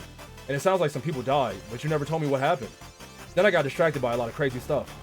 Yeah, something is wrong. Or was. A bunch of us died. The end. I don't really want to talk about it. Oh, are you sure? Yes. And not just because, oh, the clock is rapidly ticking down to something we're calling the critical moment. And no, I don't know what that is. So close your reeking question geyser before it asks. But I'm your friend, aren't I? Oh, God. Well? John, I can't handle talking about it, okay? I just got done, dealing with Gamzee. And I'm feeling pretty emotional about it. So please, no. Who is Gamzee? He was my best friend. Really? I thought Terezi was your best friend. Or wait, maybe she was your girlfriend? I forgot. My think pan, it hurts. It is presently threatening to make me its bitch, John. Is that what you want? Do you want your cool alien pal to become the bitch of a raw, throbbing think pan? Such as the scenario before us. Sorry, I don't mean to be nosy. I just want to know some things about your situation. I'm concerned. Gamzee was my very good friend, who was this goofy, lovable bullshit clown until he went psycho and killed some people. Damn, I think that's all. You can't say this. Bottom left, bottom left, bottom left. And yeah, I mean, y'all know I don't mean nothing by it. I liked him a lot. I don't know. I guess my best friend is really just the guy who I happen to be feeling most sentimental to at the moment. Is that a fucking crime? No. I think I know how you feel. So he killed some people, and then what? Gamzee Makari was he was heaven sent. So then It's okay, you can tell me. John, trust me, you wouldn't understand. It's just a troll thing. Humans wouldn't get it. You might think I was a shithead, and I can't deal with that now on top of everything. So let's drop it. Most unfitting music of all time. Fact. True. Okay, if you say so. Oh, I can't believe I almost forgot. I've been dying to know since I left the battlefield. Do you know if Rose is okay? Did it work? I thought I could rely on you of all people. Jay, walk him down Harley, boy. That's my goat, man. But I got a bad feeling about this, man. God damn. He doing my nigga Spade so grimy. Wait, hold on. Wait. Hey, put that away, man.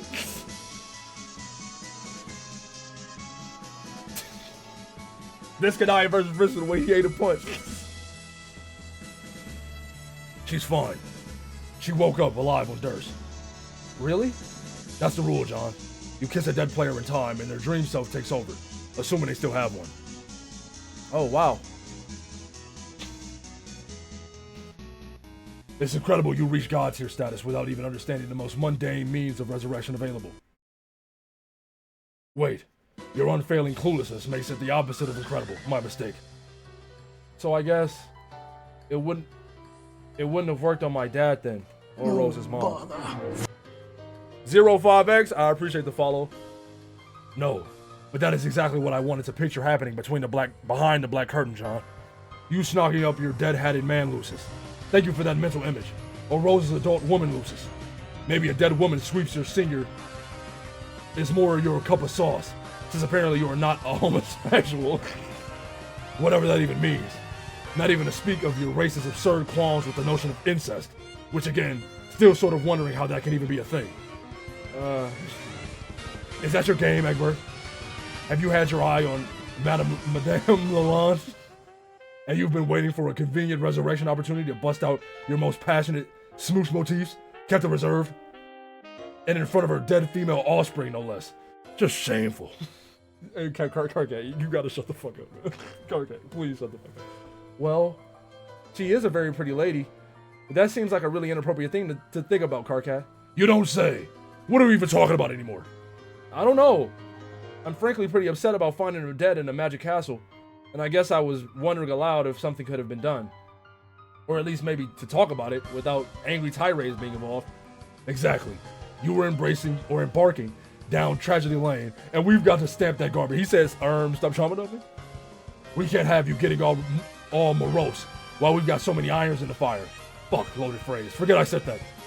Just clam your shit up and forget your stupid guardian, like I did with my dear crab monster custodian. Stop trauma dump? Thank you. Who I adored in no way whatsoever. You're being a douche. Wait, what am I saying? You were always a douche. Yes, thank you. Your dad was a crab monster? Shut the fuck up. We've been talking about something more important. Rose, remember? Yes. She's waiting on Durst for your little bomb to be delivered. It will arrive safely a little later. Oh, great. How do you know it gets there? Jay told me. To do what it is you do best.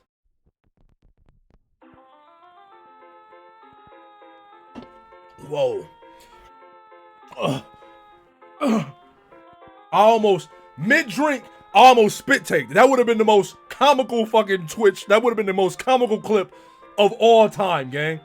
I swear to God, I almost, as the Red Bull was slipping down my throat, I almost shot it back out. That shit is crazy. This is fucking, fuck this, man. Doodly firearms.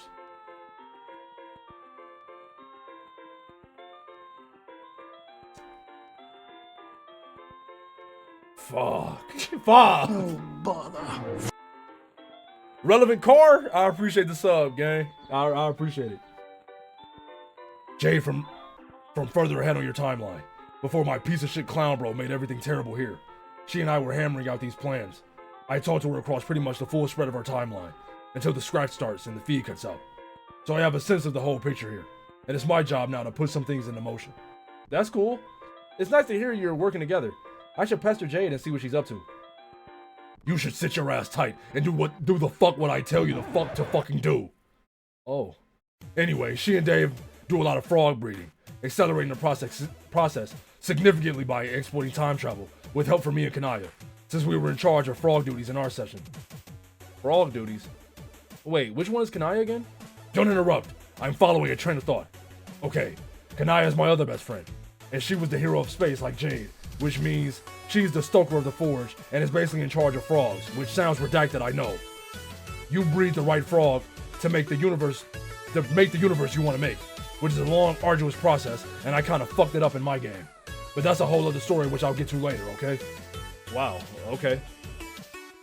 She and Dave ran into Jack, which I'm sure he must have saw coming, because I've never seen anyone exploit time travel so shamelessly as him, not even Aradia. Aradia? Just another dead troll, who cares? Stop frowning. She was already dead before she died. So she and Dave fought him a while. And long story short, he died. What? But it's fine. I guess that was his plan. Like some bizarre useless last stand. Even if he didn't tell Jade, who was pretty freaked out until I talked her through it. Did she kiss him too? You're not supposed to kiss her, Mr. Noir. Oh. You're supposed to kill her.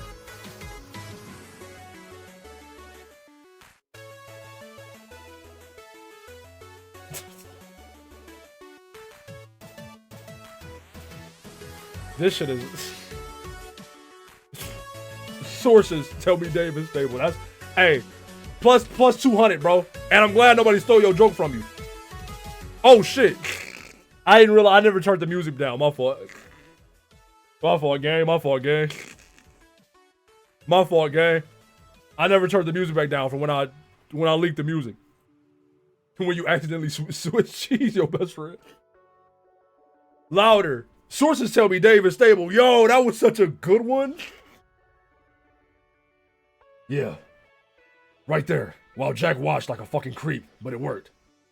OMG, Carcat. It's like your shitty shipping grid is coming true before our very eyes. Remember when you made that ugly thing? Who gives a fuck about shipping or my ludicrous stranglehold over all topics concerning romance? I'm still talking. He woke up alive on Durst and met with Rose. That was the end of the line for Alpha Dave. To my knowledge, he doesn't time travel after that. And he and Rose stay on Durst waiting for the bomb until you start to scratch. But I can't see either of them because of the blackout lingering around Rose for whatever reason. Nobody knows what's up with that. Regardless, his job is to plot a course through the ring to find the sun. When he does, either he or Rose will deliver the bomb. I don't know which. Now leave, and never darken my door again.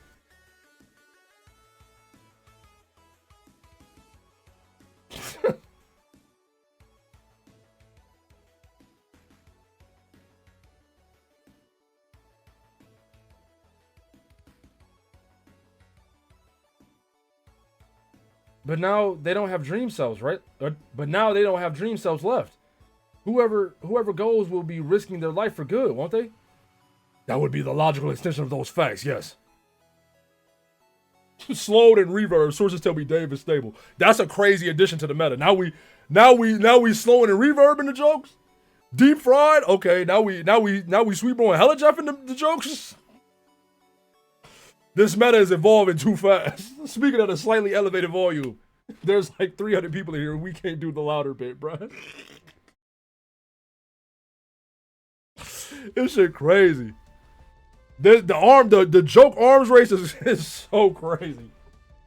This is unacceptable. Couldn't I do it? I'm apparently immortal because of this god tier business, so the bomb probably wouldn't kill me. Okay, but don't you think there's a remote possibility that going on a suicide mission to save all of reality would count as a heroic death? Maybe I could try to be not all that brave while I do it? You asshole. Of course you'd be brave. That tends to be what happens when you do something really fucking courageous. Yeah. I just don't want to lose anybody else is all. That's just how it is. I've lost friends for way more pointless reasons. You're all out of options here. You'd be risking death just as much as they would. And they're better qualified to handle the mission as the Durst Dreamers. Jay's dream self is dead too, so she's out. Or to be more specific, her dream self is an overly emotional dog who went off whimpering somewhere. I'm pretty sure she would be completely useless. Oh yeah. She mentioned something about that. She said she prototyped her dream self? What happened with that? She doesn't like to talk about it. Kind of a sore subject. Durst Dreamers? Say that again. Why? She thinks she's selfish and completely hysterical, and I guess hates the part of herself she represents. But I mean, the thing is she spent a long time being dead and moving on. It's not like you could just bring somebody back and expect them to give a shit about all the stuff you think is important. I've tried to tell her that her sprite self is probably nowhere near as despicable as she's making out with herself to be. I mean, making herself out to be. You know what I mean. Look, I'm just saying, we've all got flaws, even her. And for all the shit she's given me on this very subject, she keeps herself dangling from a very high hook. She'd be doing me a major personal solid by making at least some attempt to get herself off. Wait, fuck! What did I just say? Wow. I meant let herself off. The hook. The fucking hook. It's a figure of goddamn speech. Raise his eyebrows like, what the fuck, nigga? Put those back down before my hot acid rage breath burns them off your idiotic face. That nigga, yo, that's crazy, bro. Your breath stank, nigga. Hot ass breath. Okay, I'm putting them back down as not suggestive as I'm putting them back down as not suggestively as possible. What were we even talking about? It wasn't this. Whatever this is. What is what this is? It's nothing, you shit. It has been the controversial equivalent of us whistling through our snort barrels while touching each other inappropriately. Was that another weird erotic slip of the tongue? No, that was me being worked up into this ridiculous fucking conniption and saying something inflammatory. God, how does that not be clear by now? Tavros, dog. now we putting typing quirks onto the jokes. Okay, I like this arms race. The arms race is crazy. Okay, well, what I'm getting from this, aside from the possibility that Jay may or may not have kissed Dog Jade at some point, is that neither of them will be able to help with the bomb plan. That's exactly right. The Pajama Prodigy uses his puzzle sponge today. Besides, Jade is responsible for other important parts of the plan. For one thing, you'll have to wait for her to send you the code for the quills. You can't scratch the Mesa without them. She got them from her denizen, or will later on her timeline. Now that she lit the forge and woke the monster up. Aren't those the really tough to kill guys? Yeah. Did she kill him? Hell if I know. Her explanation of the entire encounter boiled down to, and I quote, Shenanigans. Line for infuriatingly vague. Anyway, after she gives that to you, she then has to go through with the rest of the plan, which is making sure you all survive after the scratch. Minus one of the Durst Dreamers, of course. The plan revolves around some really baffling hand-wavy mumbo-jumbo, which I don't really understand, but she told me to trust her about it, because the info comes from a reliable informant, Whiten for Smug Tool. It involves something to do with a yellow lawn ring, which isn't the human word for it. It's just your word is so dumb I feel dumb saying it. Word for what? I guess your entire escape plan somehow pivots critically around an unwatered piece of residential property. It doesn't matter what it means. Jade says she has this figured out, and I don't have time to do much but trust her. The point is, she's all booked up and all too mortal, so she won't be delivering the bomb, and neither will you. Okay, well, what about this? Since she's mortal and I'm not, sort of, and I don't need to do the scratch for a while, can I go help her? Maybe she could use some protection. Maybe that's what Dave was trying to do when he temporarily died. Remember, Jack is still on the loose. He's killed Rose and Dave once and me twice. No. Sweet bleeding Jigus, Egbert. You keep bragging about your immortality and then brainlessly announce plans to go off and do something heroic. You're going to have the shortest lifespan of any immortal in history. Sorry. Besides, it's a total non-issue. Jack wouldn't hesitate to stab you again, but he won't hurt Jade for some reason. True, I forgot about that. True, I forgot about that. I forgot about the Beck what like the Beck instincts.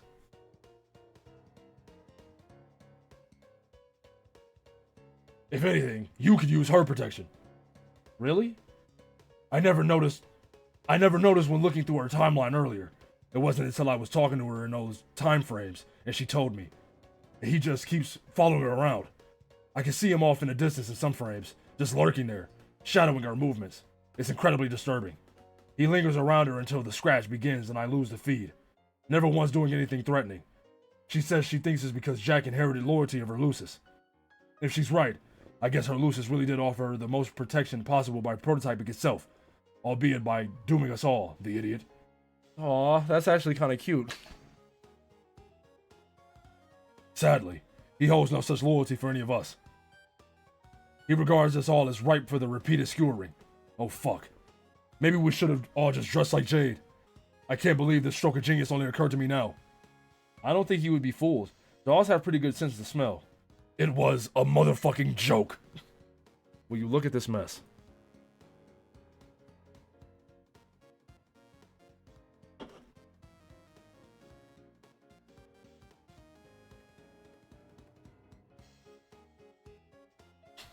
The shipper chart is killing me. Anyway, it doesn't matter anymore. If we can ride this out for a little longer until the critical moment, and Dave/Rose can destroy the sun, Jack shouldn't be a threat. Conveniently, if they're successful, that will signal the beginning of our own escape plan. Wait, these pictures or this picture? Which pictures? I can't click on none of them. What is your plan? Apparently, the explosion will be so huge, it will be visible at great distances throughout the furthest ring. Even from different sessions, like yours and ours. You won't get to see it because by then your session should be wiped out by the scratch. But we will. The plan is to use it as a beacon and travel there as a rendezvous point. Rendezvous with who? Rendezvous with who? We've got people there. That's what Jade tells me. Jade knows so many things lately. What's even her deal? Hell if I know. This is basically dream intelligence. Every time she goes to sleep, she has more to ramble about. She says I should go to sleep to find out, but I'm like, how the fuck am I supposed to be napping between making all these plans and getting persecuted by this demented, honking asshole? So yeah, we'll meet in the aftermath of the explosion with our people on the inside. Or I guess I should say outside. I don't think they can come with us though. Come with you where? Who are they? Dead people. As for where, it's not like we're gonna stick around there forever. That would probably be depressing since we're not fucking ghosts. The scratch will reboot your session. Your whole universe, actually. So somewhere in this dreadful abyss, that new session will start up in its own insiposphere from scratch. Look at that. Another pun because of using that word, that fucking word every other sentence. kill me now. But that from scratch, epic LOL, session is what you're shooting for to survive. The idea is for you all to preserve yourselves by escaping there. Through the lawn ring? Yes. Once you're there, you will help us find our way there too. And then we can all finally figure out what the fuck to do with the rest of our lives. Oh. So then, this is how we're supposed to meet. That's kind of exciting. Yeah, I guess. If enough of us are alive by then to meet. So, I guess you're not worried about it turning into a huge sloppy makeout fest anymore. Right. Haha, John. You and Vriska better keep your hands to yourselves, or everyone's gonna be really uncomfortable. No interspecies funny business, is that clear? Blah. I'm convincingly flipping my lid about this, waving my arms around a lot, and making all my best yelling faces. Wow, look at that. It's time to change the subject again. Huh? Poof. Subject changed. If it works and you wind up in a new session, that's what'll be important to make sure one of the Durst Dreamers stays with you, so they can help guide us there from the ring. Won't there be other players in the new session, like alternate universe versions of ourselves or such? Probably, but those chumps won't know anything about us or all our plans. Why would they? Yeah, it's just kind of a weird thought. Does Carcat have a dance? He definitely got the confused face, but do we got a dance?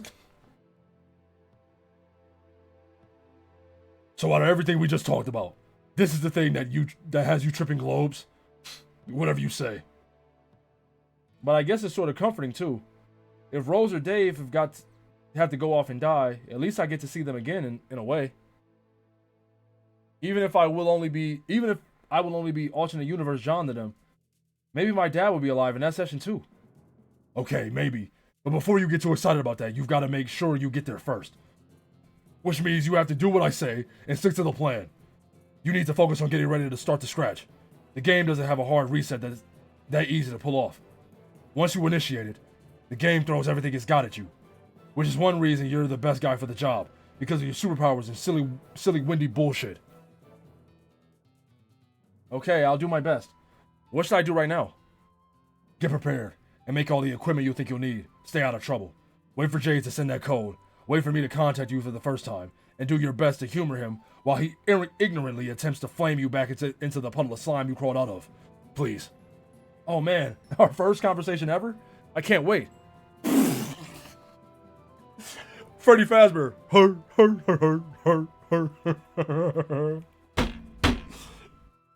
+2. I think that might be the best evolution of jokes so far. That's funny. Fuck. Alright, what was I? Yeah. But can I just say something in my defense before that happens? I don't actually hate you, and I never did. I was deluding myself. Deep down, I'm sure I was always pretty okay with you. Thanks, Carcat. It wasn't a fucking compliment. This scrapbook is now in hopeless disarray. Arr.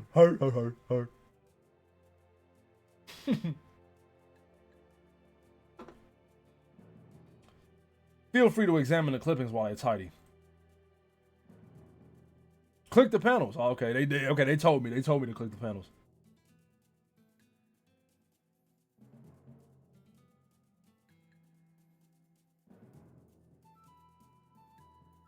Is there a back?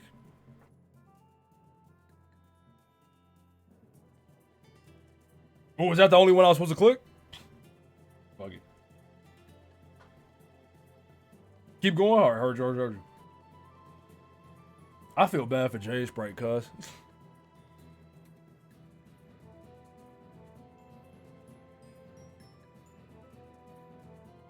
Dave?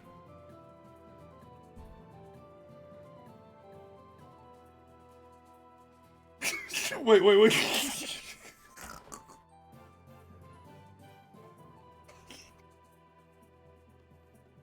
I feel it. I feel the aura, boy. God damn. Hey.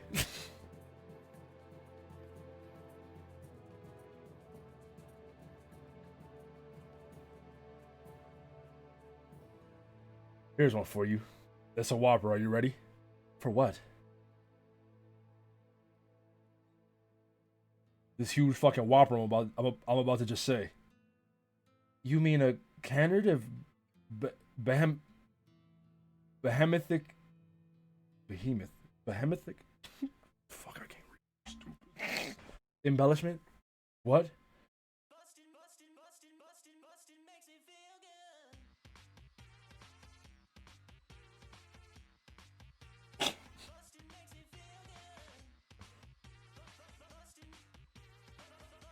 Dog. Y'all want me to let this rock? Y'all want me to let this rock? I don't think we've actually listened. Have we listened to this all the way through? I don't think we have. Have we? Let it rock? Alright. I'm letting it rock, but I can't listen to it. I mean I can hear it, but I can't have it in my ears while I'm reading. Or was your resolve finally dismantled by the siren song of all that flame broiled beef? No. Okay, first, do you even have Burger Kings out in the fucking woods? Why do you reference things that obviously aren't in the woods, like terrible burgers? Hey, chill. Actually, you know what? Back then, they didn't have the estrogen burgers. They didn't have the estrogen burgers back then. They didn't have them. Because the estrogen whoppers, them motherfuckers go crazy. Hey, New Gens and Homestucks, I need y'all to go to Burger King and get you an estrogen burger. Them motherfuckers smack. Fuck the regular whoppers. Fuck them regular whoppers. I'll limit my establishments of reference to lumber mills and sugar shanties from now on. Also, there's a Burger King less than 40 minutes from my house. I won't let this stand in the way of the new policy, though. Okay, whatever. I'm talking about a dream I just had. I mean, it was a doozy, like, psychologically speaking. Doozy is a slightly dumber word than whopper. Less than 40 minutes is crazy. That's far as fuck. Certainly less delicious. It was absurdly heavy-handed. My subconscious was really slathering it on. Like whatever tangy sludge the king himself squirts on his bargain patties. It's possibly that I dreamt it ironically. I don't know. I figured you would be interested in hearing about it. It's every bit as thick and juicy as a half pound of sizzling grade A premium. Okay, this is stupid. We've got to get burgers out of this conversation. Are you busy?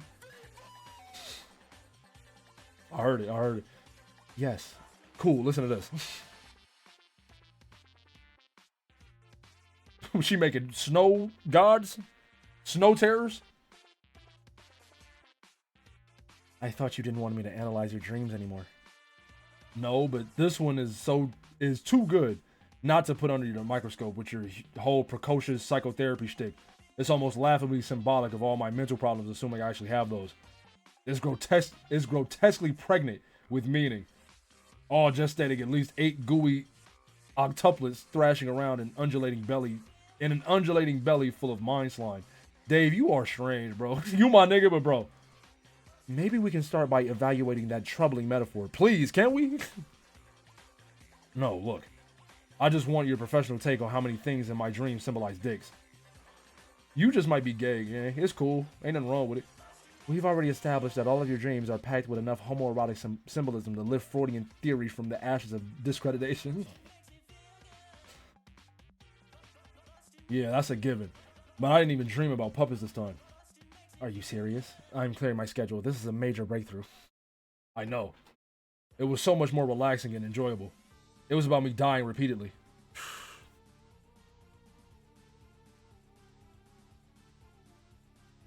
Thick thighs pussy salad? Go on. I was in this dark place surrounded by this big flock of crows. God, this is so generically morbid. I'm sorry in advance for exposing you to my unconscious mind's redacted cliches. They almost got me. I ain't gonna lie. That was the first time where I almost said it. But I caught it though. I caught it. It's okay. They wouldn't be cliches if they didn't comprise the unanimously understood bedrock of phallic symbolism, with no other viable interpretation. Next time you go slip, don't put that on me. Don't put that on me. Don't put that on me. I've been doing a good job. I'm telling you, my brain usually autocorrects that shit. I swear to God. Like, it's actually seamless. But that time, I almost slipped. That'd have been the most terrible time to slip with almost 300 people in chat. Well, obviously, I knew the birds were just black screaming sky dogs. Just hear me out. I kept dying. There kept being these traps like I would go one way and get my head chopped off, or go another way and get stabbed or whatever. And every time I died, the dream reset itself and I was standing there alive and ready to try to escape again. But each time I would be watching myself from the vantage point of a different crow. Like I was the crow all squawking around in circles like a macabre flapping douche. And I would always watch myself try to do something different to dodge the trap, but I always ended up dead. I had to hit the Sonic QTE out. Well, if I've learned anything from my extensive skimming over the Wikipedia articles on dream analysis, it's that this dream is very unlikely to have any literal significance whatsoever. It's probably not about dying at all. You mean maybe it's about anxiety over maintaining my blogs? Or that my beast might not be ill enough? Yes. In fact, if you were on my couch, that would have been my next question as a licensed professional. Mr. Strider, have you considered that what you actually dread is to have your urban rhythms exposed for what they truly are, which is, clinically speaking, just shy of the bomb?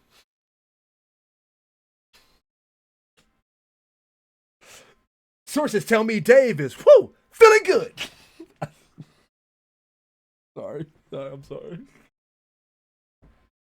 And then we crack up laughing because we both know they're fresher than your mom's change of drawers and tighter than when she's wearing them. You should, hey Dave, man, you shouldn't make comments like that, buddy. You should not make comments like that, buddy. Hey Dave, you should not make comments like that, buddy. Now that's some Freudian shit. That's some. Hey, fuck it. Listening to you conjure imagery of my mother in her underpants is definitely keeping us buoyed high above this swirling Freudian hellhole. What the fuck? There's a creature in my room. There's a bug in my room, and it scared me. It's in my fucking closet, man.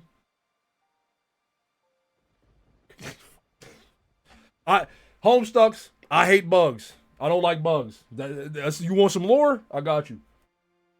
Oh, it's on my fucking. It's on one of my fucking wraps, my head wraps.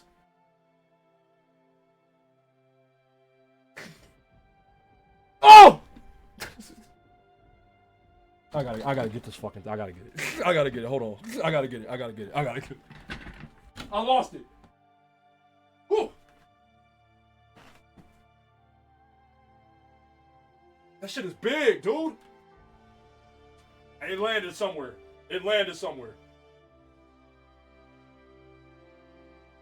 Do y'all see it?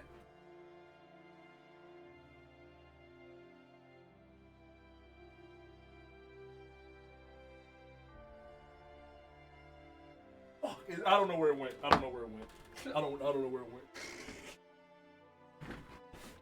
That shit gonna fly in front of my face. I'm knowing, bro, and I'm gonna scream so loud.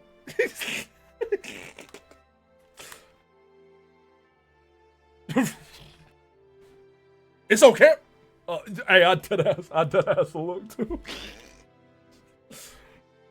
Robin fighting his Lucis on stream. I run that motherfucker over like Tav did.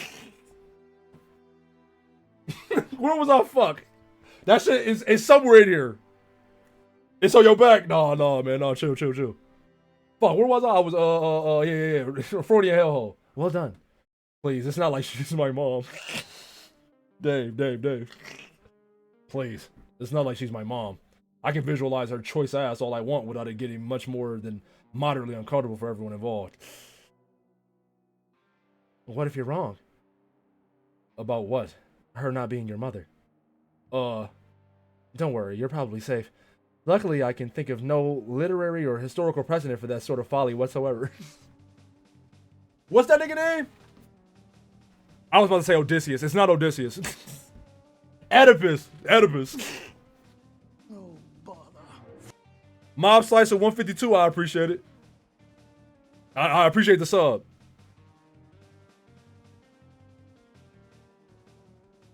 This isn't the first time you've insinuated we're related. What?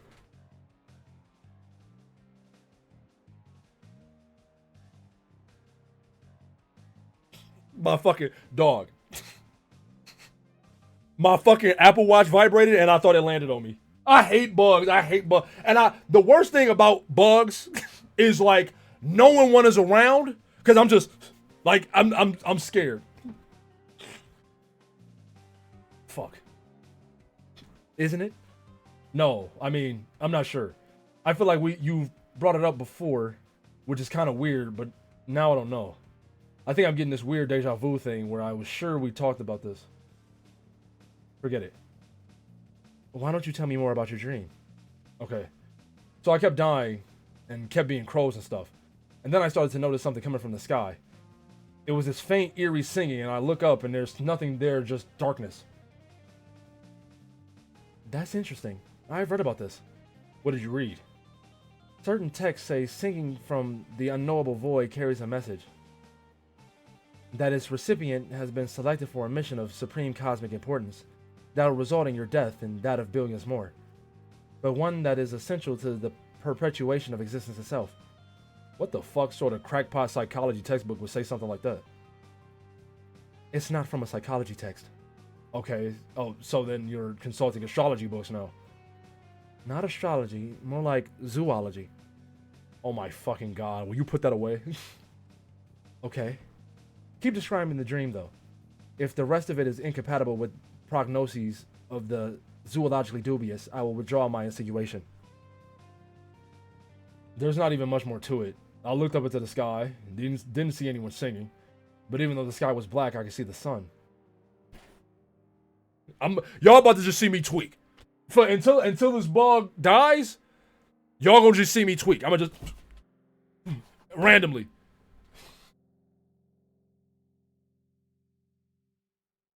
It was bright as hell even through my shades. So I flapped my wings and flew up away to it like a fucking piece of garbage. And that's it. This doesn't strike you as an impulse of self-destruction? No. Not in the sense that it was a dark sacrificial zoology mission. It was more like somewhere to go besides watching myself die a lot from the vantage of a feathery murder of dumb, shitty birds. So if, hypothetically, you were to accept such a mission, or even insist upon one, it wouldn't be in the spirit of genuine sacrifice, but of escape? What the fuck are you talking about? Okay, something's wrong. This whole conversation is falling apart. This isn't how it originally went at all. Aw, we were making good progress, too. Why did you have to go and remember? This happened months ago. Does this mean I'm dead? Ugh. What do you think? Stop it. This is so sick. You using the dream bubble bullshit to pick apart my psyche. Am I dead or asleep? If you're starting to remember, you should be able to tell me. God damn it. Maybe I'm just as confused as you about it? Yeah, right. Am I dead or asleep, Dave? I don't know. Try to remember.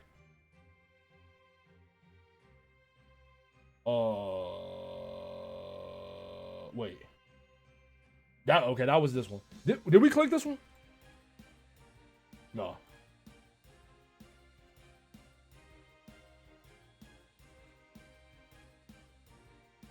Jaspers, I guess I should say farewell to you now. Why, Nepeta? Because this is the end of your timeline, and I don't know what cat puns to you. I don't know what cat puns to you after this. Cat puns. Okay. Bears. I mean, happens to you after this. That one was kind of a two. Sorry, thank you, because I was lost a little bit. What's the timeline? That's a hard question. Okay, imagine a long, tempting strand of yarn. Yes. Oh, yes. So great. Now imagine instead of being made of wiggly, enticing stuff, it's made of what lets you exist. And you're right at the twitching tip of it. Don't you see? Look at the sky. Meow, yes. I see the sky. It can tell that indeed something is going on. But aside from that, I don't really understand what you said being a cat and all. That's fine. You don't have to try too hard. All you have to know is the scratch. And I'm not 100% sure what happens next for you.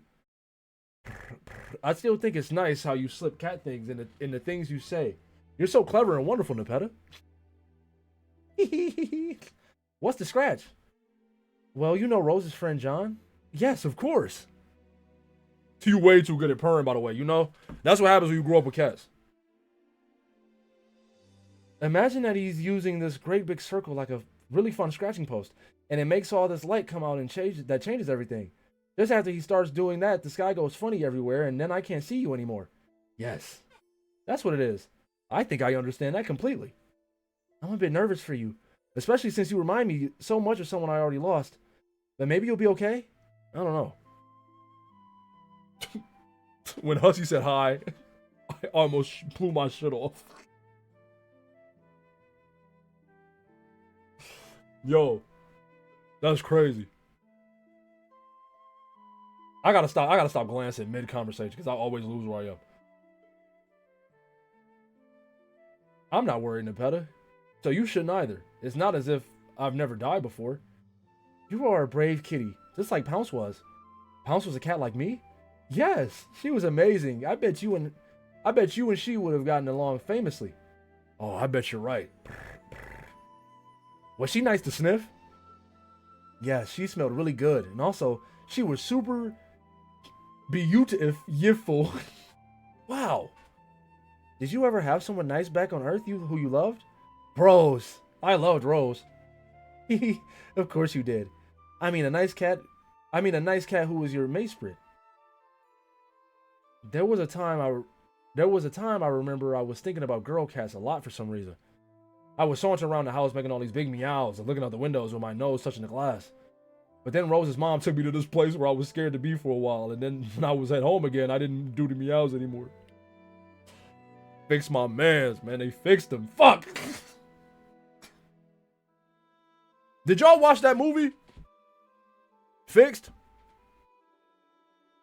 I guess I didn't think about the girl cats after that, which is just as well because none ever came to the windows, really, not even when I did my biggest meows. I didn't either. That's too bad, but I bet lots of girl cats would have loved to be with you. If only there had been some around to hear your lovely meows. You're really nice to say so, Nepeta. What about you, though? Me? Yes. Well, I never told anybody this, not even my Moirail. Actually, he's the last guy I might tell. He's so wouldn't a perv. But yes, I have liked somebody for quite some time, but alas, he doesn't know it. Why don't you tell him? Or what don't you tell him? Maybe you can win his affection by rubbing your cheek against him. That's what I would do. Oh, no. I'm too shy even for that. And he is so adorably grumpy all the time. It probably wouldn't go over well. It's hard to explain. Maybe cats think differently. But trolls tend to be pretty cautious about expressing their feelings when it comes to the flush quadrant. What's a quadrant? It's, okay, it has romantic applications, but it also has something more general than that. A quadrant is, how do I say this? A quadrant is a thing in a group of things that consists of four similar things. Like paws? Exactly, like paws. I see, that's really easy to get. I think you should tell him that you like him. You might not get the chance if you don't.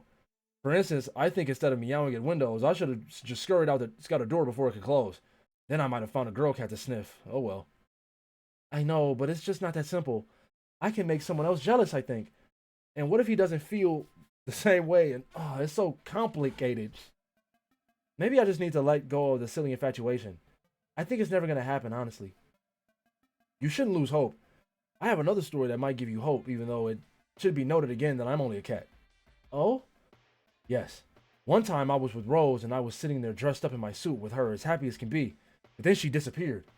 The whole place disappeared and I was in another place. There was no Rose, there was someone else. I guess I loved her too in time, but never as much as Rose. It just wasn't the same. I kept waiting to see Rose again, but never did, and finally I lost hope that I would, and then I died. But then I became alive again, and I got to see her, and I was so happy. That's my story, and that's why I think there's always hope, even if you die. So you're saying that maybe I will have to die to be with him? Yes, maybe. I hope that's not the case. Well, I guess you just have a different way of looking at things. Thanks for the advice, Jaspers. Okay.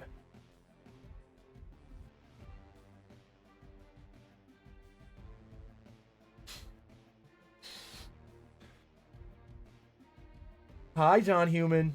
Oh. Excuse me, alien time troll, but I'm trying to wrap a present. Really, you all have the worst timing. Yes, I can see that. 2 ugly garments and seeds for some kind of strange earth vegetable. Pretty lame present, John. Nope. Not gonna ask how you know my name or what I'm sending. Don't care. And one of these ugly garments is for me also. It's not ugly, it's awesome.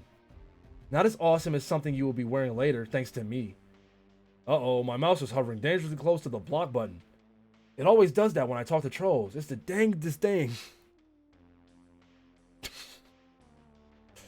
Calm down. I just thought I would foreshadow my existence to you at this quaint moment on your timeline. It's way too tempting not to let you know I have taken great care to become a very important feature of your life. Or, for that matter, to let you know that I will be giving you a present so much better than the useless crap you're shoving in that box. I'll be giving you the gift of immortality. Oh, sweet. That's been on my wish list, ranking just below a mint condition Little Monsters poster starring Hollywood superstar Howie Mandel. Can I expect it to arrive on my next birthday? Yes, as a matter of fact. Nice guess. It will come at a cost, though. The Mandel poster or immortality? The latter, jackass. In order for you to claim it, you will have to be quite gullible and allow me to arrange your murder. I see. Here is where all the sick trolling begins. You can keep your present, I'm not interested. But you will be. You will happily go along with everything I tell you to do. And then once I've completely earned your trust, I will kill you, John. The other troll I just talked to was way better, if a tad grumpy. At least she was down with talking about cool movies, sort of. But this is all true. I've seen it already. You have no idea how delicious the dramatic irony is right now. You will die. I will lead you into a trap and watch you bleed to death on a big stone slab with its sword stuck in your chest. There's nothing you can do about it. In fact, it has already happened. That's nice. Now scram, troll. I'll leave you alone soon enough. I was just feeling pretty pleased with myself about all the brilliant plans I made for you and your friends. Stopping by in your past to mess with your head is really just a courtesy, because I like to think we're pretty good friends by the time I get around to killing you. Okay, you got me. My feathers are all ruffled, and I can no longer tell my ass apart from a big orange earth vegetable. Now can you leave me alone? I guess so. But my inevitable grisly murder of you notwithstanding, you're a pretty fun guy to hassle. It'll be difficult sparing you from the privilege of my company until your game begins. That is basically the worst pickup line I've ever heard. Please, John. As if there's any conceivable sequence of events which could lead me to consider you as a viable romantic partner in any quadrant, even the pale ones. Blurp, blurp, blurp, blurp, blurp. More plausible alien sounding things. Weren't you leaving? Yes. Okay then. I mean, I was going to, but now I guess I'm not. Oh, why? Because this isn't really happening. It isn't? It did once, but now it's just a memory. I guess I must be dead. Damn.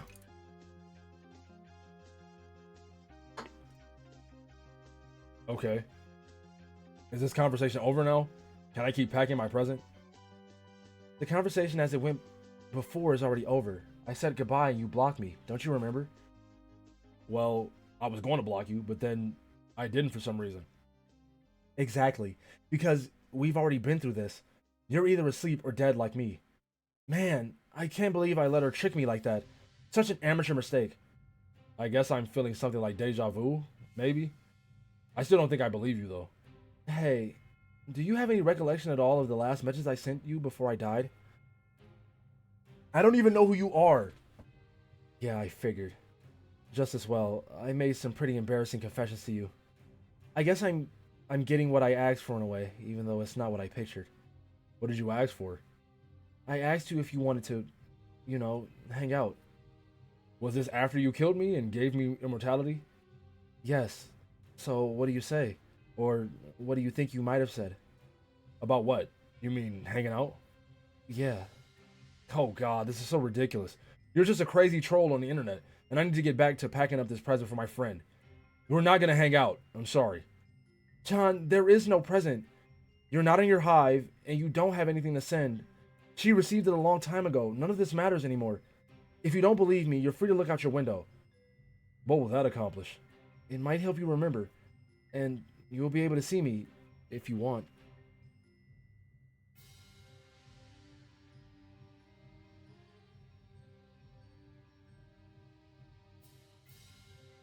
Whew. Oh shit! It's the What was Luffy them gang? Not the main, obviously not the main straw. Was it just the Straw Hat Brigade? What the fuck was my nigga the platform nigga? He shot off and made like a off fleet. The Grand Fleet, was that what it was called? It's them.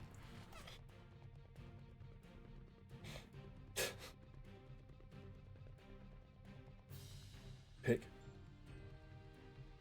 Bartolomeo, yeah, and the little nigga.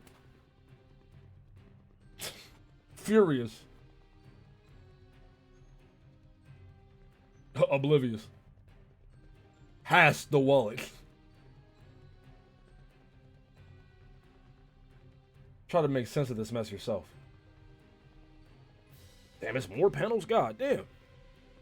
Mom Donnie versus WV, who's the better mayor? Damn. Shit. That's a hard question, actually. Oh, it's Nana.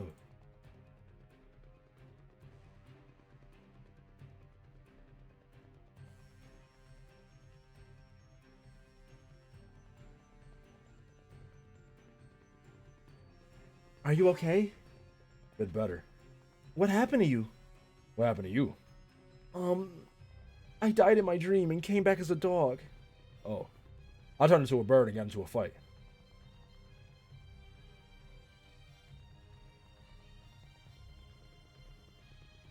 What is that?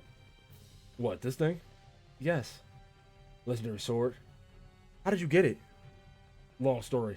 Shenanigans mostly. Yes, I figured shenanigans were probably involved. Can you be more specific? Well, basically I'm from another timeline.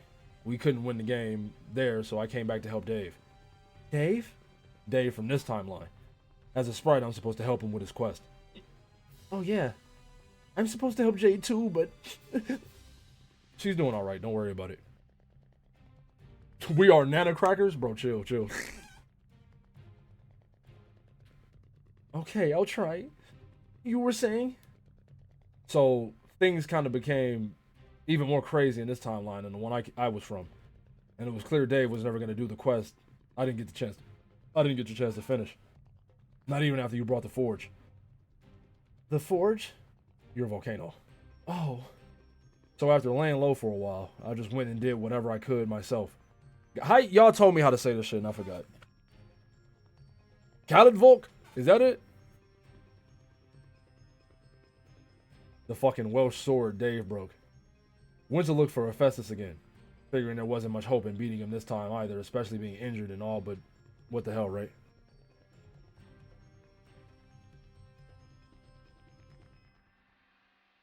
But then, that's when you lit the force somehow.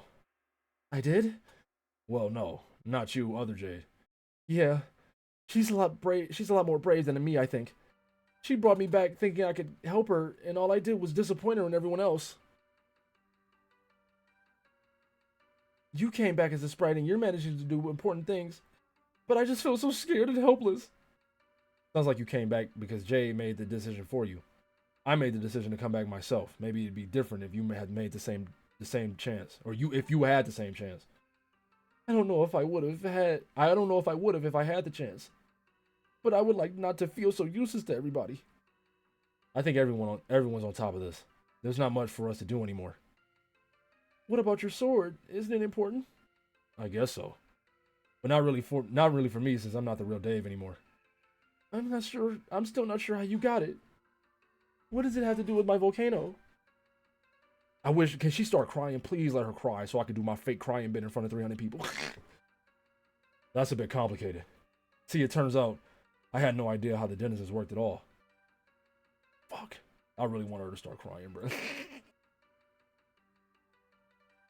So, it seems that you are, in fact, an alien. With horns and everything. Huh. Yes, John. Horns and all. That totally proves I'm an alien, beyond a shadow of a doubt. Now, what do you make of these blank white eyes of mine? What do you think that can mean? I don't know. Aliens usually have big spooky eyes, don't they? Humans have literally the dumbest extraterrestrial lore. Weren't those supposed to be aliens on your posters? Or on one of your posters? New James, Ramen loves acting as children crying. It brings him great joy. It's not just children. I just like fake crying. It's not just children. Though. If it was an adult crying, I'd also do it up. It's just the only times I've gotten to do it is when it's children. You mean Mac and Me? Yeah, even I can admit that movie was indefensible. Well, if you want to know, normally we have bright orange eyes and gray irises. They fill in with our blood pigment as we get older. Also, normally I have this one goofy eye with 7 pupils because I'm kind of a weirdo. But I guess that's gone now that I'm dead. Not that you believe me because you just refuse to remember anything. I can accept that you're an alien, but come on. Meeting an alien who was also a ghost in my front yard is a bit much to believe. It is almost too awesome. So you don't remember anything about the game at all, then? The destruction of your planet? Bringing your ancestor back to life as a clown woman? Putting a huge flaming ocean out with your magical wind? Jack Noir dying, resurrecting, and possibly dying again? Is any of this tickling your sponge? Nope. Sounds cool, though. Fuck, I cannot believe how cold it is on this planet. How can any species possibly be able to survive somewhere like this? Yeah, I thought you looked pretty cold out here, so I brought you this jacket.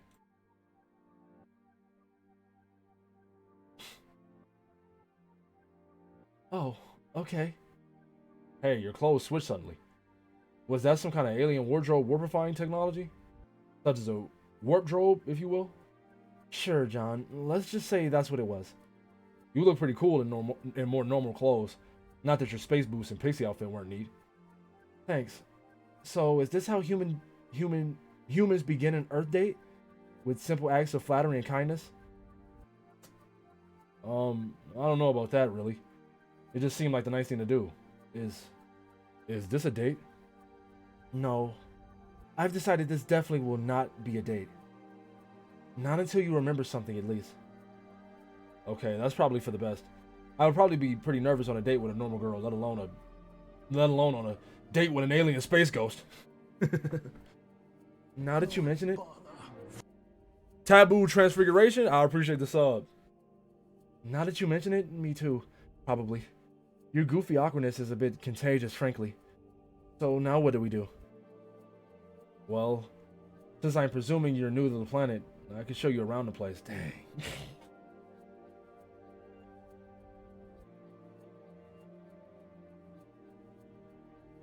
This is my green slime ghost pogo ride in all its glory.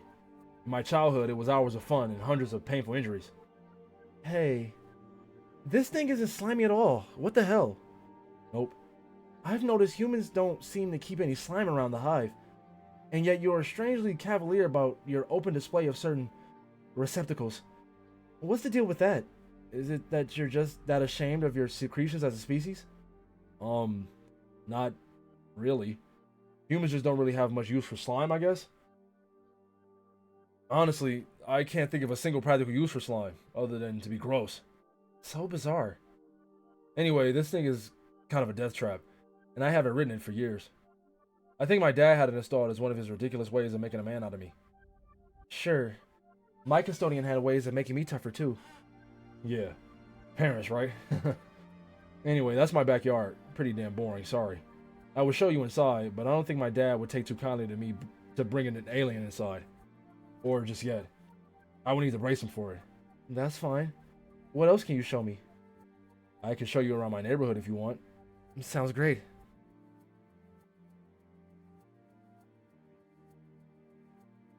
These are my neighbors, who live in a lot of same-looking houses as mine. I never see them. I think they're all really busy people with a lot of serious business to attend to. Hey, look. The snow is melted over here. It's really warm suddenly. Weird. Does your planet usually have these kind of temperature swings? No, this is pretty unusual December weather. Guess I'll take my coat off. I can take yours back if you want. No thanks, I'll keep it on.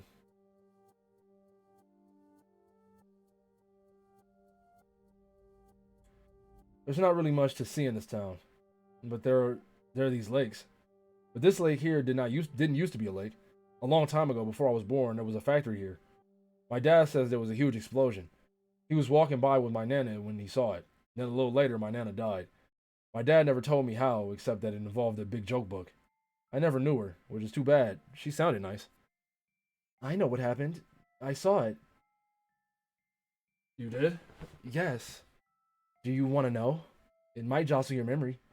Okay. I believe this lake is where Jade landed. You landed a little ways over there, about where your hive is now. You clobbered your Nana to death with the aforementioned joke book. But it wasn't your fault. You were both just little wigglers, riding meteors from the future. You created yourself, your Nana, Jade, her grandpa, not to mention Dave and Rose and their guardians, all in a lab using paradox slime, and sent them back in time as the silly grubs with arms and legs you call babies. And here you were doubting the usefulness of slime. Wow, really? Yes, absolutely. I paid close attention to all this because I thought it might give me some clues about us and our ancestors, who were made the same way. Any of this familiar? That all sounds incredible if true. But I don't have even the foggiest memory of that happening. Yeah, I figured as much. Since you seem bent on staying in your dream bubble coma, why don't I continue the tour? The tour of Earth? Sort of. What's happening? We're going on an adventure. Where? Through your memories. Through mine, too. This would be a really fun thing to do on a date, I think. If we actually were on a date, which we're not. How is this happening? Is this through the advanced alien technologies? Like holograms or teleportations? If that's what you want to think to keep you comfy in your stupor, sure. Where are we? This is my home planet before it was destroyed. It's called Alternia. Oh, cool. And what's that over there? That's my hive, which is a thing that you refer to as a house. It's where I grew up. It's a castle. No shit. Bother. Toolbox? I appreciate the follow. No shit. It's big and foreboding and ostentatious, just the way I wanted it. As a blue blood, I was entitled to build such a home. Something that set me far apart from the commoners. You built it? Of course not. Robots built it. Truck was I? I appreciate the follow. Robots built it for me when I was very young, but I was allowed to dictate instructions. Expected to, in fact. Oh gosh, so rad. Really? I still find it interesting what sort of mundane facts humans tend to be impressed by. Anyway, my design kind of got boring as I got older. A huge castle hive sounds great, but it starts feeling pretty cavernous and lonely after a while. There were so many blocks I never even used. Your tastes change, but you get stuck with growing up in a place suited to your earliest, most juvenile inclinations. Nobody tells you that when you're a kid, though. Being a kid is so fucking hard, man. And fucking nobody understands, man. I think I know what you mean. I feel like a long time ago, I might have given my dad the impression I really like clowns. And now there are clowns everywhere. His stupid collection just keeps growing and growing, and it drives me crazy. John, that barely comparable example is so cute, I don't even know what to say.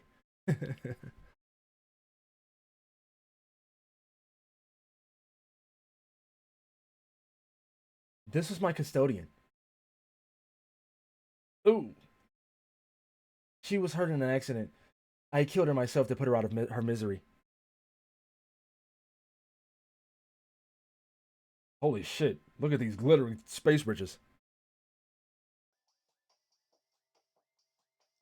Yeah. I was really into treasure hunting for a while. What's with the broken 8-balls? Never mind those.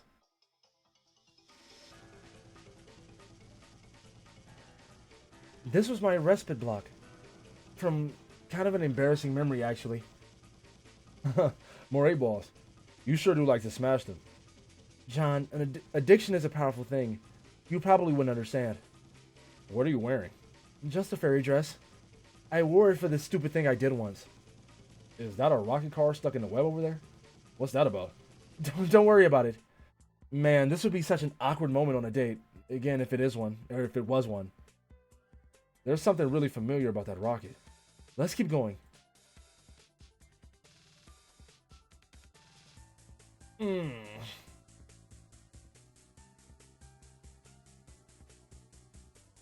What's happening? Are we back on Earth? You tell me. This is my house again. Why are we here? I was having fun seeing your planet. I don't know, John. They're your memories. This is my dad's room, but I've never been inside of it. So why do I recognize it? Shrug. I think there were some birthday presents for me in here, but I can't recall which birthday that was. It was your 13th, but I'm 12. This nigga is clueless. Oh yeah, I remember this. There were these imps all over my house, acting all rambunctious. But why? It's all so hazy. Where's my dad? Sounds like some things are coming back to you. Any chance you remember me yet? No, sorry.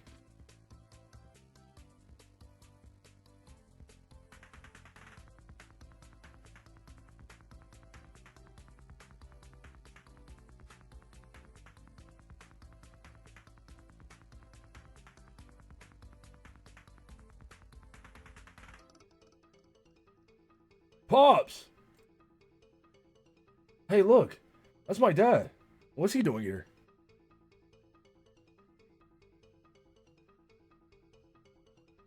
I've mixed the heck out of him. Though I'm not sure why. He should be safe at home right now. I guess I must have lost track of him. I don't remember how. All I know is I have this feeling like I should run over and give him a hug. Well, just so you know, he's probably not actually there. Kind of like how my Lucis was just a memory.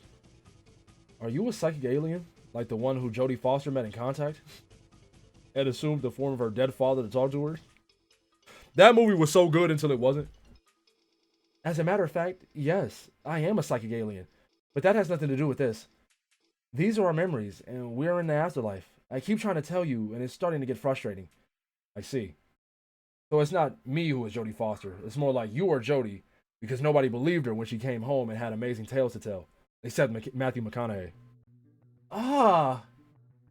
But it's okay. I'll be your Matt McConaughey. Does that mean you believe me now? I guess I always did, sort of. I think I've been in denial about what's happening here.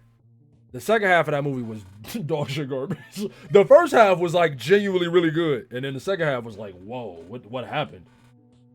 It's nice that you believe me, but that doesn't mean you remember yet. So if this isn't my dad, then where is he? He died too. You saw his body. Don't you at least remember that? No, not at all. I am remembering a bunch of things, but not that. Then what? Do you remember me yet? No. I only remembered when you contacted me and said you'd kill me a little earlier, but that was months ago. I do remember talking to some other trolls like you and playing this game. It was on my 13th birthday. I was really looking forward to playing it, but it was late in the mail. I got some presents from my dad, like this big weird clown doll that I didn't like much, and some fruit gushers. Oh yeah, I also realized gushers were made by Betty Crocker. That freaked me the fuck out. Did you realize Betty Crocker makes gushers? This comes as news to me. Well, she does. Her villainy knows no bounds. Oh. He also gave me this suit, which I remember wearing for a while. But it didn't look quite like this. It had a black tie and no ghost, so I improved it. Actually, I remember dying in a suit. You do? But this was not the suit I was wearing when I died. This was.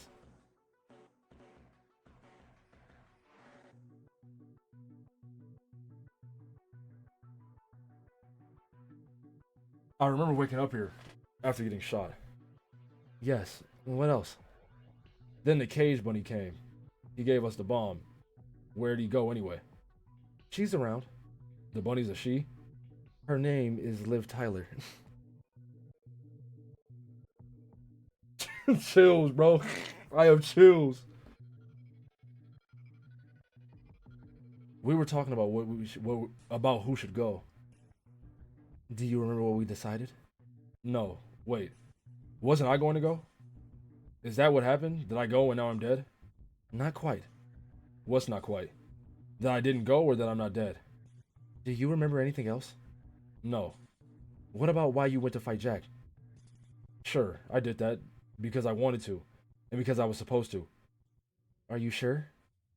Yeah, I saw my future self fighting him, so obviously that had to happen, or else I'd be dead anyway. Without even getting the satisfaction of standing up to him. So, was your decision a result of desire or obligation? Hard to explain. With all the time shit going on. I don't try to understand your light shit, do I? I don't know much about the light shit, to be honest. I may have missed my chance to figure it out. Haven't we had this conversation already? Mostly. I'm doing what I can to jog your memory. It's jogging, I guess. Its man boobs are jiggling a little. This nigga Dave has such a way with words, boy. I swear, this nigga he comes up with the greatest analogies and metaphors, bro. Like, fuck, it's crazy. Nice. So what about Jade? What? You didn't tell her your expedition with her would result in your death, let alone she'd inadvertently cause. Or that she'd be stuck with the job of resuscitating you, did you? What am I really supposed to say? Hey, we're gonna hunt frogs till you shoot me through the jack. Then I die, and you gotta make out with me. That kind of changes how the whole thing goes, doesn't it?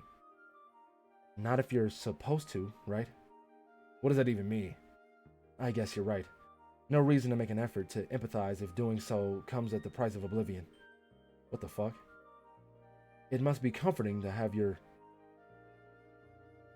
ASPD tacitly supported by predestination. ASPD? Antisocial personality disorder. Oh no.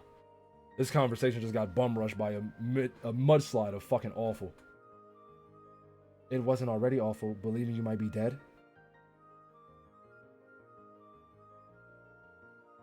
You don't know anything about what I was feeling or what happened on Lofaf. You were all pavement-faced and babbling your throat-fester speak and flipping off the shit with your own crazy death wish thing. Why do you think you know what was going through my head? You're just assuming and throwing around psyche buzzwords like ASPD complex disorder.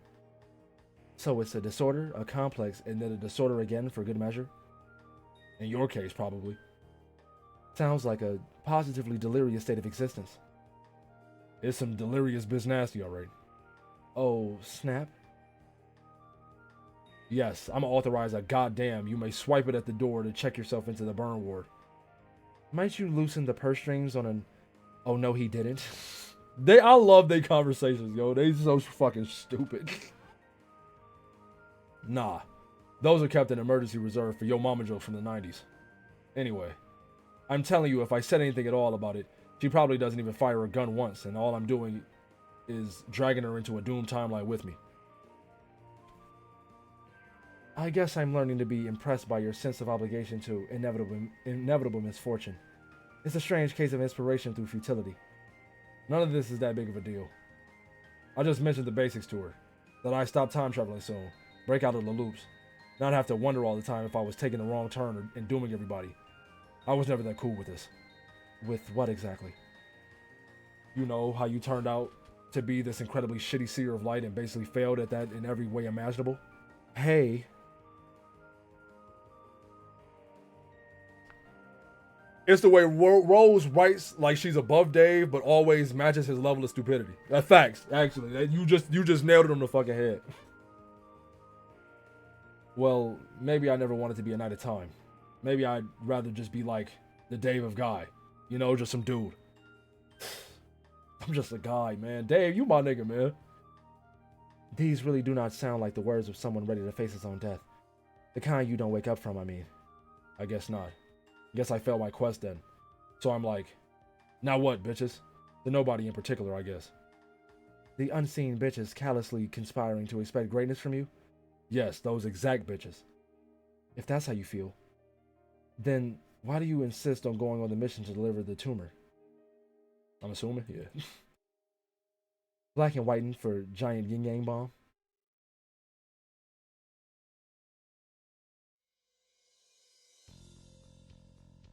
Oh yeah, I remember that now. Then I guess that's what happened. I delivered the bomb and now I must be dead. Are you sure? Is that wrong?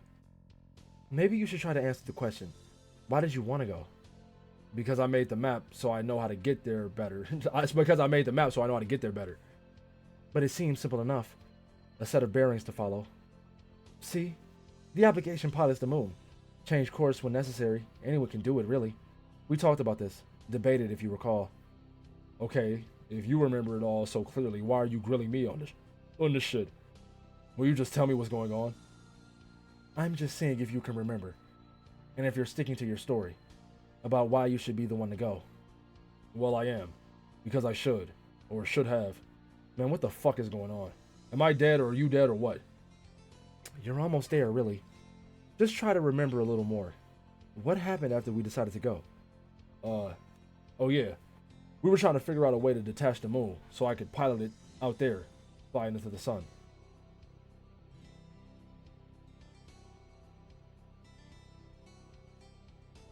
But the chain was huge. Couldn't think of how to break it. So then out of nowhere, the sword appears in the thing. So I'm thinking obviously I have to break the sword somehow. Because that's all I fucking do is break swords. But as I'm thinking of how to do it, I... Burbe? I appreciate the follow. But as I'm thinking of how to do it, I put my hand on it. And it just snaps off with this comical shattering noise. Like I just fucked up some priceless shit in the Louvre. See, like that. Like I did again just there with my hand. Because of dream bubbles. Remember when that happened? Mm-hmm.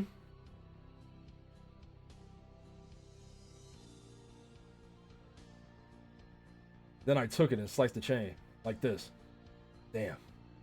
And still cuts like it's plowing through a shaft of boneless zombie meat. Careful. I just managed to quell my appetite after all that burger talk. Whoops. Yeah. A big fat phony! This guy's a phony! So then, the moon started drifting away, and I was going to fly up and take it to the sun, and I said something to you, or I was going to, like bye or something, but you were just standing there not saying anything, holding that ball of yarn. And then, oh, God, that's right.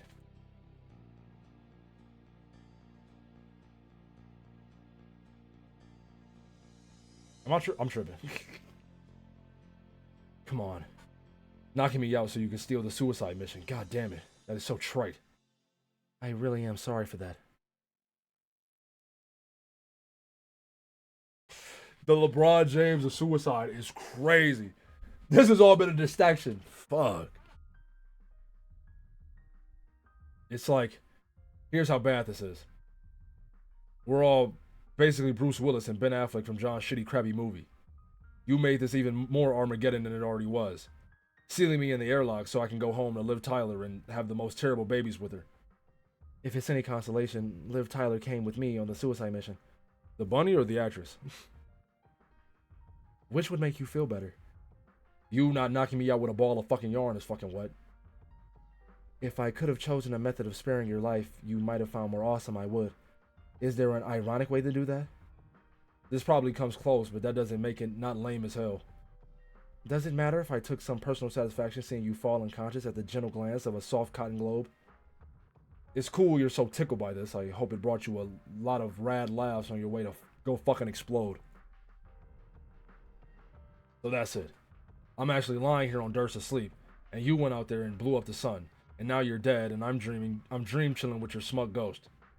Yes to the first part. So you're not dead? Not yet. Then you're dreaming.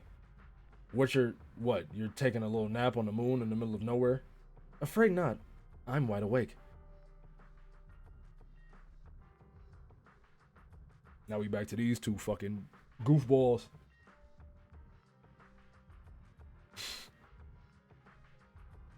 Pick a... Ooh! Double pick.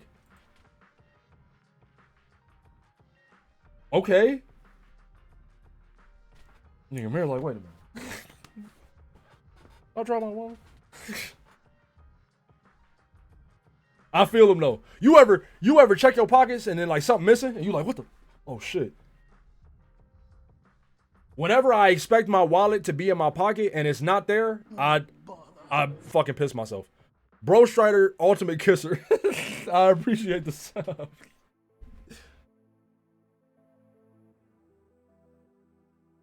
Oh, wonderful. And that was all the. Yeah, that was all of them, right? Yeah, that was all of them. Oh, wonderful. Another interruption. Damn, it's a lot of panels. Let's start with Nana.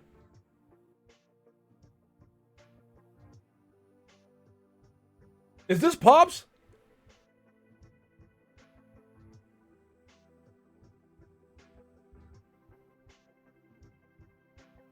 Eureka.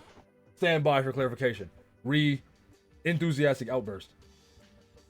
No, no. Okay, heard you. I was just making sure. I was just making sure. That's some random. Heard you. Oh yeah, this. Okay, it's coming back to me like boomerang. This was like all the way in the fucking beginning of the comic, wasn't it?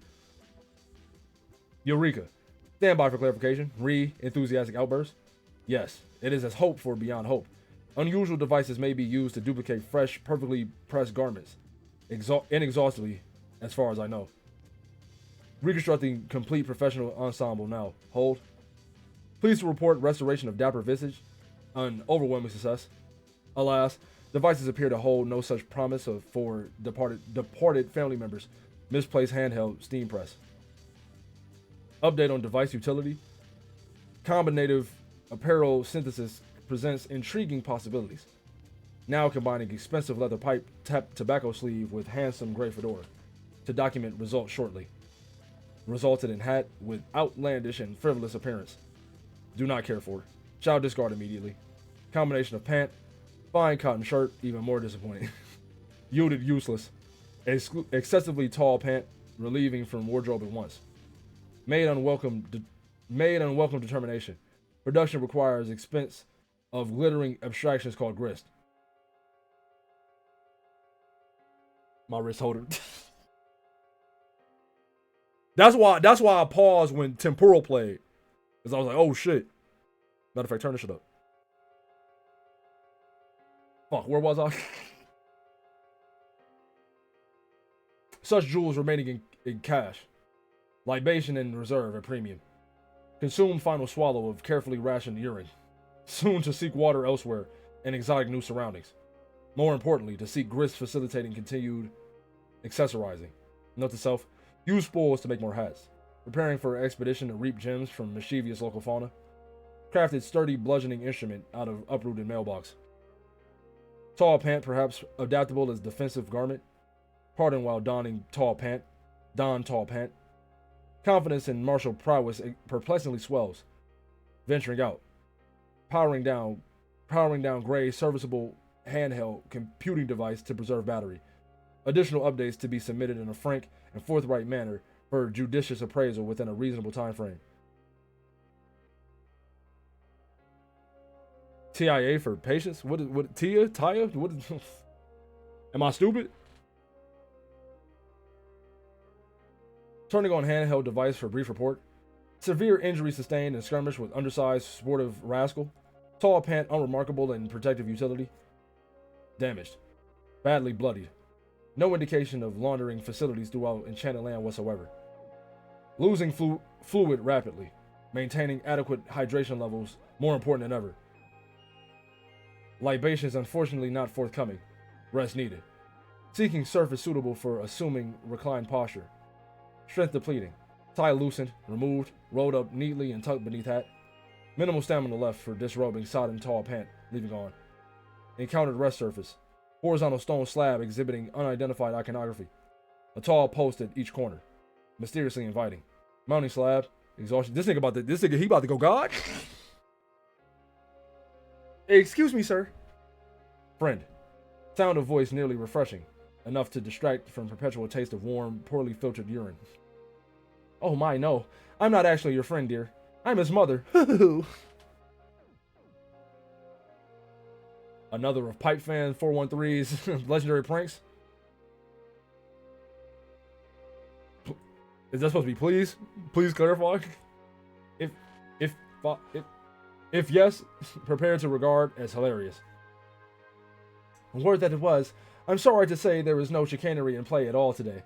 Though yes, that would be quite the doozy. I believe the late great colonel, would surely say we were cooking with petrol upon hearing such a whopper. No, I'm just an old woman looking for a son. Understood, madam. You remind me of him so. Would you mind terribly if I talk to you for a little while? I'm fearing the worst for my son. While my grandson has gone off to do great things, I have caught myself feeling a bit lonely, who can imagine no greater pleasure, though eyelids heavy, getting dark, feeling in extremities fading. Oh, but you must be exhausted from your travels, you poor thing. Why don't you just lie there and rest? I'll tell you a story. Pipe fan's kindly mother. Thank you. It is a fairy tale about a young sister and brother who were raised by a wicked witch.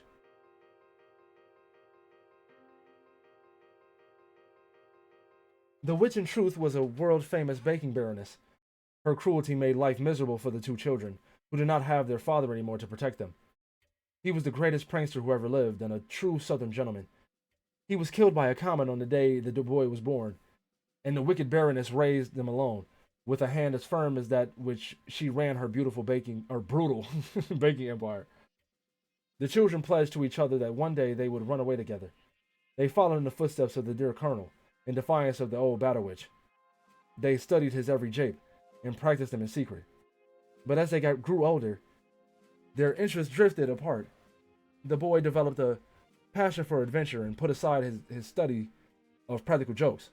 He dreamed of wealth and fame and discovery and swore he would wander the world. One day he decided to run away with the loyal dog he inherited from their father. He asked the girl if she would come along, but she was too scared of the retribution that might follow. The boy scoffed at the danger and assured his sister there was nothing to worry about, but he had not seen firsthand what the Baroness was capable of. He told his sister that he believed in her, and that she could handle whatever the witch could throw at her. And with that, he was off. She would never see him again. The Baroness would raise her very strictly, mentoring her in the art of baking. The girl took to the lessons with fierce determination. Her only act of defiance left was to one day surpass the Baroness's skill and beat her at her own game. It was all she could do, but the Baroness made sure she knew that there could be no escape. The girl surely missed her brother, and soon enough, he achieved fame for his exploits. She followed him in the newspapers, the tales of his remarkable discoveries, inventions, and riches. How she wished she could rejoin him, and be free from toiling for the pastry hag. For the pastry hag, I should have, I just want to make sure I get the tones right. No bother. Poison Hemlock, I appreciate the follow. One day, the girl was able to gather enough bravery to mention her brother to the Baroness, and her desire to see him again. No bother. Rockle, I appreciate the follow. And her desire to see him again. With contempt, she guaranteed that this could never happen again. When the girl asked why, that is when the Baroness began to reveal to her more than just her baking secrets. She mentioned that, like in many fairy tales, there was more to the children's past than they knew. The colonel was not their father, nor was the Baroness their mother. They in fact had no father or mother at all, nor were they actually born. They had both fallen from the sky. They were not actually brother and sister, as they had been told earlier, or either. God, I can't read. Again, like in many fairy tales, the truth was that they were always destined to become married one day. They were to have 2 children, a son and a daughter, and these children were meant to save the world. But the Battle Witch was determined to make sure this destiny would never be realized. In her limitless cruelty, she would do all in her power to keep them apart for the rest of their lives. The girl that day swore she would bring down the Baroness and her evil empire. She would use the many secrets she learned over the years against her, and began carefully plotting her downfall. Years went by. The girl was nearly ready to put her plan into action, but then, just like that, the Baroness disappeared. She was never seen or heard from again. The girl was finally free, by a strange turn of events, but not without a final jab from the witch. It turned out, in her will, she had left the entire company to the boy. The boy, now a grown man, was already very wealthy in his own right. He had no particular need for the baking empire, but assumed control nonetheless, and it integrated the company into his extensive collection of enterprises. The girl, instead of seeing this as more misfortune, took the news as a relief. She'd just as soon have nothing to do with the witch's empire, and far preferred to pursue her original passion for practical japery. Hoo-hoo! She considered a reunion with her estranged brother, and once destined husband-to-be, but the days of longing for a future with him seemed to be from another lifetime. the chance had come and gone. She was content to let him live his increasingly elaborate life, while she sought a simpler one. Besides, now was not the time to revisit a destiny with an old star-crossed lover. She had recently become betrothed to a fine, upstanding gentleman. Soon she would start a family. No, not one meant for heroism as foretold, but one that would make her happy nonetheless. In following years, she was left to ponder all that might have been. What might have been if there had been no Baroness to keep the girl and boy apart? What might have been if the Baroness had not disappeared, and she had the opportunity to use her secrets against her? For you see, the girl had uncovered so many dirty secrets about the terrible Battle Witch, including the most troubling one of all. Of course, no one would have believed her, but she knew. She knew the Baroness was not human.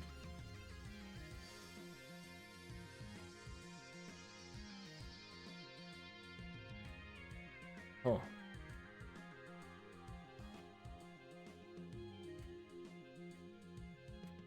I'm piloting the moon through the furthest ring right now. At the moment, it's passing through the dream bubble. I am visiting your dream in person. Or, you are the one visiting me as I travel in your sleep. If you'd like to look at it that way. I'm still tweaking. I don't know what that bug is, but I'm still tweaking. I started typing like this as a bit 6 months ago, and now I'm stuck like this forever. Fuck. That's why I'm afraid to That's why I'm afraid to start doing a typing quirk, because I'm afraid I'm gonna be stuck like that forever. Okay, so all those questions you asked me, getting me to remember, you were just stalling me, weren't you? So I wouldn't wake up and try to stop you. Not entirely. This sucks. Could you just please turn the thing around and come back? Why? I'm already out here. I might as well go through with it. We agreed I'd do it though, or at least you pretended to agree, just before going into a major league windup with your nap yarn. A major league windup? Sports. It's always been pretty sad that I seem to know more about sports than you, which is really saying something. All I'm saying is, no one likes a basketball hog. It's probably just ball hog. I just think you should know that in the athletic arena of competitive achievement, it's a widely known fact that cherry-picking posers get showered in nothing but booze. You don't gank the Rock and steal the big man's thunder on his raucous drive to the hole. Oh, Lord. Is that the sort of ignominy? Did I say that right? You want. Dang, hold on. Just a bunch of noodle puns. Using ad in place of A because it looks like a Naruto Maki. Damn, you kind of cooking. Hold on. That, I don't know about the puns, but the A replacing ads, or rather, swap that, or scratch that, reverse it. The ads replacing A's, that's low-key a fire typing quirk. I might have to adopt that in my in the Spurb game. See, you didn't consider sports. You never considered the sports. The last thing I want to do is become between a big man's thunder and any particular hole he might prize. And yet, such has been what's happened. It's like the tight end was going long down the yard in sudden death. You really don't know shit about sports, man. It's me, I'm the tight end. And the quarterback sniped the field goal just before the NFL buzzer went off. The greedy quarterback is you. That's not even close to being a thing in football. But instead of winning the gold sports prize, you just fucking die and nobody cares and it didn't mean anything. Which prize is that? The football prize. You mean the most vaunted accolade associated with the gridiron, known as the Stanley Cup? Or no, not the Stanley Cup. Known as Stanley's Cup? No, come on. It's called the Bruce Bombardi Trophy or something. For best pile squad. I'll take your word for it. And even though you're dead, all these fat millionaires in helmets just leap on your corpse anyway and pile up, and I mean way up. How high do they even have to be? The sport pile doesn't stop from getting taller. Does the officiator have a means of measurement on hand? I wouldn't want to be crushed by a non-regulation sports pile. What do you care? You'll be dead like the mission-thieving poser you are. Poser? So not cool. Yes, poser. He should have said LARPer. Fucking idiot. Yes, poser. It should be my torso getting pulverized by that avalanche of overpaid beefcakes, and you know it. I forgot what we were doing exactly. Were we pursuing the hackneyed debate over who has the best claim to self-sacrifice, or seeing who can out dumbass the other with a true sports lingo? There obviously stopped being a difference between those things.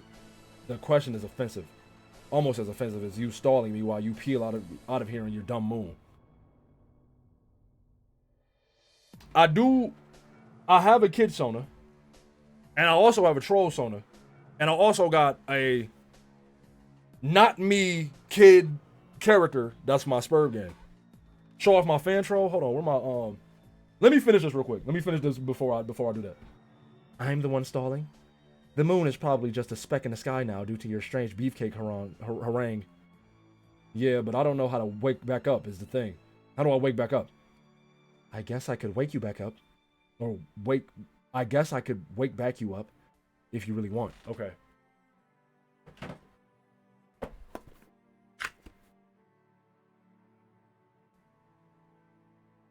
Here go my picture. Here go a picture of Jade I drew. Wait, hold on. Let me. I drew her from the front and it looked fun. So I remember that stream. Somebody was like, never draw her from the front again. And I was like, yeah, you're right. You right. And here go my, I'm gonna just show, here go my pony Sona.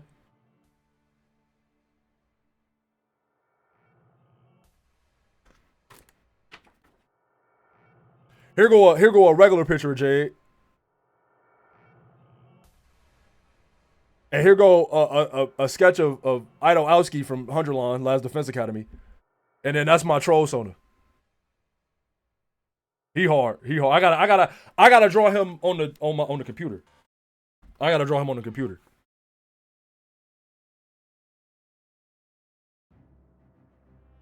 What blood color? I don't remember if I ever fucking picked one. I'm Carcat. I'm Carcat coded. I'm not showing mine. What's his name? Damn, I didn't even think of that. I honestly didn't even think of that. That's a good ass question. Take a class spec test? I didn't take a test, but in the I read, like I said, it was a 30-page document. I read the whole fucking thing where it explained all the aspects and what they mean and what the classes mean and shit. And I decided in the Spurb game we playing on Discord, I decided to be a page of life. But I mean that's me gauging myself based on what was in the document. I haven't taken a test.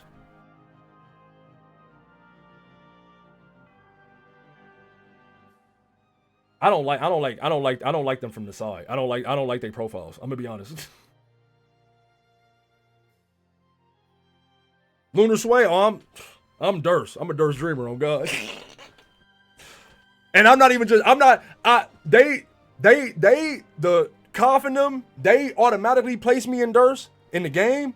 But after reading the thing, after reading the doc and reading like the difference between Prosper Dreamers and Durst Dreamer, I'm actually a Durst Dreamer, deadass. I'm actually a Durst Dreamer, for sure.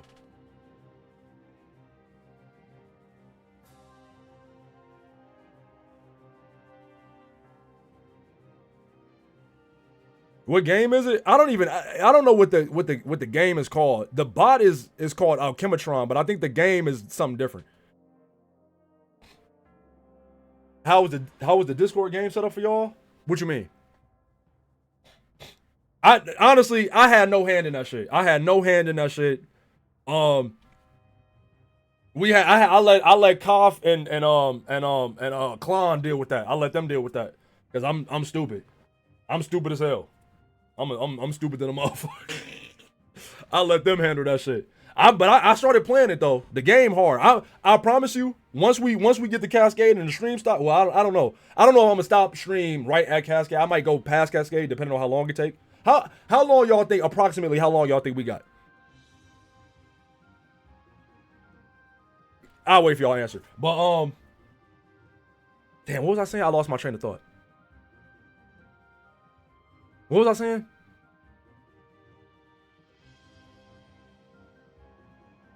Oh, I was saying whatever time we in stream, whenever I in stream, the first thing I'm doing is going to play the game on Discord.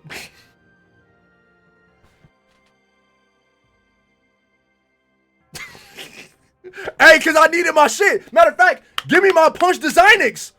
My punch designix better be in my house. Cough, cough. I swear to God. I don't want to talk too much out of character, cause I'm dead ass role playing. I'm role playing for real on God. But I need my punch designix, man. I need my punch designix. Okay, okay. I'm sorry. I'm locking in. I low-key gotta piss. After this picture, I gotta piss. I have to piss. I'm sorry. Okay, then do it. But you have to promise to stay put. Don't try to stop me. Just let it go. But this was my mission. It really makes no sense for you to go. This was never your preoccupation. They selected me a long time ago. That doesn't make sense. Why would they drag me into it just to have me make a map and then let you ditch me? They've obviously been gunning for me too. Yes. They helped you chart a path through the ring, and they will open that path for a pilot they have marked. I believe I fit the description. I'm not so sure about you. Why do you think that? I am the pilot. That's all there is to say on the matter. But I don't want you to die. Help John and Jade. This isn't right. Go piss, girl. After this picture, after I finish this picture, I'm going to pee. This isn't right. Then I'm not going to help you wake up. I'll stall some more. So you admit you were stalling with all that bullshit? I said not entirely. What do you mean? It's going to be a long ride through all this nothingness. Maybe I just thought some company would be nice before it's all over. So what'll it be? What? I'll wake you, but only if you promise to rejoin the others. Could you give a message to John for me? Sure, but if I'm promising not to chase you down, there's not really any hurry to wake up. Aw, are you sure? I was looking forward to bowling another wicked googly with the yarn sportsways. Nah, I'll stay asleep a while. Okay. What did you want me to tell John? What was that? What? Did you hear something? No, what? I thought I heard something outside. Be my server, please. I mean, I'll be your server, but you know it's gonna be a minute before I hop on the game. But I'll be your server though. I'll be your server.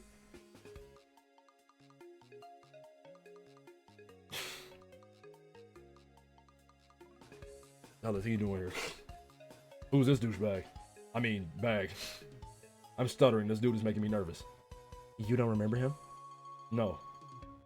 Then I guess this isn't a memory. So he's actually here with us on the moon? Not with us, just me. You're still on Durst, remember? Oh.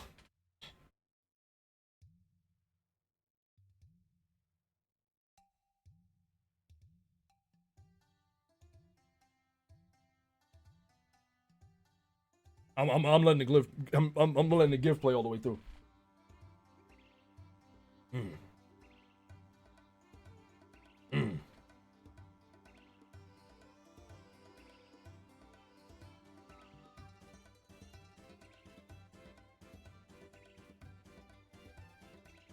I felt it. All right. I gotta pee so bad. How do we play the game? I'm interested in I low-key think we chopped the entries. Cause I think it's 15 people now. So yeah, I think like I said, I'm not running the game. I'm letting everybody in Discord run the game. But I think they said that is it's closed now because we got too many people. Sorry. But all right, yeah, I'll be right back. I'll be right back.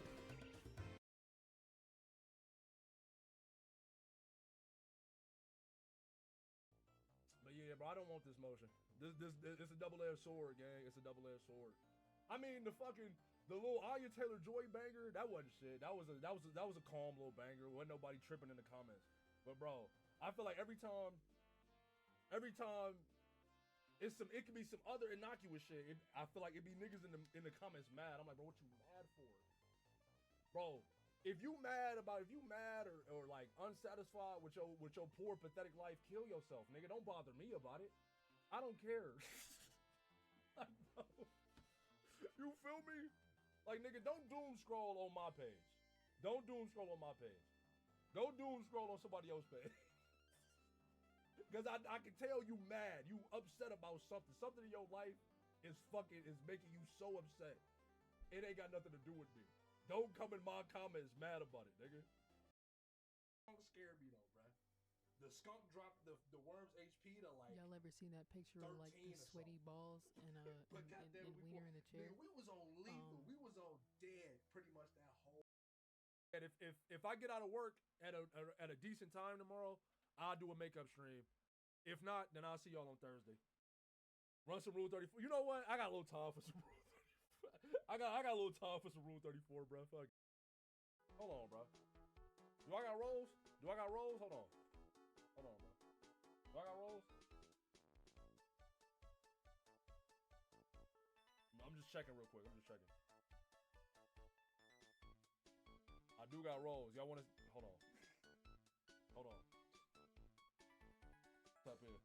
Hey, Tacky, bro. Clear out.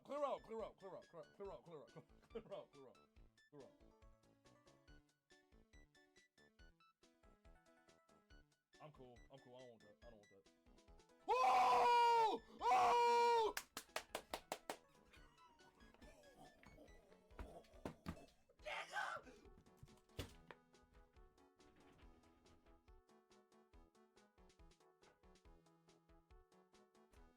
What? Nigga, what? Nigga, what? Come on, John. Let's ride, John.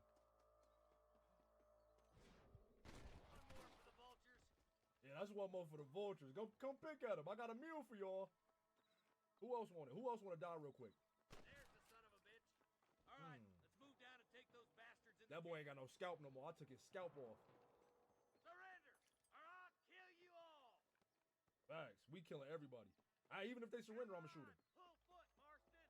Even if they surrender. Even if they put their hands up and throw their guns on the ground, I'ma still kill them. What you running for? I shoot people in their back. I don't have no honor. I kill everybody. Ooh, you better be glad I ain't got no dead eye. Oh, and you're gone. Your hair flew off your motherfucking head. Boy, that shit went with your fucking soul. My fault. I'm sorry. Someone might as well have this. I'm sorry. Okay, I'm back. We locked in. I'm back. Mude was getting it was that shit had to go. that shit had to go. When that shit was it was fucking everybody's minds up. The clips are low key quiet. I'll fix them. I'll fix them. If damn, was they? Cause the fucking music loud.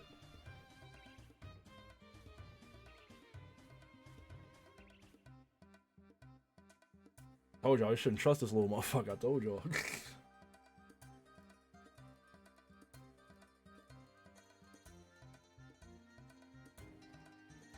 So dumb. Friendly enemies are here. Ring is still missing though. Wait, this nigga's going too. Dummy. No bother.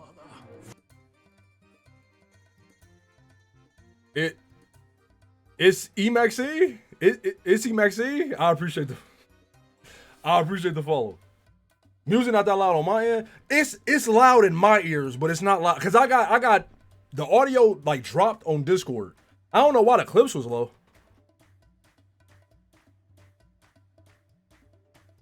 Yeah, I've been clicking all the pictures.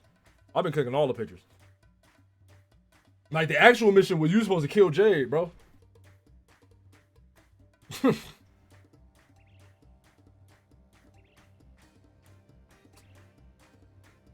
Like, what my wallet? Where's my wallet? Oh, okay, cool. Yeah. Notice.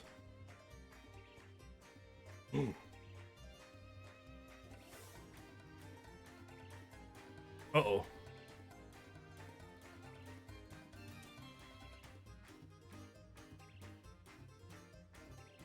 Hey man. The noticer. Hey bro, you might have to slip that motherfucker on. I don't know. Oh fuck. Not my mirror, man. Not my fucking mirror, dude.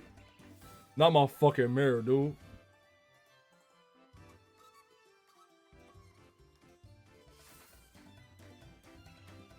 I busted into his palace to finish the quest. I was expecting him to be asleep and was gonna figure out some way to wake him up. But like last time I saw him, he was already awake to greet me. But I thought the denizens were supposed to be asleep, at least until you do the right things on your quest. They are. The sprites were programmed to know. As sprites, we're programmed to know things like that about the game, but I guess not everything. It seems like if you try to go fight them too soon, you find them awake and they're like, "What the fuck are you doing here already?" Which is what happened last time I saw him, before I became a sprite. And I stupidly tried to fight him, which was a bad idea because he's hella strong. And the whole thing was he was raving about shit. The whole time he was raving about shit, about a stolen sword and missing forge, but I wasn't really interested. I wasn't really. I can't read that ass, but I wasn't really listening. If I had, I might have understood. He wasn't actually trying to kill me. He was giving me a choice, or the choice. I can't read that. I gotta slow down. What choice?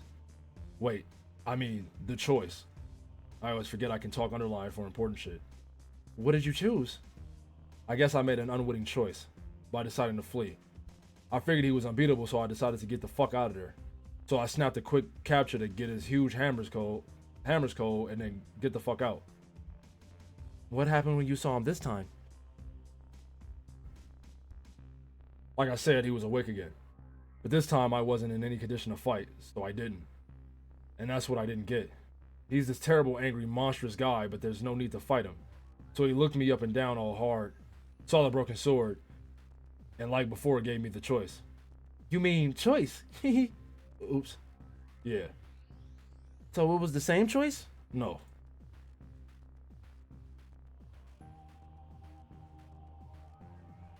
It was different. I think it must be always different, depending on the circumstances. I don't know what the choice is when you face him the way you're supposed to. But I'm showing up as this bleeding bird sprite holding this broken sword, so that's a pretty odd situation. Then what did he make you decide? He sees I got his sword and it's busted, and you can tell he's pissed. But like before, it's like restrained anger. Like he's always about to just fucking flip, but still keeps it together. So he can tell me. He can repair it. Hold on.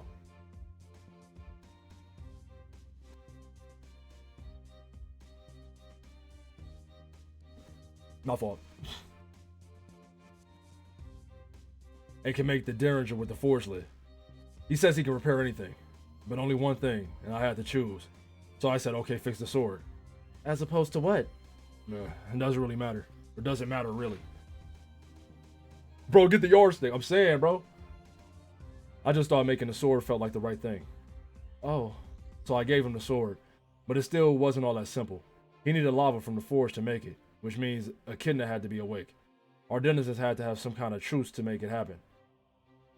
So, see what I mean about being complicated? Yeah. So Jay must have done something right to wake her up and get the forge going. Don't know what she did though.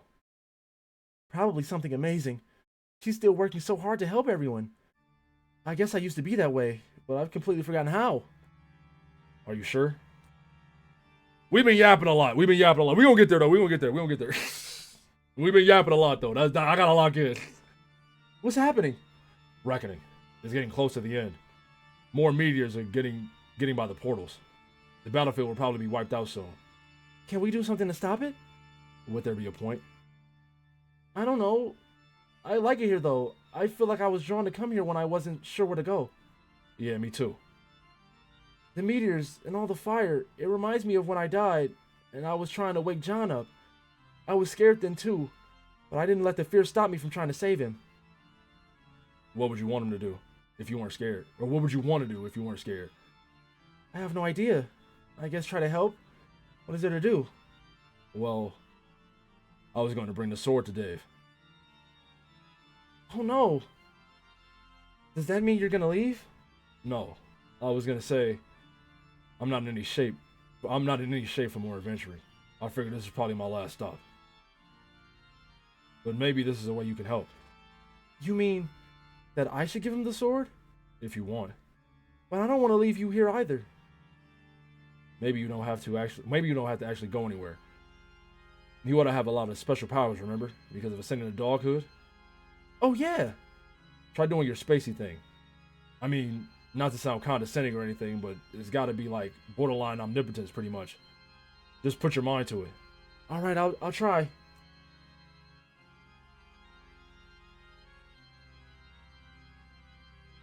Yeah, okay.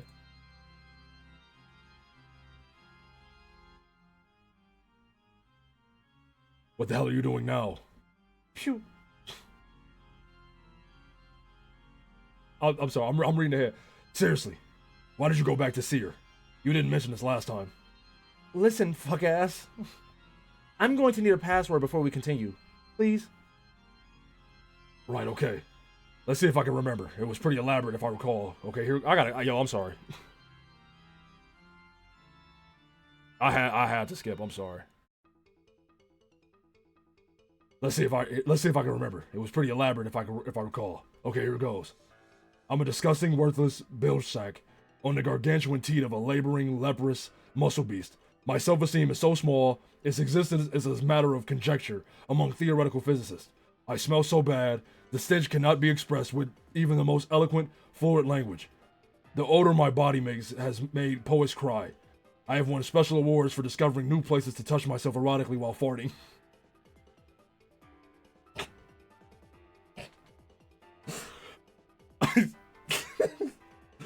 I unfairly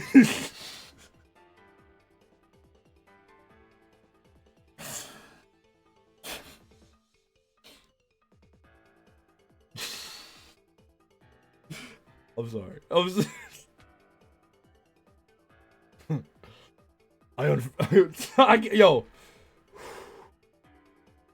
I unfairly pulverized the competition in asshole pageants. And I have received a lifetime ban from ugly contests by President Shitface himself. My blood is not fit to flow through a sewer, and my sign is a pictographic symbol that loosely translates as, please hike through these pants up to this guy's armpits, chain him to a flogging jut, and make him a fucking example of this sorry sack of shit. When I look in the mirror, my reflection slowly shakes his head, while I wet myself in shame. What? That was it, wasn't it? How was that not fucking it? Did I forget an apostrophe somewhere? No, Carcat, that was not quite the password, but you were on the right track. Can we just talk now? Do you even remember the right password? Something along the lines of gratuitous self-deprecation forced into my mouth, involving reference to some kind of weird human coupling ritual. You're being deliberately dumb. It was, if I hate myself so much, then why do I hate marry myself? Remember? I was just using the password system to poke a little fun at you. And you turn it into this whole overdramatic thing, jeez. Can we get down to fucking business again? I wonder if we will ever be able to start a conversation without having a ridiculous argument about the password system. If you would drop the password system and let future me talk to you, he might be able to give you an answer. Spoiler, the answer would be no, because the passwords are redacted. Why would I want to do that? The only guy who's dumber than past Carcat is future Carcat, and vice versa. I have this on good authority from both sources. I still think your use of the terms is kind of asinine, but there really is no past or future Carcat from your view. There's Carcat who knows less stuff than Carcat who knows more stuff. Why not just gather the facts from the one who's got the lowdown already? I mean, I do it myself, but I can't stand the guy. You see, that's your problem. Okay, one of your many, many problems. You have no patience to do things the right way. You're always just looking for the shortcut. Even if doing so has brought you nothing but trouble 100 times before. It's sort of funny that the only thing standing in your way is one of your other problems, your preposterous self-loathing. So you can't even trust your future self to help you cheat. It's like you have so many problems they cancel each other out. That's not the only thing standing in my way. Your stupid passwords are also standing in my way. If not for that, I could be fast-tracking this to Solution City for us both. Exactly. Okay, whatever. Let's just get on with this linear conversation, okay? Okay. So you gave me that silly password, and we ended our conversation a few minutes ago from my end. And I scanned ahead looking for a good moment on your timeline to pick it up again. And I noticed you went back to see her again for some reason. Yes. So I'm just wondering why. What happened to the frog breeding? I thought we were on a roll with that. Yes, we still are. This little detour was related to that task. We should be nearly done. What was she even saying to you? I can't understand a word of that horrifying gibberish. I can understand her just fine. I still don't really get it. Why my denizen was such a nightmare while yours apparently gives you guttural pep talks in some Byzantine monster language. We already talked about this. Echidna and I have an understanding now. Ooh, vague bullshit. It's the exact fucking thing I can't get enough of. Well, maybe if you weren't in such a grumpy hurry all the time, you wouldn't have killed your denizen so quickly. You might have actually learned something. Huge, ugly monsters are for killing, period. Did you ever talk to Kanaya about it? I don't remember. Maybe? I'm a busy guy, Jade. I talk to a lot of people about a lot of stuff, including myself. Her situation was very similar to mine. I thought she killed her denizen to light the forge or something. It doesn't sound like you got the whole story. Or maybe you just weren't listening to her. Well, I sure don't think it was whatever you did. In any case, I thought all that was over with. Why are you back? What does this have to do with frog breeding? This was Kanaya's suggestion. Kanaya still helping you? Yes, I'm talking to her right now, actually. Oh, I see her across the room. She's not talking to anyone on the computer right now. Of course not. She's from a different time than you, genius. Which time? A few hours in your future. Ah, I see how it is. You won't talk to future Karkat until I jump through your fucking password hoops and become him eventually. But you'll talk to future Kanaya just like that. Double standard, anybody? Jay says yes, please. This nigga Karkat is so fucking funny. You are so ridiculous. I have Kanaya using the same password system as you. She's just a little further ahead on my timeline is all. It would be pretty hard to keep you both synced up. I thought you didn't want shit spoiled from the future though. Yeah, from my future. I don't want you guys telling me the things I do before I do them because you talk to future me. But knowing a few things about your future doesn't really matter. Not that I'm going to tell you any of it, so don't ask. Fuck. I don't think I'm on the verge of becoming a religious person. I just don't know where else to turn to remove the awesome suffering that Trollius temporal chat bullshit miraculously continues to inflict on me. Maybe the mirthful messiahs will come and take my pain away? Oh yes, that sounds heavenly. Jade, please excuse me while I go paint my face to outwardly reflect the beauty of my inner awakening, and drop my think pan mercilessly to reduce my intelligence to the level necessary to sustain these beliefs. What are you even talking about? Are we almost done crafting this master plan? I have stuff to attend to here. My team is falling apart, and I can't find Gamzee anywhere. I'm worried he might have wandered off somewhere and got hurt. Well, you'll find him. I thought you weren't telling me about my future. I know, I made one exception, but only one. Let's move this along. Just update me on the frogs and give me a new password, okay? Kanaya thinks we should all talk about this. She says you're important to consult on the matter, but the you from her time is too busy. Busy with what? She's opening a memo.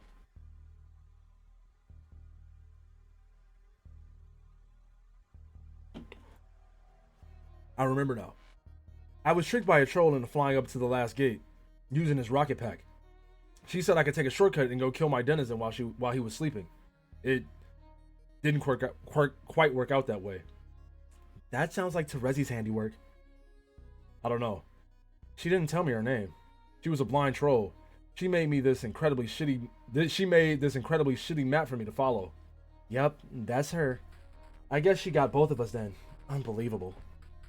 She tricked you too? Yes. Well, not tricked. So much as made a pointless coin flip and stabbed me in the back. Wow. That's pretty cold blood. That was cold blooded. Oh, my fault. Oh, sure. She was easily the most underhanded and villainous member of our group. Cap. I can't. Cap. I can't. But I did let my guard down. And even when she stabbed me, I sure didn't think I was going to die. Why not? It turns out immortality isn't all it's cracked up to be. Let's leave it at that. So I guess you never turned around to giving me immortality like you said? Or killing me for that matter? Sounds like the blind troll beat you to it. No, I did, but This would be hard to explain to you.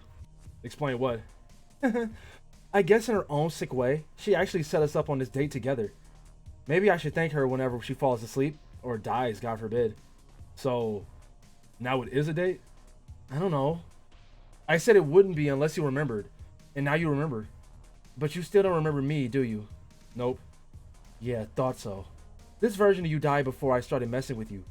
Not that I expect you to understand what that means. No, I get that. If I had decided not to take the shortcut, I would have lived, and then you would have talked to me a lot. Yes, that's right. I guess I should have learned to give you more credit by now. Well, I might not have figured that out if not for some things that just happened.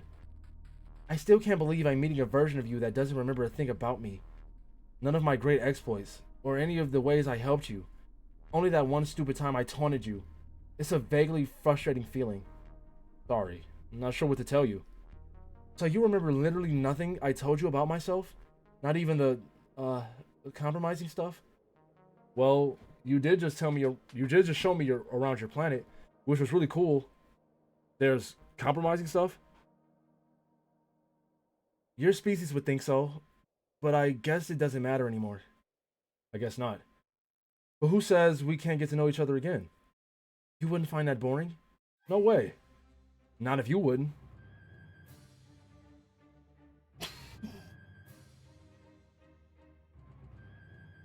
You said the name of the blind troll who killed us, but you haven't told me yours yet. I haven't? No. It's Friska. Nice to meet you, Friska. I'm John, even though you know that. Yes.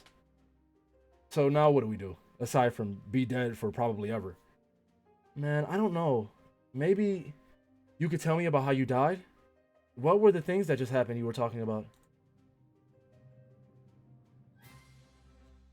Well, like I said, I flew up to the last gate like this. Oh, nice boost.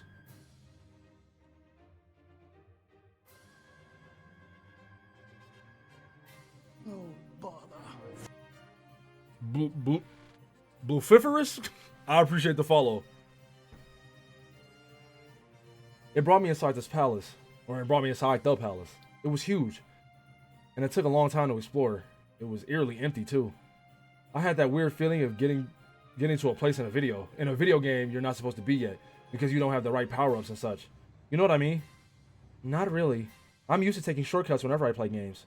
Oh, okay. So I started getting crazy nervous the longer I was down here. And I was starting to wonder if my silly iron pogo hammer would even do any damage against the monster. What? Against a denizen? Of course that piece of shit isn't gonna do anything. If I were you, I would have chucked it into the forge. Excuse me, it is called the Wrinkle Fucker, and it is totally amazing. It might be alright if you combine it with something awesome. Like some cool dice, for instance. That's so absurd, like anything like that would ever even happen. Oh, Flash?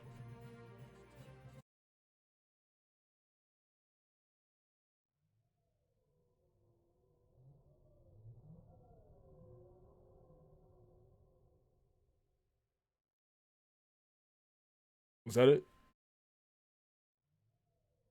It was just the sound? Oh, okay, I heard you. What's this?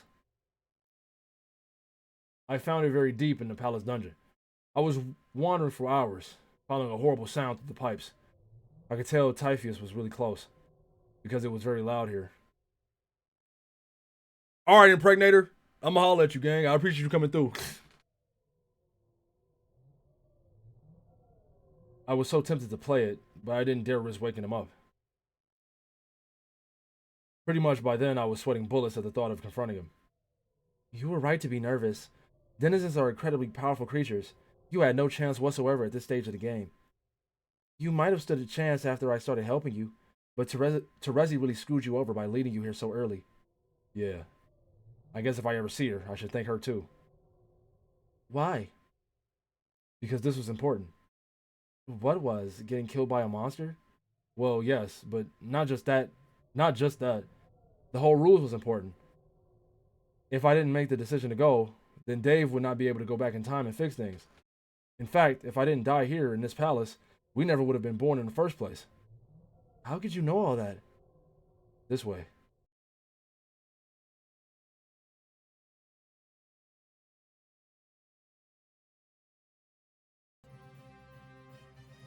This denizen doesn't look asleep to me. Nope. He was wide awake when I found him. I practically crapped my pants. Well, that explains your quick death. If your denizen was anything like mine, it wouldn't have wasted much time before unleashing a huge shitstorm of devastating monster magic. What was your denizen like? Her name was Cestus. Or Cetus. Cetus? She was this awful sea monster. Her lair was deep underground amidst a bunch of shipwrecks. She was quite vicious and territorial. I knew I had to kill her quickly to release the horde, before she had the chance to do anything tricky. What do you mean tricky? Did she talk to you? Oh, of course. She was babbling in riddles through the most of the fight. I wasn't paying much attention though. I mean, what creature doesn't speak in boring riddles in this game? So, is that what you all did? Kill your denizens as fast as possible without listening to them? Yeah, pretty much. We were all pretty good players, remember? Yeah, so I've heard. Well, okay, I can't exactly speak for everyone. There was a lot going on, and I don't know how some people went about beating their denizens. For instance, I'm not sure how our hero of Breath did it. Maybe the monster just released the horde for him out of pity? Maybe he just talked to his denizen. If there was a way to avoid a tough battle, I'm sure he found it. It sounds like a good way to cheat yourself out of a lot of sweet XP and loot, though. I don't know, you might be surprised. John, are you saying you had a nice friendly chat with this hideous bloodthirsty creature before he killed you? Yes. Typheus may not be pretty to look at, but he's not a bad guy at all. That was all the pics? It seems she's acting out again. Sorting these clippings will have to wait a while I settle her down. I apologize profusely. Please continue to help yourself to the serviceable Arrow Command in my absence. As a first-class host, I keep a healthy supply on hand at all times. Okay, Ferris.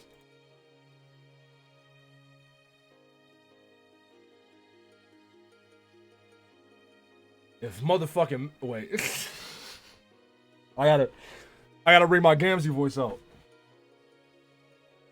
If motherfucking Maddie is all we've ever known it, then it's easy to be missing what be fucking the haps. When I'm all scoping at miracles that are up in the air. Got my sea on of miracles. They're here and they're there. I be checking the miracles while falling downstairs. Seeing the shit out of miracles that are all being up at basically pretty much everywhere. Fuck. Oceans of Fago fucking glitter like space. A fistful of stardust was poof in my face. A million horns hawking, rackets and piles. One wheel device what can rock it in style. It's shit what I wish for, because motherfucking chorus, bro. I'm all a firm believer at the miracles. You have time for my miracles, brother? Do you get your notice on of the miracles? So many fucking miracles. The magic motherfucking miracles. Honk. Oh. Oh yeah. That was so strict. Yeah, bro. Most definitely. Your rhymes, they are ruthlessly disciplinary. And my ear ducts have been naughty. I think they are naughty for more. Motherfuck, dude. You best understand I got more slams in me. They be as forever as my limitless faith and all my believings and shit.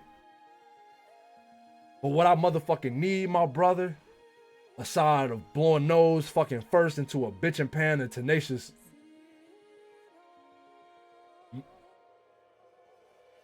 Mucilage? What is this word?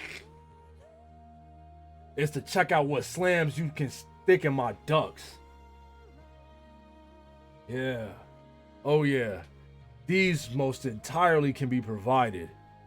They can be dropped straight into the orifices you mentioned. Haha, fucking drop it, bro. Drop it like you spaced out and forgot you were holding it in the first motherfucking place. You brought up a pan, and that last stanza. But the one I'm a fan of is the panhandle poo-ba. Shit. Yes. Shit, it is a legit thing to say about it. About the pan with the man grit. On whom I now slam it. Hey, low key? Low key? They kind of spitting, I ain't gonna lie. Slam it like a fucking door by accident on something that hurts. Honk, honk, honk, honk, honk, honk, honk, honk. You can't handle my slams. Well, unless when you can, in which case, that's cool. I just serve up the hoopla to goat noses that are hoopless about the pan who's called poopa, in the case you were clueless about the pan who can man up and is able to stand up. Oh, wait. Old legs unlike mine, which are functionally useless. Why you keep calling them poopa? Pupa. God damn. You were dealing some hearty reproach tonight. This is Black Thought. That's done. Okay, look. Chill out. Let's relax. Flying fucking high, man. Higher than a laugh fasten up on the motherfucking grief trapeze. Higher than a subjugulator getting his weep on for the vast honk. I believe in the cum. Haha. I wish. Nah, bro, I'm serious. Your rhymes are fly as the most wicked piece of shit a miracle ever took in the sky. Someone clipped their motherfucking wings so I stand a chance. Whoops. I mean, sit a chance. Fuck. The only thing more fly than the rhymes I'm saying to express all my malices is the ability he had I wish was mine instead of, I guess, the excessive paralysis. Whoa, that nigga kind of just left Alternia. He ain't leave Earth. He left Alternia with that one. Look out for the hook, bro. Get off of those wheels. Get off of those wheels. If miracles aren't fake, he'll get off of those wheels. Oh, wait, hold on. Let them cook. But high, in this case, has double the meaning. It means he can fly. Plus, does high self-esteeming.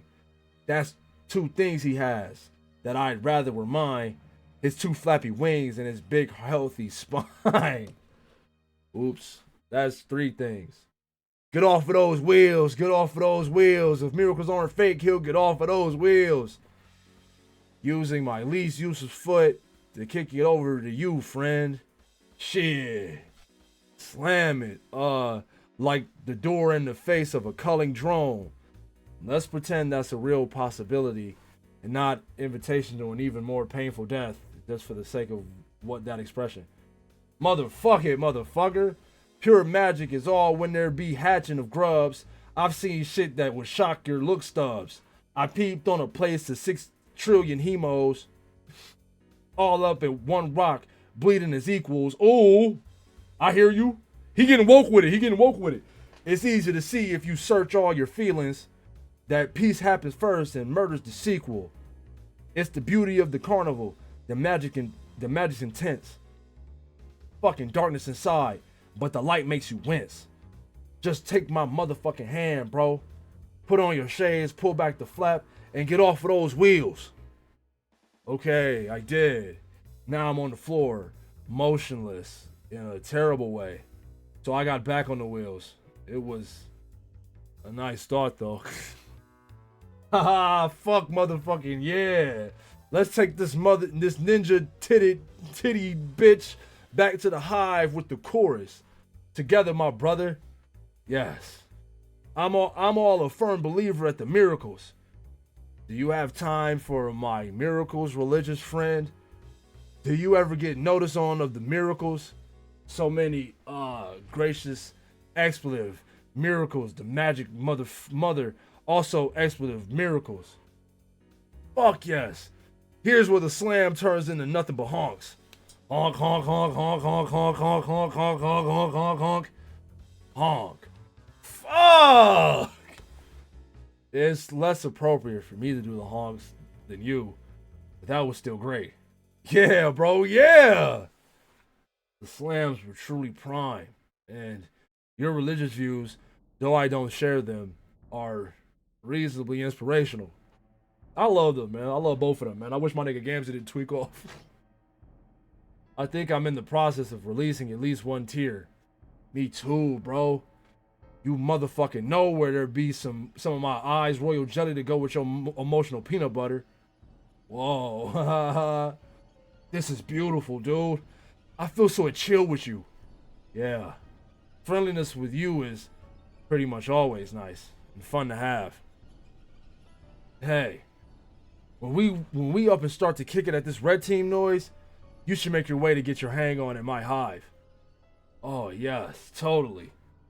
We could split a 10. I dead ass to go say pint. I like Gamzee drinking lean is like is so embedded in my mind that I my brain turned 10 into pint off the top. We could split a 10 of the pimpest sneeze I got on hand, baked up all special for you, and then maybe make out a little. Huh? Oh shit. I actually Yowie Jam. I didn't know.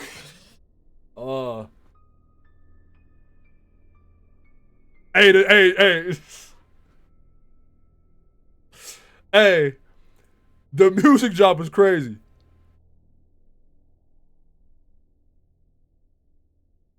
Now everybody going slop, slop, slop. Wait, hold on, man. Hold on.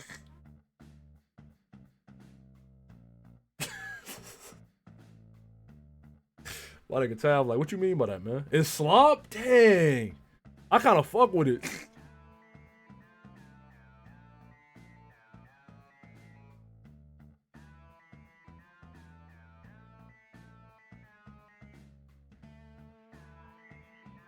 Oh, shut up.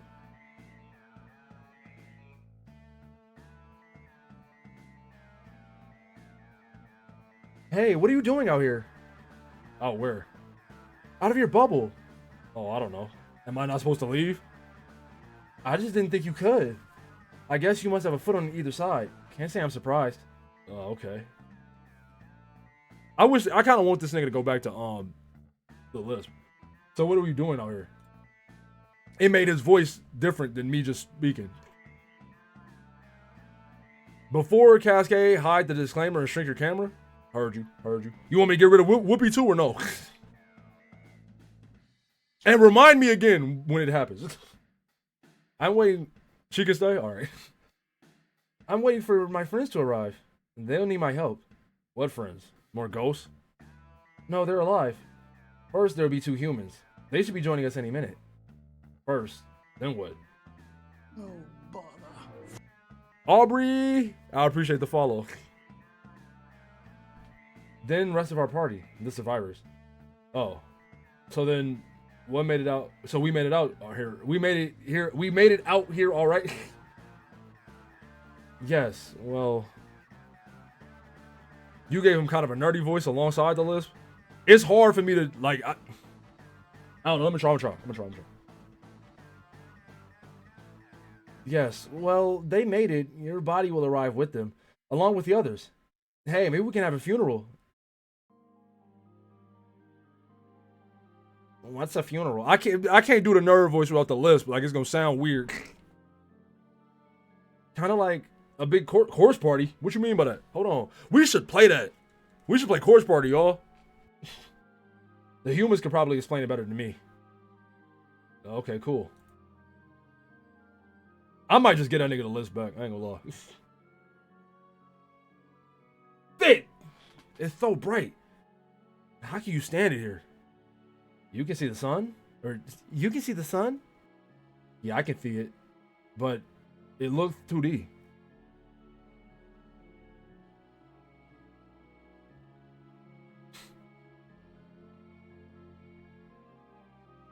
Damn, 4,000? Fuck. I didn't even realize.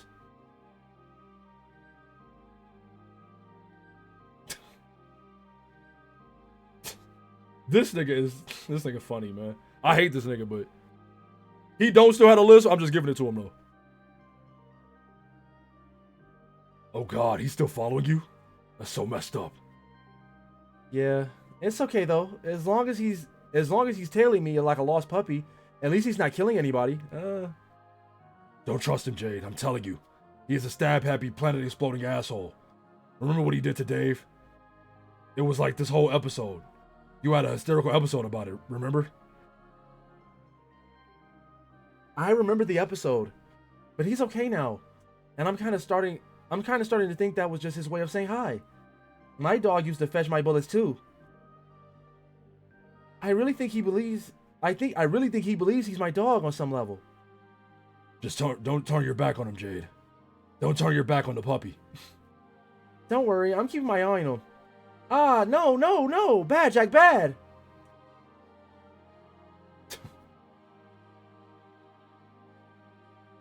Just frying me. This nigga is King Von. This nigga is a walking nuclear bomb. And Jade just whacking a nigga with a newspaper.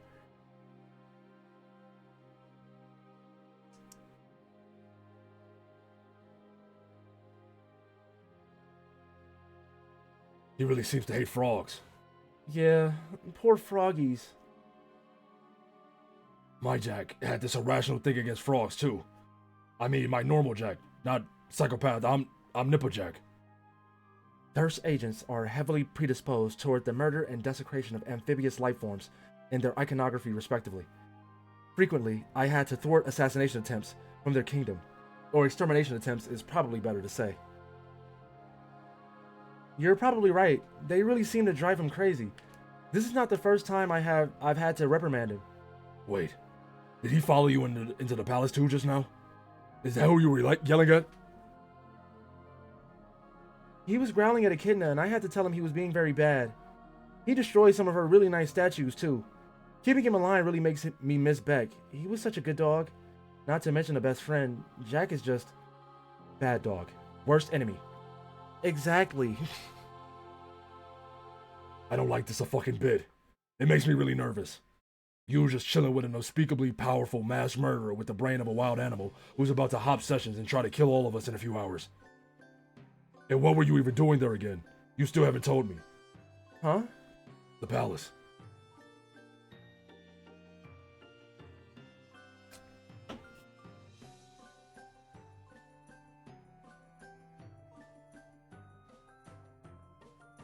I recommend she return to her denizen for advice.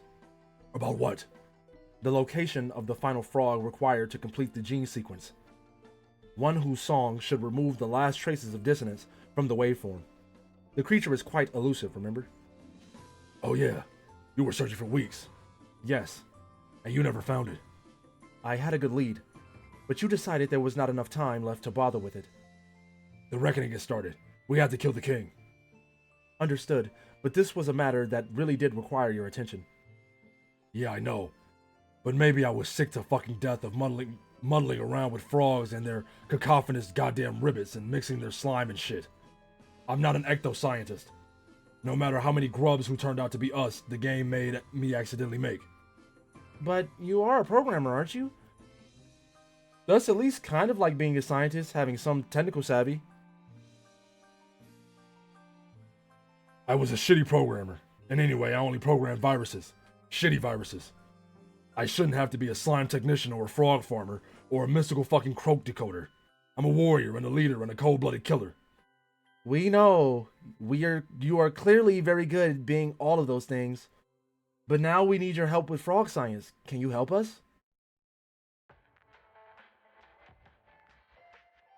How long would this take? I don't mind helping, but I have major leadership duties to attend to here.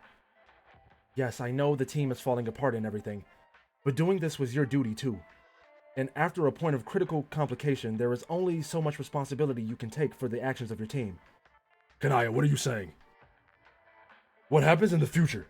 Are you giving out some assurance that things will work out?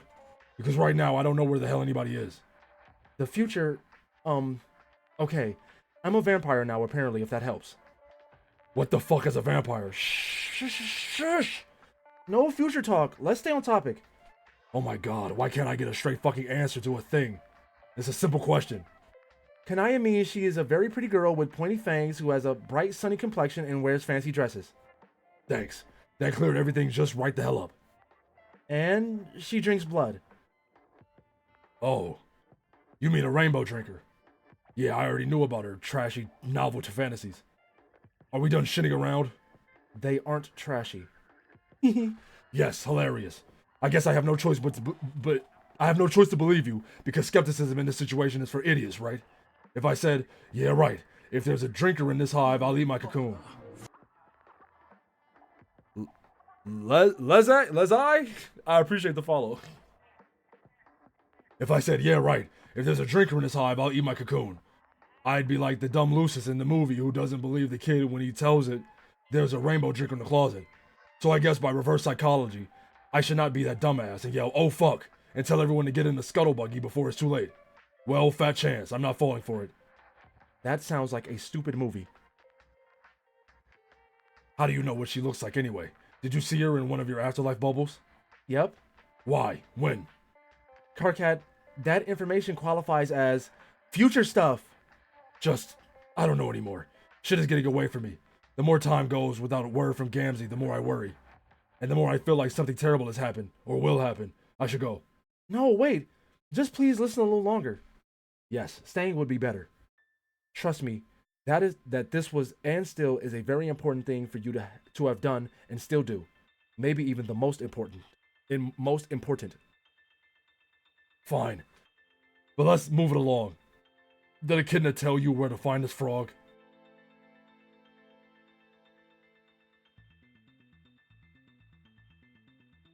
Not exactly. She just helped me remember. Remember what? Something from my past. If I accepted her terms. What were her terms you never did tell me? Yeah, because you never told me yours. Oh. I just thought... I am the one and only. I appreciate the follow. I just thought it wasn't that important or interesting. Since Carcat thought the battle was more pressing than to wait for me to locate another frog. Also, what she asked me to do was impossible. So, yeah. Yeah, she made me promise to do something that sounds impossible too. Except, I actually agreed. I have no idea how I'm going to keep my side of the bargain now that I think about it. Excuse me. Remember fucking what? Oh, right. Where the last frog is. Or was. The thing is, the frog we need is nowhere to be found in the medium. It was on Earth, but only very briefly. It was when I was young, before I woke up on Prospect. I had begun sleepwalking, both on the island and on the moon. And in my dream, it was very bright. I saw something in the light. I couldn't tell what it was, so I got closer.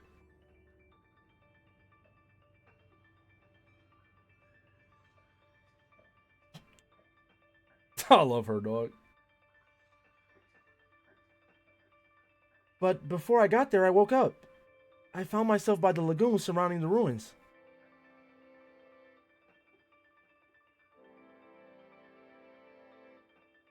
I was about to walk home when I saw something appear on a lily pad. It was a frog. An amazing shiny frog, not like any other I've seen in the lagoon.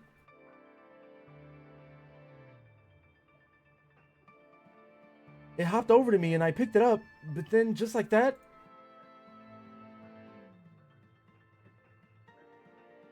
it died.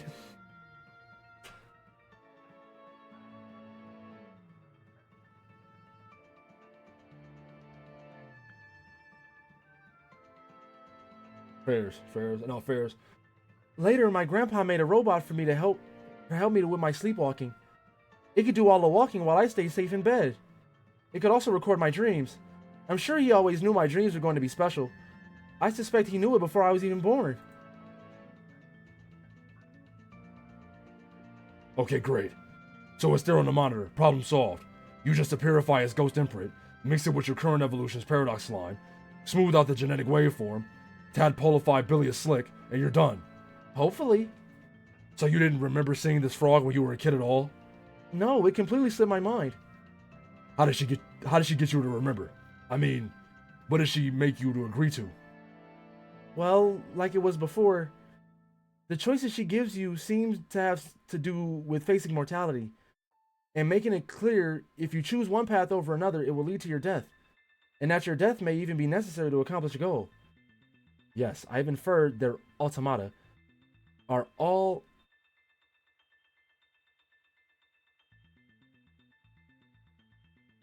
personalized variations on the presentation of such dilemmas. Yeah, but that is not really what made this hard. I mean, nobody wants to die, of course, but at least that's a clear thing. You either do or you don't. You know? You said what she asked was impossible. It might be. What were her demands? She said that if I accepted her help, that I would have to make a promise that whenever we left this place and wherever we end up going, she had to come. Huh? Not just Echidna, but all the denizens. Their palaces, their consorts, their lands, everything. I have to bring them all with us.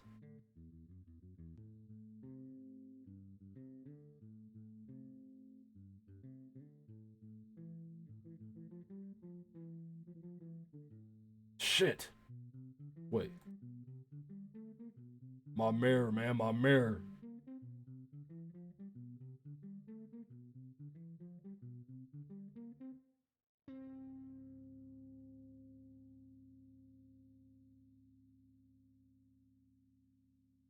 That was all of them, right? That was all of them? Yeah. That was all of them. That was all of them. All right. Proceed. Fuck. Bro, sloppy makeouts now on the roof.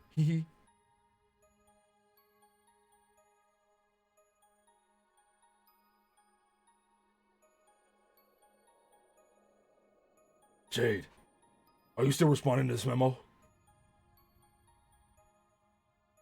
I guess I don't have much energy left to argue about passwords. I didn't even get a password last time. I had to leave abruptly because Solix and Eridan started dueling again. And then Fefri and Kanaya, it all happened so fast. And now Gamzee is hunting us all down in murder mode. He's been taunting me through other people's messaging devices, and leaving me disturbing notes. I'm sure others must be dead by now. And now Solix is blind and I lost track of him somehow. I heard a stray honk and I ran and we got separated, and I'm starting to think this might be a Doom timeline. That's why I can't get in touch with anyone. They must be dropping like behemoth leavings out there. And that must be why Future Kanaya was talking in this memo. But now she's dead, which makes that impossible. It wasn't supposed to happen this way. Gamzee isn't supposed to go crazy. I think if he does, it means we fucked something up. It means I fucked something up. He's my responsibility. I have to make sure he's safe, and I didn't do that. One time, one of the doomed Aradias told me she came from a time where he flipped out and killed everybody because of my failure. I didn't take her seriously, but I should have. She was constantly fixing my fuck-ups.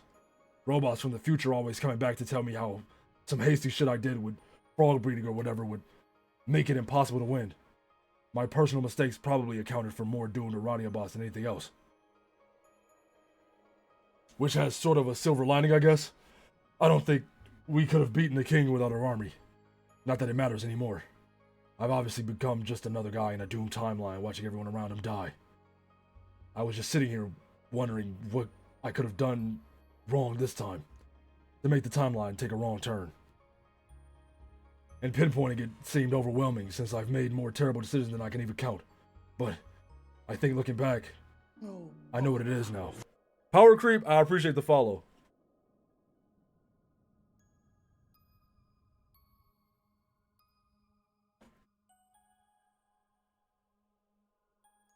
It was before we got trapped in this meteor. On this meteor. Before Jack showed up.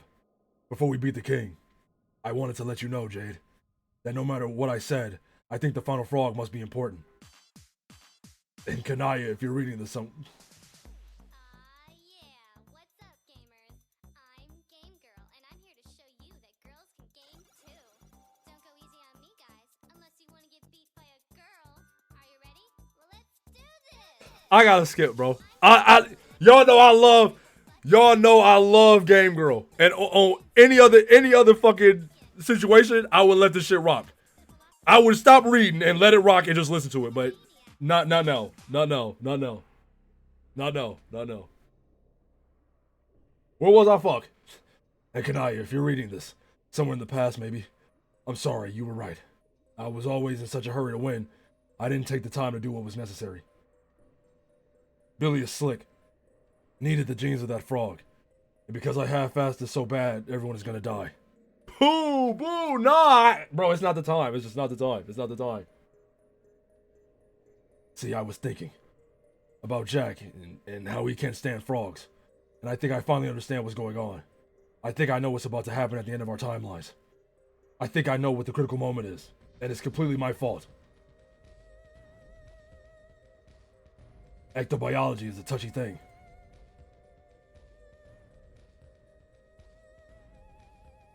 Especially when you're building the genetic code for an entire universe. Our Genesis frog needed the genes from that final frog.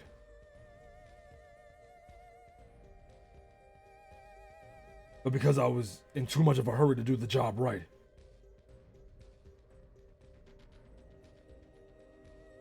he's missing a critical sequence in his DNA.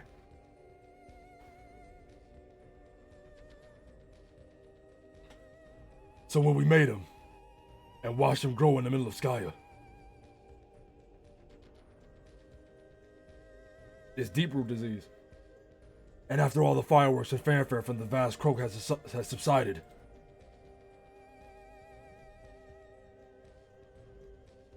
I kind of felt like he didn't look so good. Like he was sick.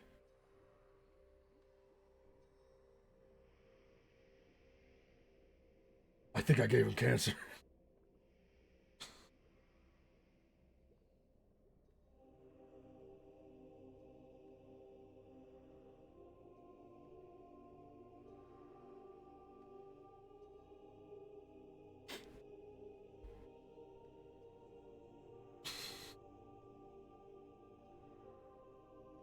I gave your whole universe cancer, Jay.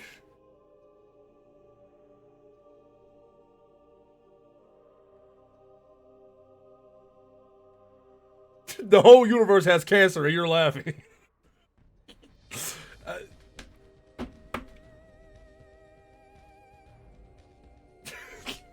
Y'all think this bad, man. Wait till y'all see the SIDS clip. Wait till y'all think laughing at cancer crazy. It's just I wasn't expecting cancer. I'm sorry. Even though I suppose it makes perfect sense. Seeing as my man's this fucking thing, his what's it called?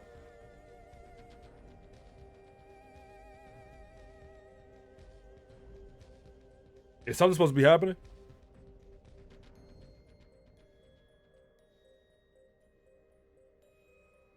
No? Okay, heard you. Sorry.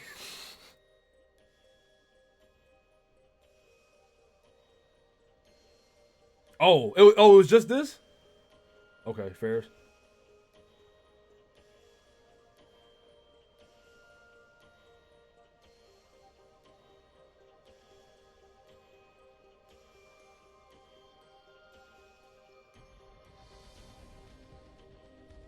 It's all your fault.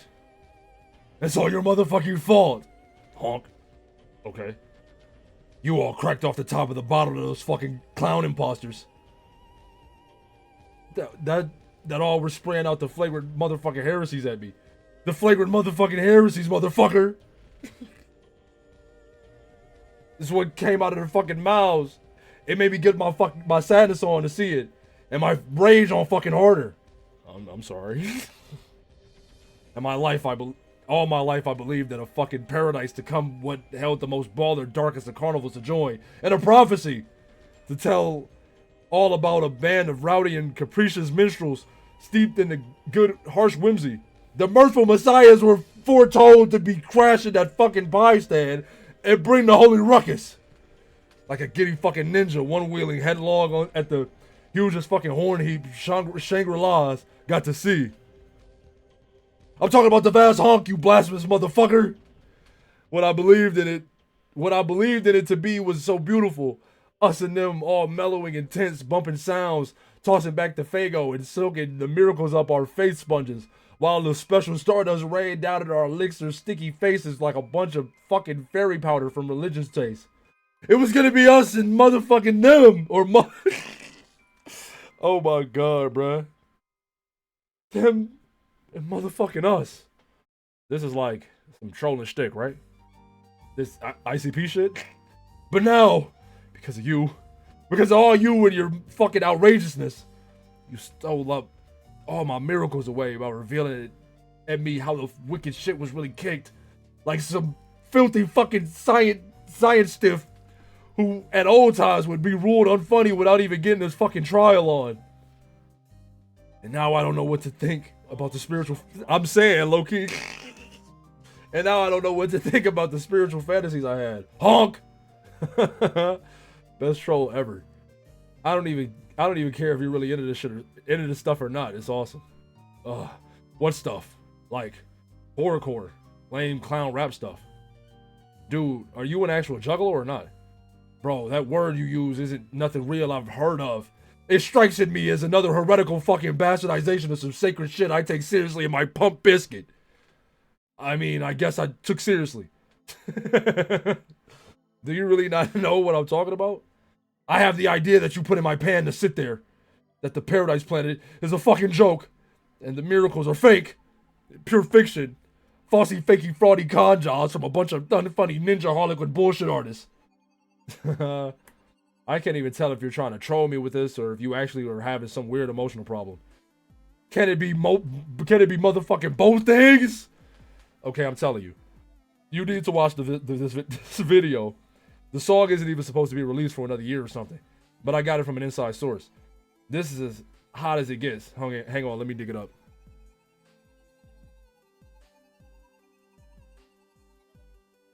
No. Motherfucker, no, bro. I'm not looking on any more of your blasphemies. I really just came back on to tell you to motherfucking say that while that sickening noise you did at me is your fault, there's something I did at you what's mine. I did something that's motherfucking atrocious to your posse. Made your whole crew of jokers get to being kind of mentally motherfucking unstable. In fucking fact, that atrocious business I got to doing, I did that shit to your whole universe as a matter of motherfucking fact. You see? You motherfucking see? I finally got all caught up in what's true behind the sweet mirth of the bitch and blood circus. I reached deep down and got at where all the real harsh whimsies were hiding from inside me. In the angriest ways, I found out my dark ancestral chuckle voodoos within. And then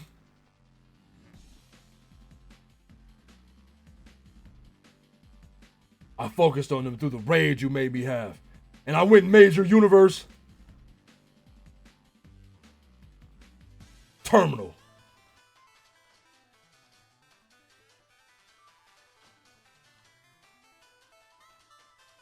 None of that really meant anything, but okay.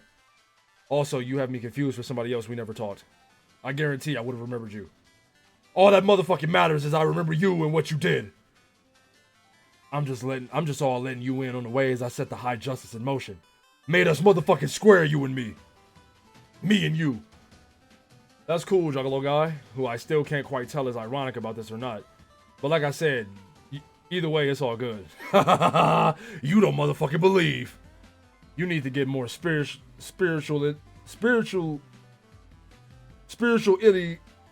you need to get more. Why can't I read this shit? Am I stupid? Spirituality into your superstition ghost. Like the motherfucking faith chump that what I was. As if I'd forget to do my chuckle voodoos to you too. To fuck up your dreams. And make your worst fears come alive. And get up on their haunts in your nap happy pan. What? What fears? You motherfucking know, brother. It's the fucking puppet. The one that's all got to be my best fucking friend I got now. Now that my other buddies managed to be having his head chopped off. Oh god. Did my bro put you up to this? I should have guessed he might have had a hand in some of these shitty trolling escapades. Your bro's dead, bro. Couldn't keep my new friend captive no more. Release your nightmares right into my warm fucking embrace. And now I listen at what they whisper through my hair ducts. Jesus. You're fucking insane. I'm all hearing these amazing motherfucking things. I think he'll help me refigure out what's the real reality about the miracles. He'll help me to motherfucking discover the truth of who the messiahs are. The real messiahs. Not the false mess of lies. Honk. So, my bro's idiotic ventriloquist dummy is responsible for this. Can I say this? You can't say the shortened version. You can't say the shortened version, but you can say the full version. My bro's idiotic ventriloquist dummy is responsible for this schizophrenic bullshit. Is that what you're saying? Motherfuck yeah, motherfuck yes, bro. What else does he say? He says, all in this little funny voice, that is so very, very, very, very quiet. That it's time to go motherfucking kill them all. Fuck it. Well, that sounds about right. Better do what he says, dude. Yeah. Here I was to come at you with all these unruly upbraids I got pent up. Well, you know motherfucking what? I should be getting grateful to you for sharing at me your wayward dick heresies, brother. The road to the Dark Carnival has never been paved with louder honk horns to tread upon. And scare the living motherfucker out of the low-blood faithless with each step. You're either literally an insane psychopathic murderer or some kind of trolling savant. Time to block you now, but let's do this again. You fucking know it, bro. I like you. Wouldn't mind taking that pale marshmallow you got as a nug bone off your shoulders. For this collection I got started on. Add a little strawberry jam to this peanut butter sandwich I'm making between my motherfucking lips. Holy shit. Hey, before you go, how about that we...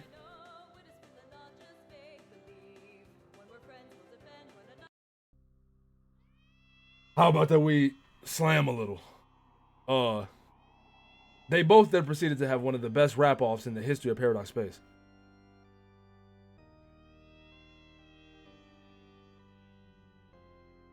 What did I say? Oh shit!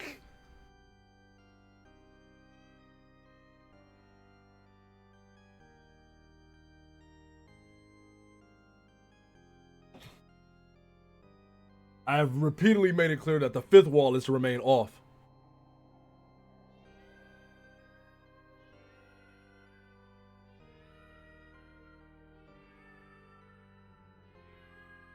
I refuse to acknowledge this foolish man's self-indulgent rubbish. His frivolous charades have no place in this building, or anywhere in this reality. Am I making myself understood, young lady?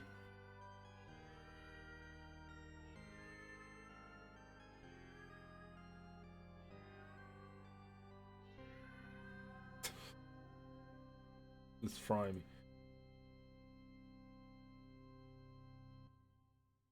His defective genes probably made it impossible for your session to be successful.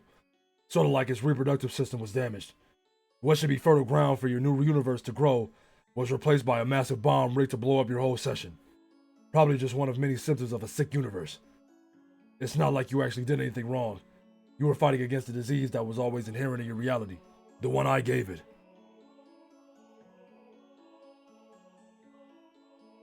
But I don't think it's like a normal disease. Not like a cellular mutation that's out of control. The cancer took a specific form, like a complicated series of terrible events rather than faulty cell division. There was an eventuality in your universe that was inevitable, that we all unwittingly helped make happen, all concentrated through the actions of one hostile agent, in the system with an instinct to destroy everything it hated, and then given the power to do so. And unlike a normal disease, it wouldn't gradually kill its host from within. The cancer left the body, chased out, as if by an immune system. But the problem is, it wasn't any less deadly on the outside, and no less determined to finish the job.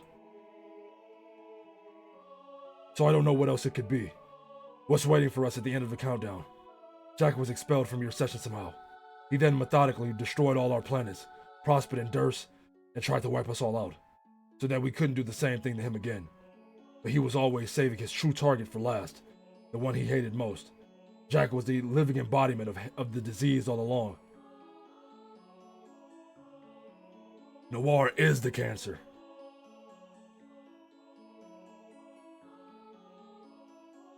It's him. Anyway, that's the end of how everything's my fault completely.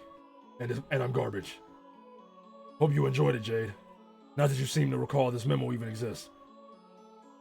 If you see Kanai in Death Bubble Hell, please tell her I'm sorry I let her down.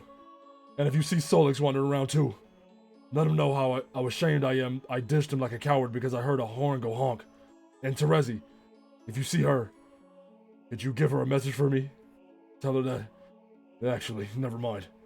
I'll probably be able to tell them all in person soon. Seeing as an idiot in makeup is about to roll over my naked squeal pipette with a one-wheel device.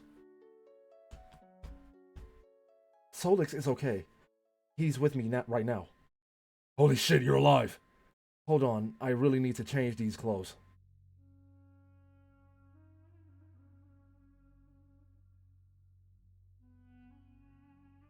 Oh, well, I have to suspend your furniture privileges again. All of this is in less than a day IRL time, by the way. They keep telling me that. I'm like, damn, there's a lot to happen in one day. God damn. I see. It's another one of your moods. We will have to work on ironing out this behavior before you meet your true master. Hey, I don't got that emote on Twitch, do I? That's only in the Discord. My fucking damn. I gotta add that to Twitch. Is that on Twitch? A sub tell me. I low-key don't remember.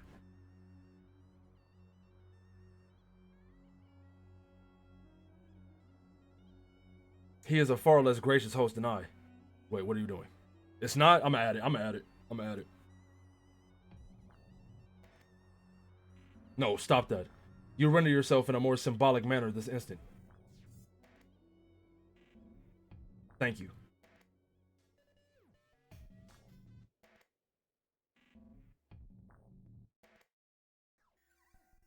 Oh, is this what we're doing now? Maybe I've not been strict enough with your breathing privileges either. Damn, breather. That's a crazy bar to drop.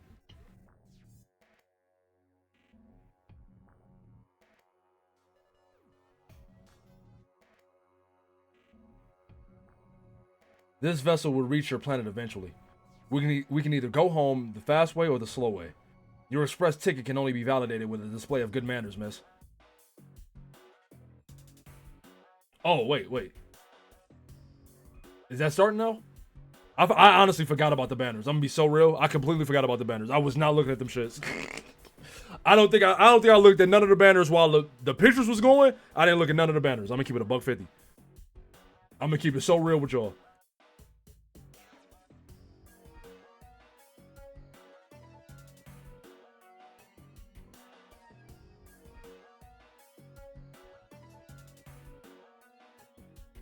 Youth roll.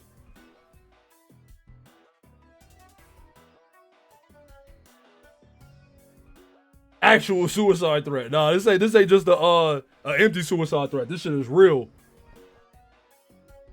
I think all grooms are L grooms. Yeah, facts. Damn.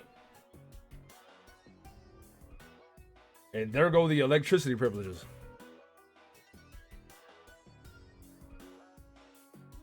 I think now would be a good time for another round of re-education regarding her purpose. A little refresher on the prestigious employment opportunity for which she is being groomed.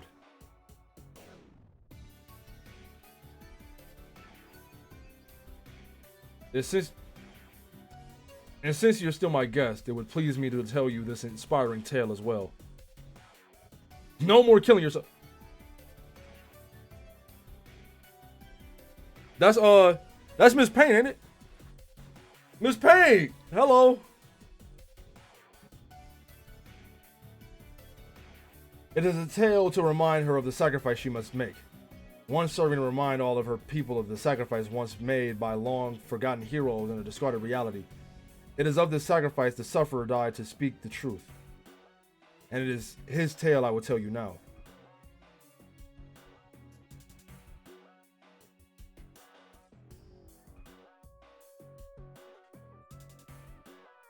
Okay. Once, in this very universe, you could say, Alternia was home to a peaceful race. Trollkind had never known the corrupting influence in their evolution which led them to perpetual war and violence. That is to say, they had never known me. As was true of the bellicose world we know. There came to be 12 heroes on this peaceful planet. These heroes too had 12 ancestors whose fortunes were entwined with theirs. These 24 figures of legend were not of this world, but sent from the sky, delivered from a reality not yet conceived. On the eve of their race's extinction, the 12 heroes would begin playing a game. They would make an admirable effort, but they would fail. Their civilization had not prepared them for the rigors of this game, and the ultimate reward... Mob Slicer 152, I appreciate it. On the eve of their race's extinction, the 12 heroes would begin playing a game. They would make an admirable effort, but they would fail. Their civilization had not prepared them for the rigors of this game, and the ultimate reward would fall shy of their grasp. But their failure was more comprehensive, more systemic, than a result of simple inadequacy so common to young players of this game. Though they could not recognize it for the bad omen it was, this session was not the one in which they had been spawned. Such is the symptom of a subtle glitch affecting certain sessions, an error designed to trigger an unfathomable cascade of misfortune throughout paradox space. This glitch is the calling card of the one I serve. It is the discreet, gentlemanly manner in which he reserves his place in a universe for later visitation. The heroes, understanding their defeat was absolute, sought advice from their mother, or from the mother of all monsters. She offered them a choice. The heroes could either accept their defeat along with the extinction of their race and put no others at risk, or she could show them a path to a second chance, to a reality in which the chosen heroes of their race would be strong enough to succeed with ease and claim the reward. This reset would come at the cost of wiping the failed heroes from existence. They would live new lives from scratch, playing different roles in the reset reality, with no memory of the game they played or the choice they made. The heroes chose to accept this bargain and scratch their session. In doing so, they jump-started the reality in which the 24 figures of legend would together be created, and I as well, and then sent back in time to take our places in history. Though I was delivered well before their history even began, before the dawning of life on their planet. This time around, I would oversee its development and thus fulfill the mother's promise of an aggressive, ruthlessly prepared group of heroes, one that would not rest until victory was secured. The young 24 would again be scattered into two groups, 12 modern contemporaries and 12 ancients.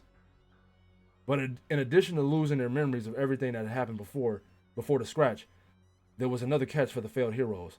In the new reality, they would not serve as the heroes. They would mature to become the ancestors of the 12 they formerly regarded as theirs, and this 12 would be chosen for glory. These children would be the heroes to achieve victory and have the reward easily within reach. Of course, this promise was fulfilled to the letter, as you have seen. The entire bargain was executed without a single hitch, as those authorized by my master always are. There was, however, one minor anomaly. One of the failed heroes, in his new life as an ancient on this now brutal planet, began to remember. This is his story. This is the story of the Signless. Hold on, man.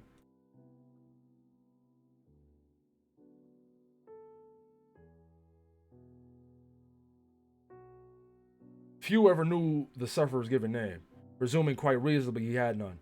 And he had came to be called... Dude, 74, I appreciate the sub, gang. I appreciate it. Few ever knew the sufferer's given name, presuming quite reasonably he had none. And he came to be called Signless. Unlike his peers distributed elsewhere in history, he was not given a sign at a young age. Alas, my fault. There were no signs reserved for one of his mutant blood. His genetic deviation from the social order made him a pariah, forcing him to wander the world alone for many sweeps, concealing the color of his blood to avoid certain execution. But it may also have been due to his mutation that he began to have the visions, spontaneous lucid imagery of his world in peace before its fall. He would never see the complete picture, or fully understand his previous incarnation's role in prompting this fall, or know of my hand in it, but the vision showed him all he needed to see. They held the promise of his people's true potential, beneath the ages of conditioned cruelty. They held the spark of revolution. In time, the visions gave purpose to his travels. He would preach heretical ideas no one else had dared to entertain, let alone risk discussing. He espoused the virtues of forgiveness, compassion, and equality among all bloodlines. He distributed his message intelligently, careful to preach only to those receptive, never attracting unwelcome attention. But his growing movement could go unnoticed by the authorities for only so long. The High Bloods were livid over the unprecedented heresy. And soon, or heresy, I'm stupid. I was like, did I say that right? It's heresy, it's heresy. And soon, a massive sectarian war followed, spreading across the planet and throughout the galaxy. The conflict was lopsided, of course, with the High Bloods giving full support from the Condess and her sweet sea dwellers. Inevitably, the Signless would be captured, and when he was, it was not a matter of whether he would be put to the irons, but how hot they would be if he failed to recant. Damn. Don't forget the camera discussion. I got you. I got you. Oh, yeah, wait. Okay, I'm seeing. Let's live equal regardless of blood. Aqueous would have hated this guy. Oh, God. Dang. During his penance, it was said the sufferer's compassion for his... This nigga, yo, is he... Niggas, he trolled Jesus? Nigga, he's Jesus. What the fuck? During his penance, it was said the sufferers... Yo, this nigga's actually Jesus.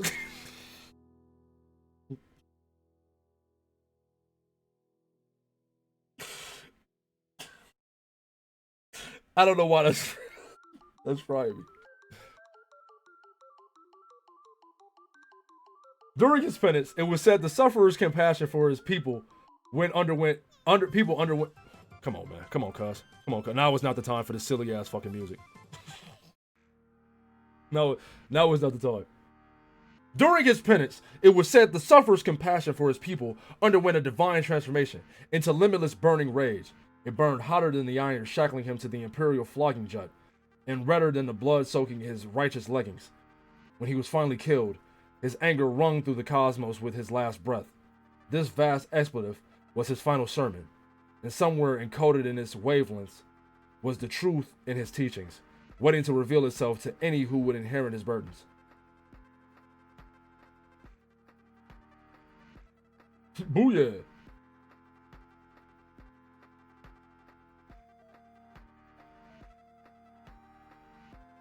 I got a shower, so chat gonna have to hold that. Damn, put chat in emo only. It must be soon. It must be soon. His teachings would also persist through surviving disciples, but in hushed tones. His following would dwindle to an obscure cult facing persecution for centuries. After his execution, the body was burned, leaving only his irons. They cooled in the ash, as if his anger itself was subsiding, and his followers appropriated their shapes in defiance of the High Bloods. The symbols became the sign of the signless, always shown as colorless as the cold iron, to conceal the stigma of his hue. This was as much a reminder to his followers to remain hidden as it was of the sufferer's sacrifice, and his rage hidden like heat in the iron, one day to be reignited by another of his bloodline. The sufferer preached that after he passed, another signless would come, heralding the end times for their planet. The second signless would continue his work and lead his people to glory beyond this realm.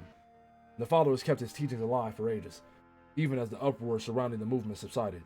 By modern times, the sufferer's scripture was little more than ancient superstition, all but forgotten. Hardly the anathema. How you say this word? Y'all in chat only. Y'all in emote only. Y'all can't even tell me.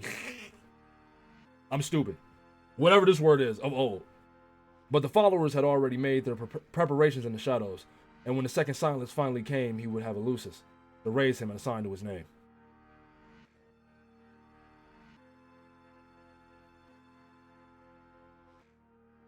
The sufferer required a less conventional upbringing to reach maturity.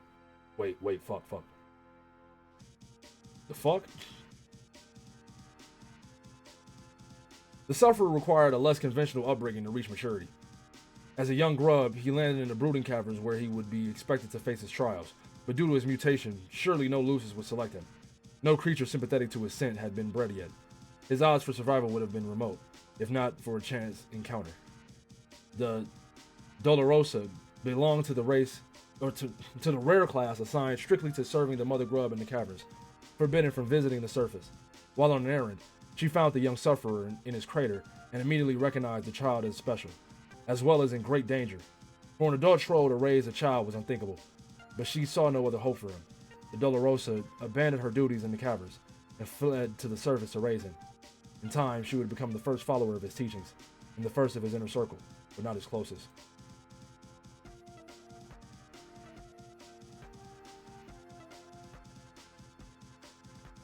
Surrounding him on his rise to infamy. Oh fuck! I keep fucking forgetting.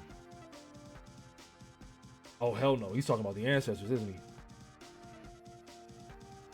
Surrounding him on his rise to infamy and throughout the rebellion were the most trusted elites among his devoted.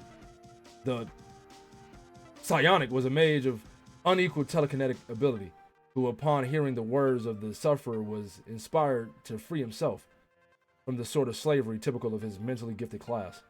But his most devoted of all was his disciple. She listened to every vision he retold, every lesson he preached, and faithfully recorded his scripture. Her ear was open to him. Her ear was open to him always, and in time his heart opened to her. To spread his message throughout the world, they took to the seas in the vessel of legend known as the first ship. It was said their love went beyond the four quadrants, transcending the grid entirely, whatever that nonsense actually means.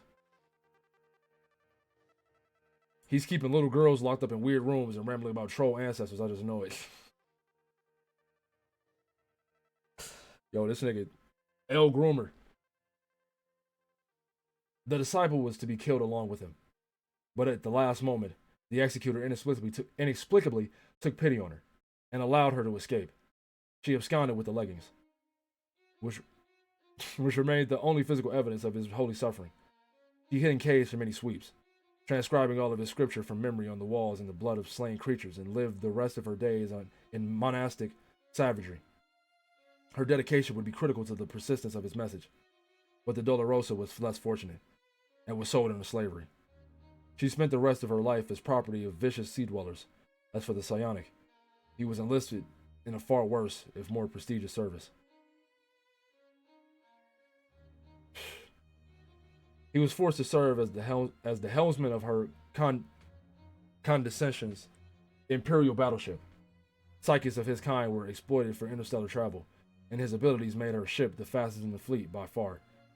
She grew so enamored of her helmsman and his power, she would use her touch to extend his lifespan to match her own. Wait. Not in my fucking comic. I gotta remember. Oh damn, this place is bigger than I thought. Any idea which way he went? Come on, guys, help me out. Oxidiate? I appreciate the follow. Together they explored the stars for thousands of years. Due to the speed of her ship, she would personally expand the boundaries of her empire, typically being the first to greet new races before conquering them. I bet he's behind this door. You hear me scratch? The jig is up. Jane Boater, I appreciate the follow. After making first contact, occasions which she generally kept cordial, she would move on to new territory while a division of her fleet set a course for the unfortunate civilization and proceeded to tear it apart. It could be any of the lethal brigades under her command to receive the orders, be it the Threshcutioners, Cavalry Reapers, Laugh Assassins, or Ruffian Annihilators. Each was notoriously cruel in its own way, and each carried out orders with absolute loyalty, because while the Condus could extend a single life on her whim, she could just as casually cut short that of millions. Aha. Caught red-handed, you bastard. Stop clogging up my story with your troll fanfiction. This instant. Ah!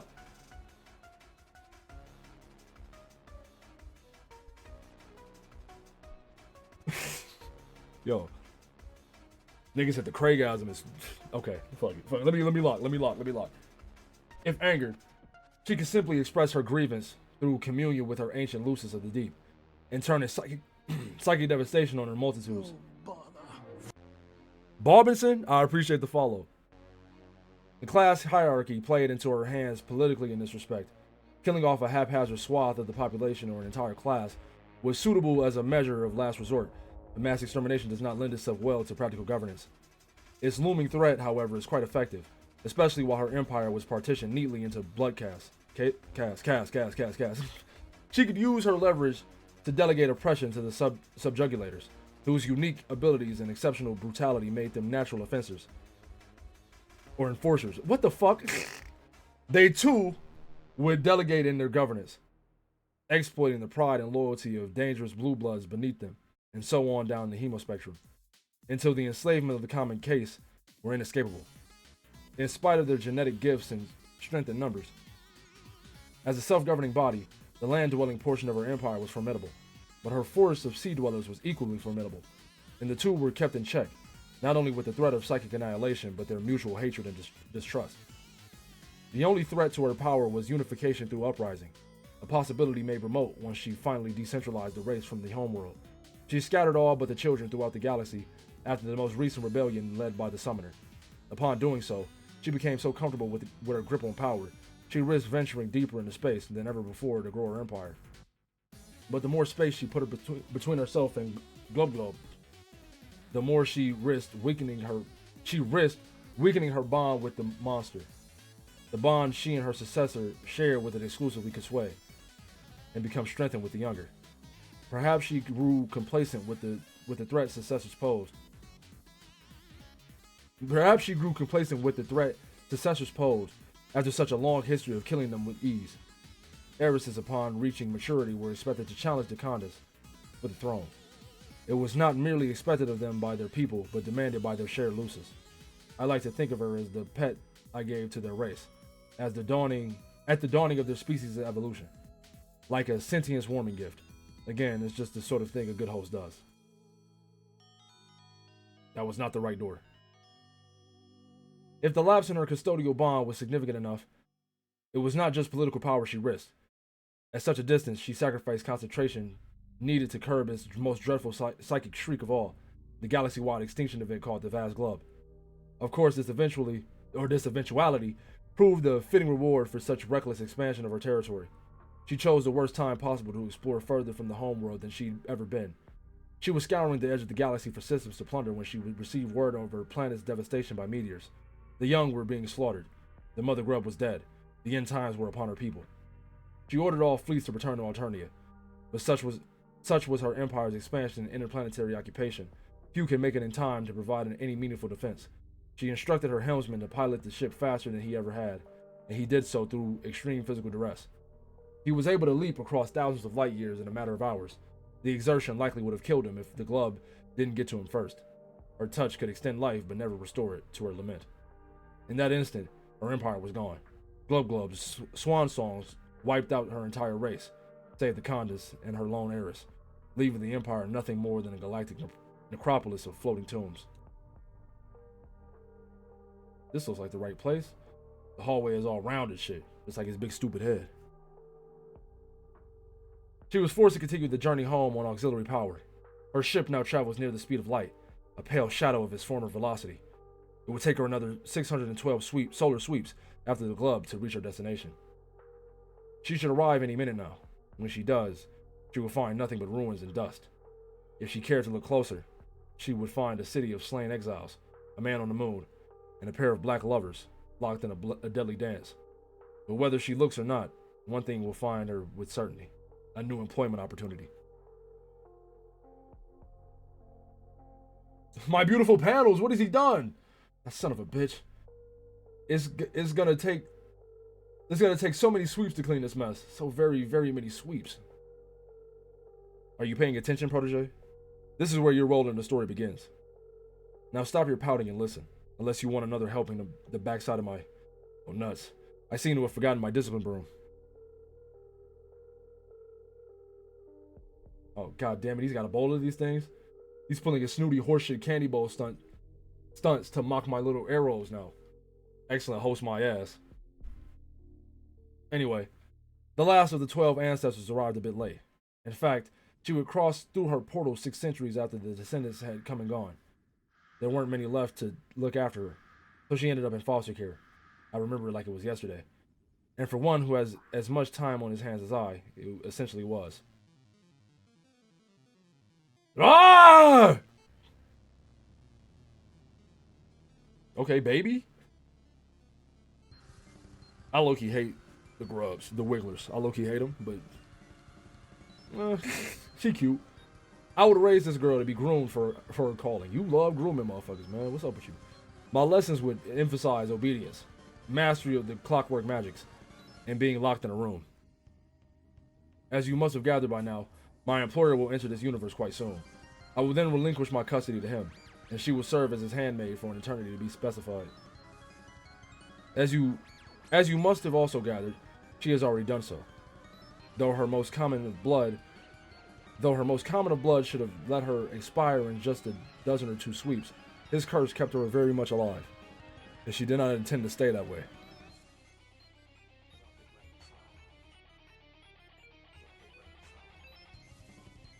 Oh my god, how can these things be so... How can these possibly be so delicious? His curse is one of conditional mortality, with the desired outcome contingent on her service.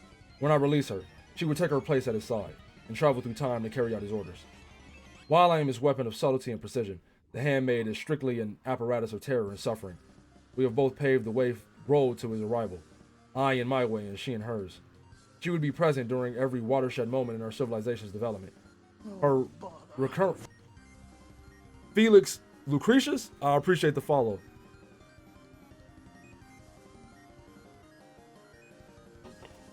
Her recurrence in history would earn her the reputation of a demoness, more feared than even her master. A man, though dreadful, rarely makes himself seen. She stirred up class warfare and intensified bigotry in whatever area she wanted. She must be around right now. She made sure the descendants wouldn't enter a world which prepared them well for the game, and took measures to see that they would play as they did. But once they entered and the world was in ashes, her work was nearly complete. Now, 6 centuries later, she would be given one last order to follow before her curse was lifted. A simple recruitment job.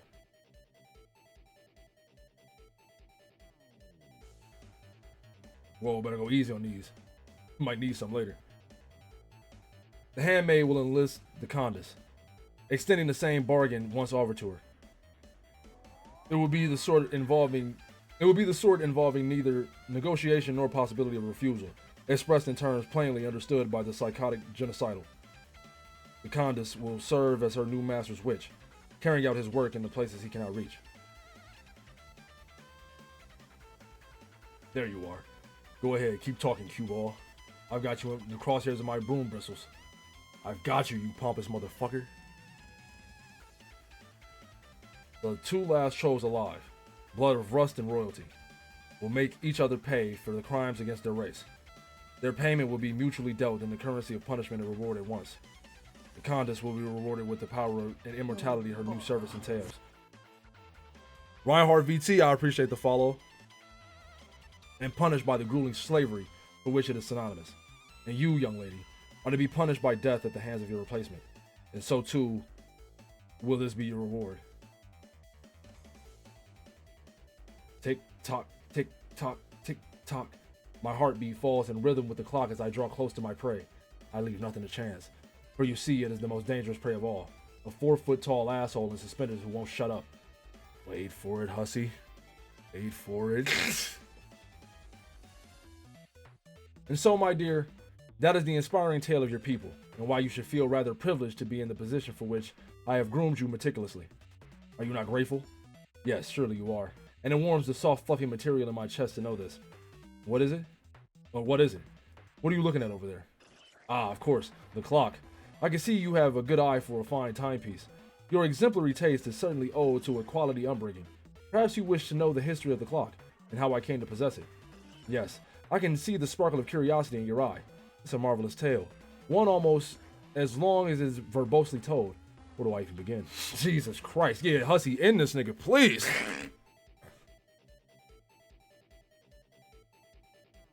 Ah! Dong. Story time's over, windbag. Whoops, oh shit, get this fucking clock out of my way. I'm a one-man stampede and I've got a broom, and that peal of splintering wood you hear is the last gasp of a priceless antique disintegrating beneath the outrageous fury of my authorial hooves. Bat, bat, bat, bat, bat, bat, bat, bat, bat, bat, bat, bat, bat, bat, bat. If I have to put up with one more smug, meandering interlude in my own story, I'm going to crack your head open and serve you a heaping bowl full of your own downy soft puppet ass. How do you like that for hospitality, Doc? I believe you will find out as hosts go, I am simply the best there is. Everybody is totally fed up with your condescending, self-indulgent narrative style. They all want to go back to my slightly less condescending, slightly more self-indulgent style. They kind of hitting that shit. She like, let me get the fuck out of here. See? Even that little girl has had enough of your shit. Run, Aradia's ancestor, run! You have locked up your last Asian schoolgirl, you sick fuck.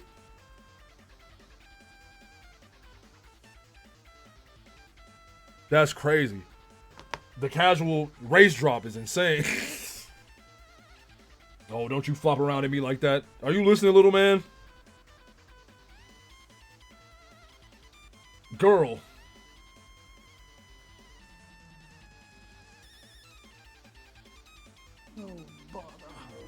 Octavia English, I appreciate the follow. Booyah. You there, girl. Damn. I guess he's just a limp, lifeless puppet when I'm around.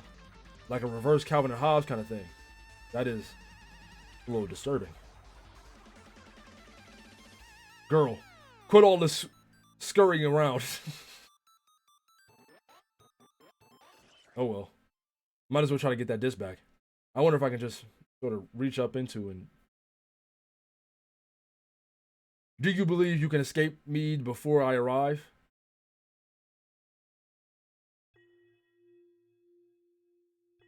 That's English?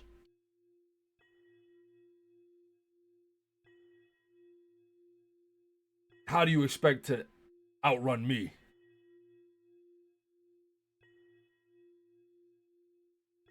This might be hard, Ramen, but when Cascade start, you'll probably want to ignore notice. I imagine you'll get a lot, and we don't need you glancing away from that. I low-key, that's English? Well, it ain't Japanese. +2. I gotta give you a +2 for that.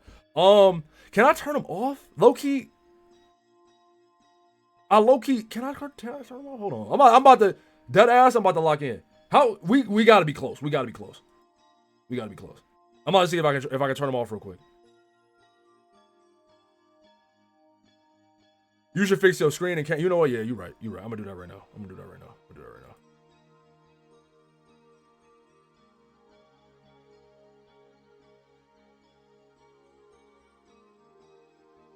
No bother.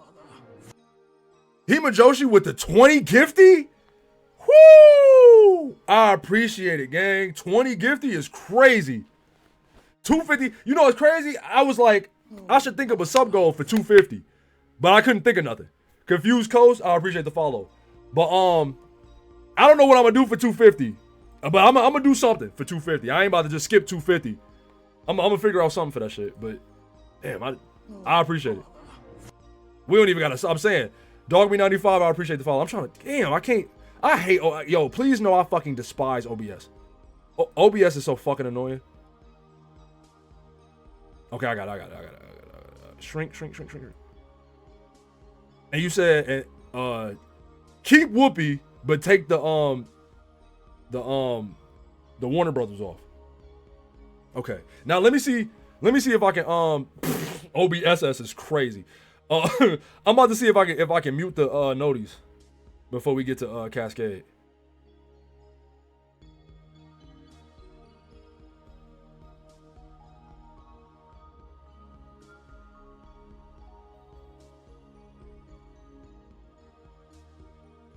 Okay, I can.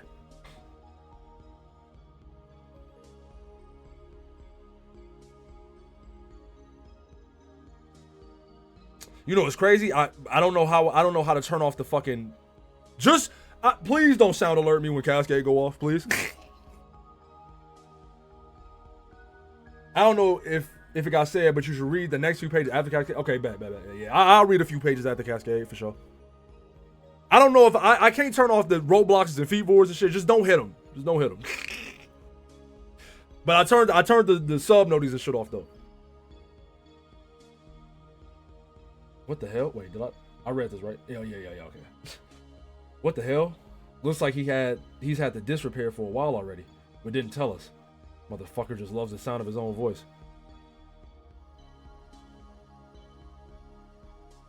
When I am already here. Bears. Fuck. Ollie's outie. Okay, Ferris. Now Ferris.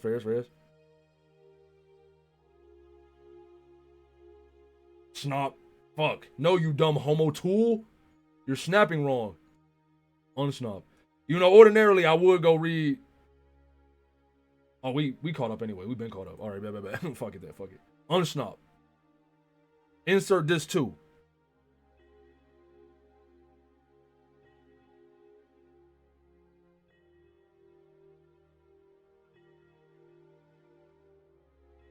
Oh shit.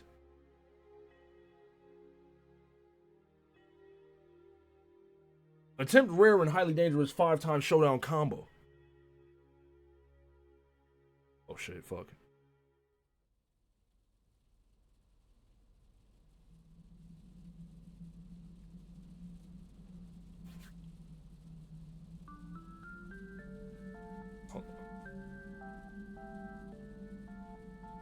I know. I had to turn it down.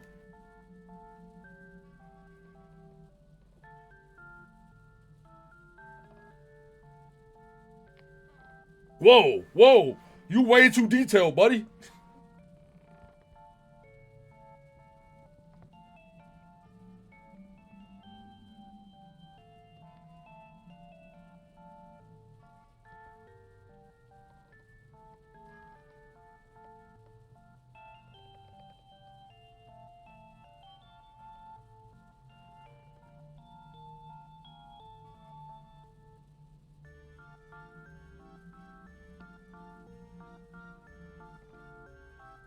She raw. With the fucking chainsaw?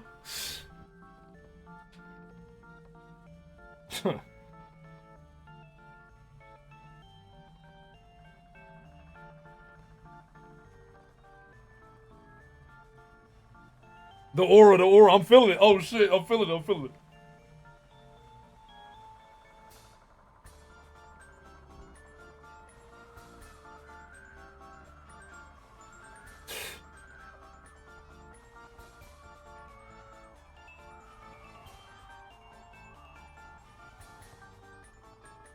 Buddy, blonde as shit.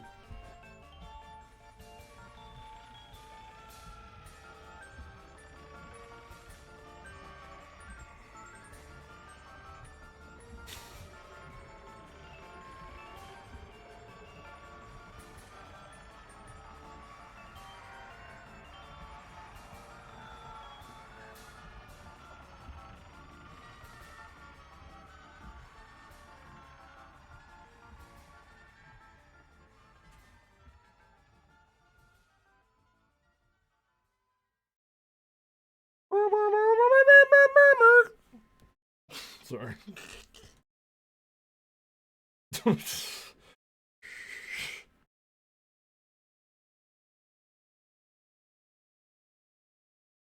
This shit is so goofy. Oh!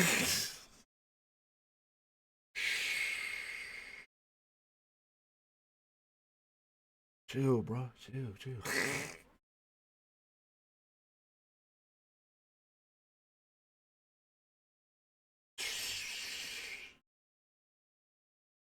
Is this working for real?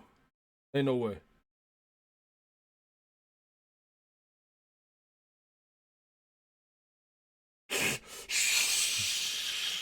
Chill, nigga, chill.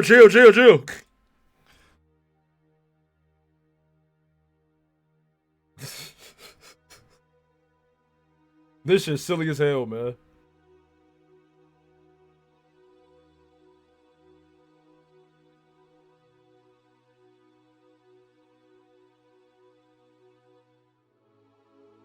This shit's silly as fuck. Feels the friendship, feels the love. You feel me?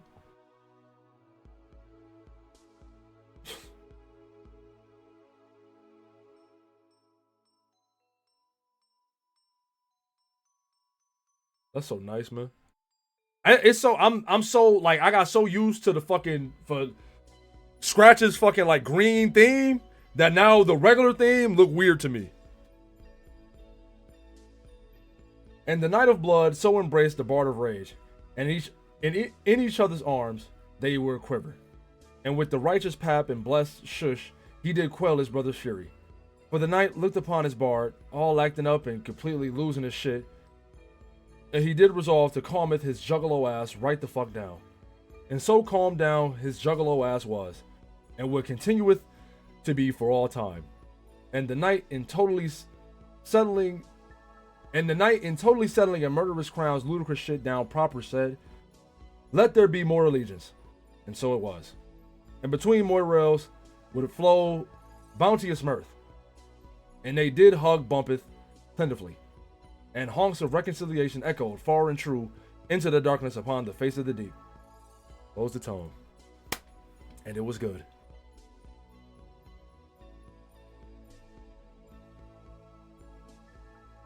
No, fuck this. Wait. Okay.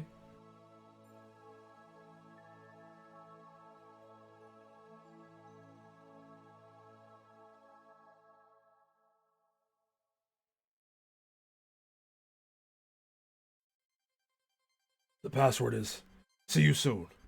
Okay, I'm gonna take your lack of responses tacit verification. Also, this pretty much has to be the last conversation we have, right? Your timeline cuts out completely in a minute or two because of the scratch. What are you looking at? What are you looking at up there? Are you hypnotized by the flashy suit? What the fuck? That's been going on ever since John started scratching that big goddamn record. Aren't you acclimated to it by now? Hello? Harley, Giga's mother of screaming fuck. Whatever, I have shit to do now. I guess I should be keeping an eye in the sky too now that I think about it. The bright green beacon should be appearing any minute, assuming you actually manage to blow up the sun. And then, well then, I guess maybe we all get to hang out? Well, wow. Hey, big kid, I appreciate it. We ain't there yet. I saw the notification on my periphery. And then, well then, I guess maybe we all get to hang out? Well, maybe also not being an unyielding mortal peril? It's getting kind of old, frankly. Okay, well, this is a pretty crappy farewell. But I guess it'll have to do since there is some seriously show-stopping shit transpiring up there in the fucking outer space. Later, Jade. I'm gonna go make sure John knows what the hell he's supposed to be doing. And in case none of this works and we don't actually get to meet, I guess I should say, since apparently my gutless future self can't express himself and never got around to saying so, thus leaving it up to me as usual, to say that... Oh, sorry, I was distracted. Oh. No, not by all the scratchy stuff in the sky. There's something coming down. What?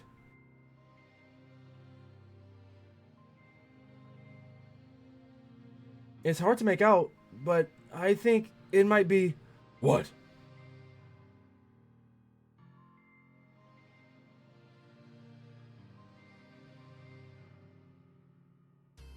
Shaving cream?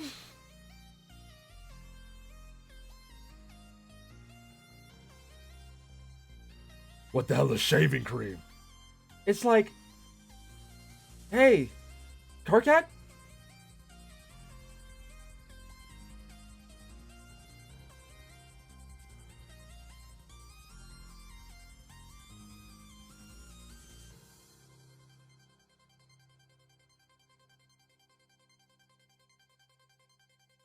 Foam.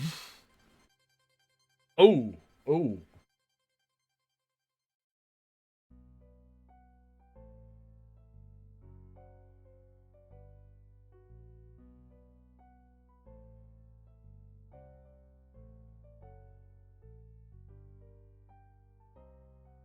Hey, what you mean, man? Maybe you put it at the bottom left and make it smaller? Okay.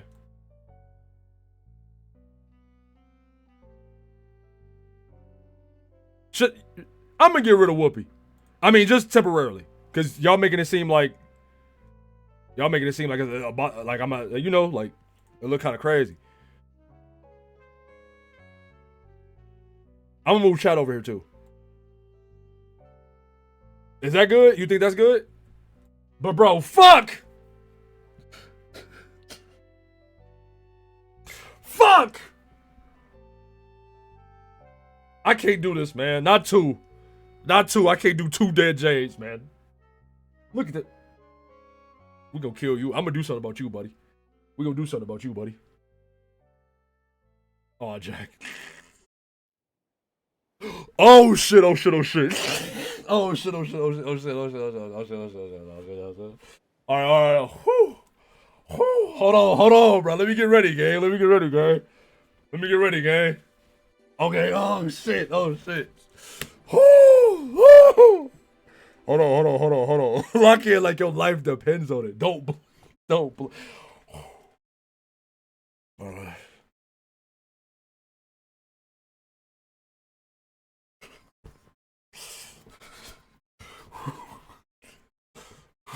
I'm scared that ass. Like I don't even know, bro. Okay. Matter of fact, I'm taking chat off the screen completely. I done minimize chat. I can't even see it. That ass. Okay. We here, man. We here. Hey, I'm not trying to belabor the point, cuz, but I'm actually, I don't know. All right, go. Just shut the fuck up. Go. Lock in. I'm letting that shit blast full volume too. I don't give a fuck.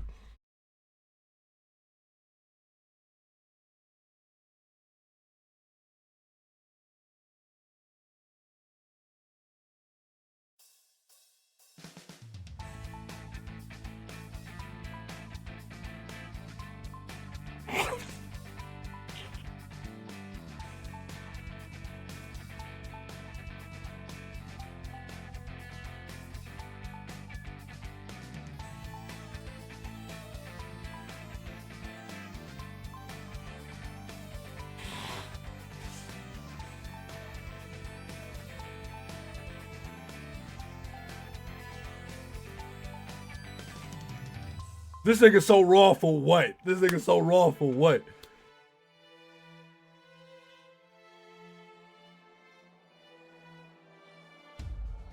I know, bro. I'm sick too. I'm fucked up about that. Yeah.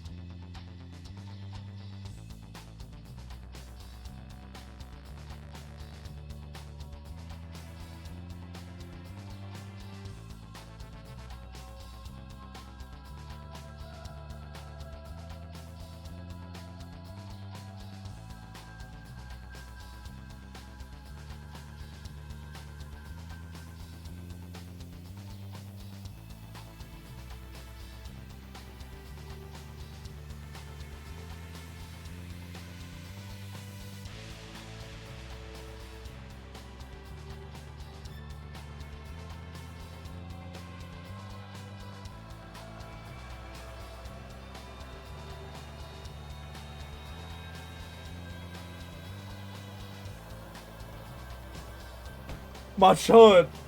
My fucking chud, man. My chud.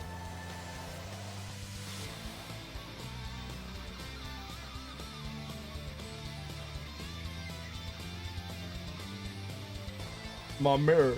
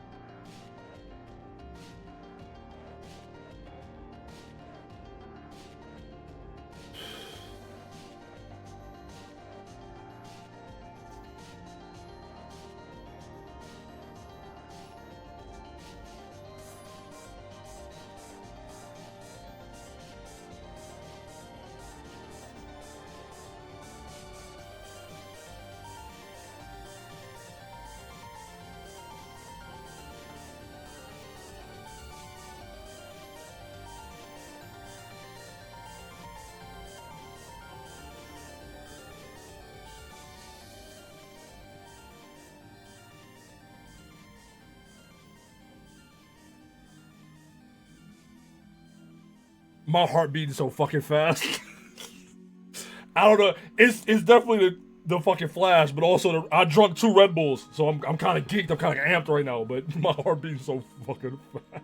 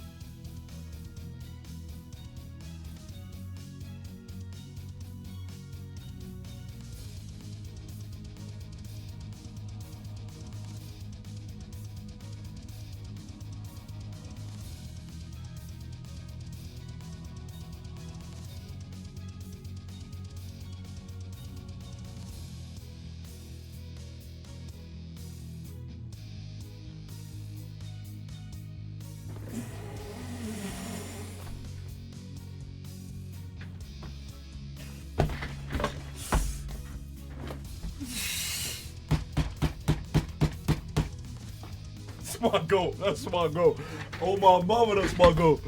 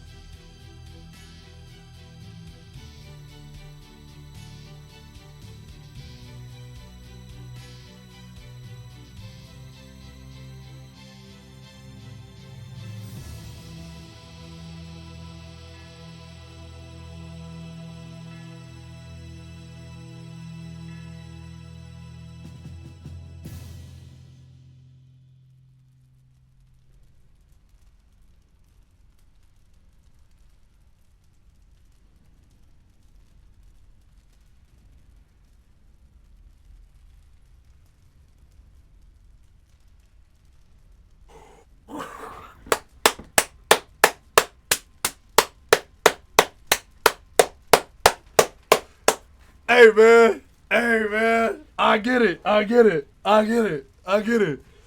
I get it. I get it. I get it. I get it. I get it. I get it. I get it. I get it. I get it. Hey, I get it. I get it. That shit was so fucking tough. What the fuck? That shit was tough.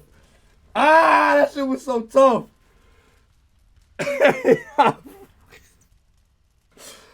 Man. That shit was so fucking tough, dog. That shit was so fucking tough, dog. That shit was so fucking tough, dog. We gotta keep going. Like, we gotta keep going. We gotta keep going. We gotta keep going. We gotta keep going. Like, what? What? That shit was, bro. On top of the animation, the art, and the music, all that shit being cold. I like the fucking like the like. I'm trying to put this shit into words, cuz like no pun intended. No pun intended, like the way that shit like bent the medium. You know what I'm saying? Like when the screen expanded, I said no. I said no. No. No.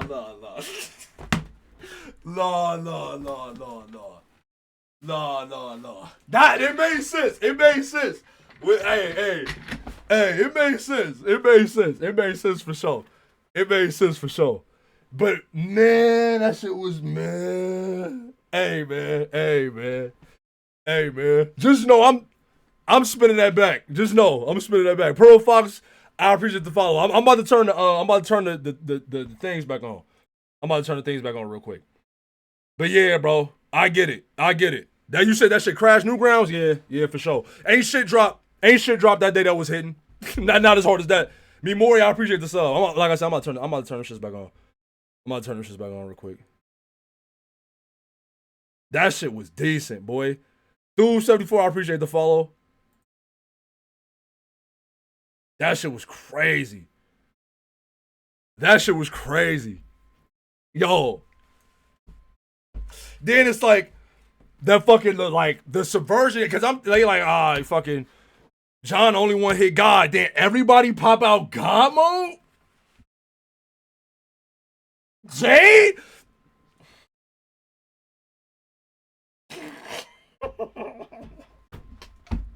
That shit was tough. That shit was too tough. That shit was too tough. Oh, that shit was hard. My nigga Mero.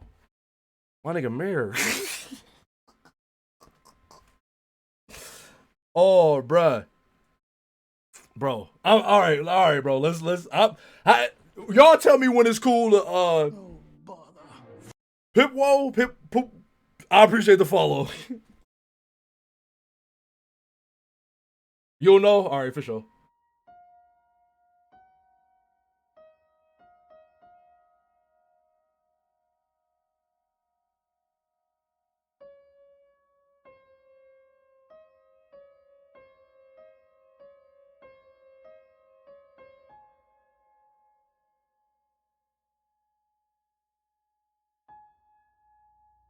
True.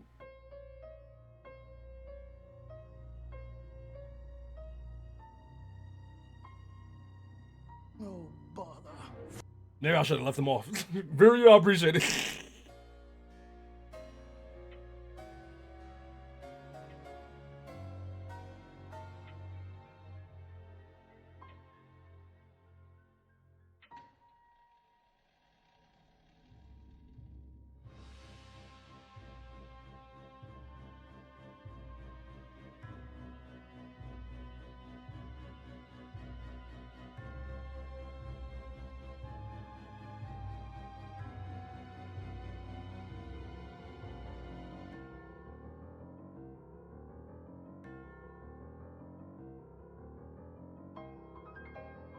This is why we need to kill all groomers.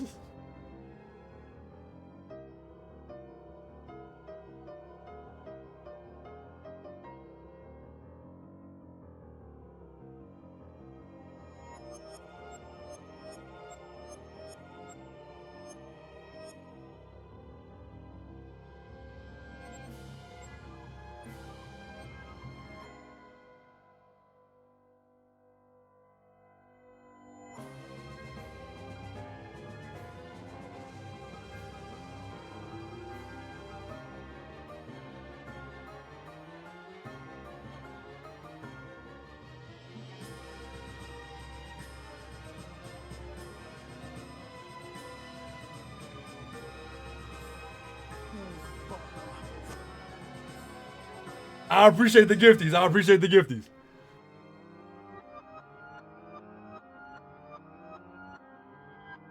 I'm slack jawed and shit. It's bad.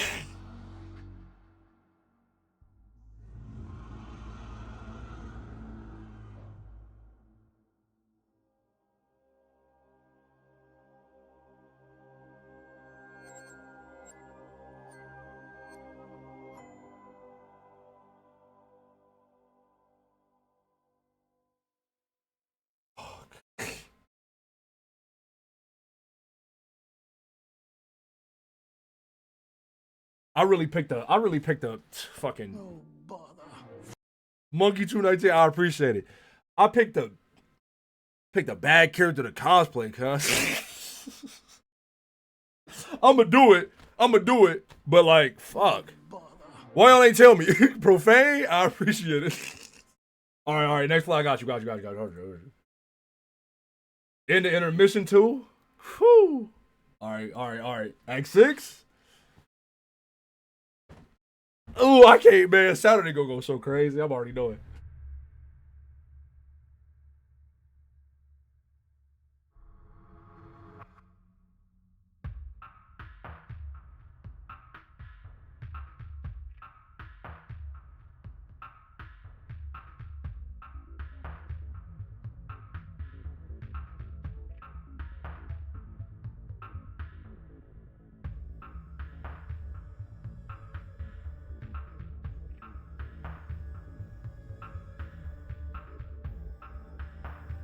Lock.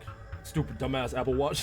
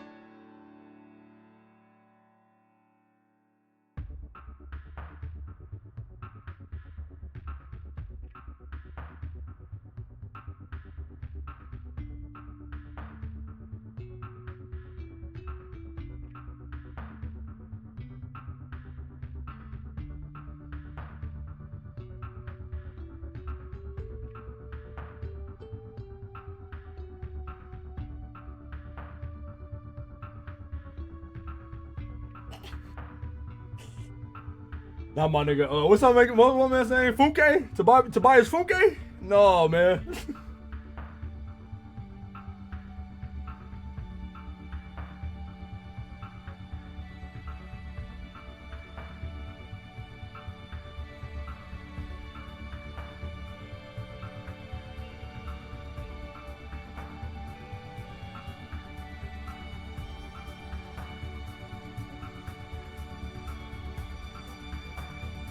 I'm there. Opening day. Opening weekend. I'm there.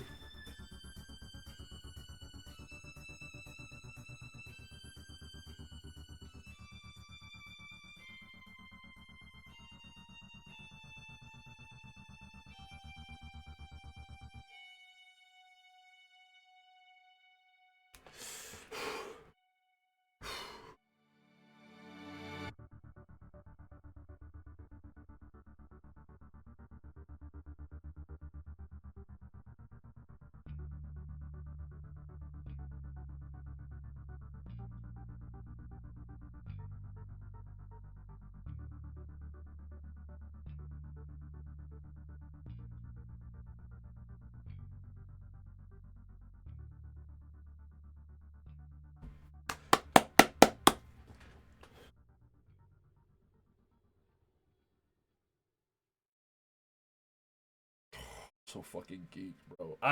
Man, bruh.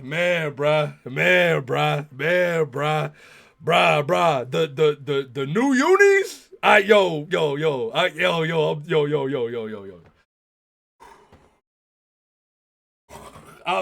Hey man.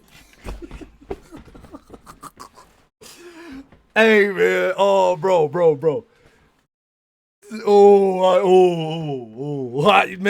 fuck, man. Oh, fuck, man. I'm resisting the urge to just say, fuck it, let's just keep going. But nah, that's good, man. That's good. That's good. Yo.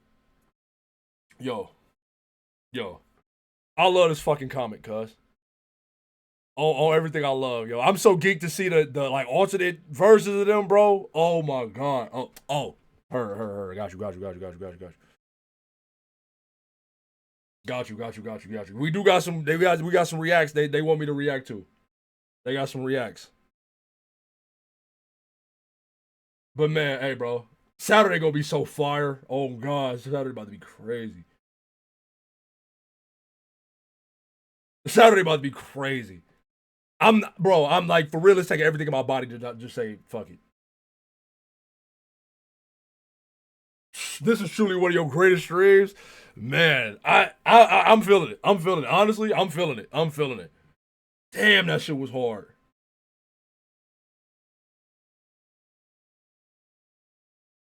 I'm glad y'all was here with me to see that shit, man. That shit was too fire. That shit was too fire, man.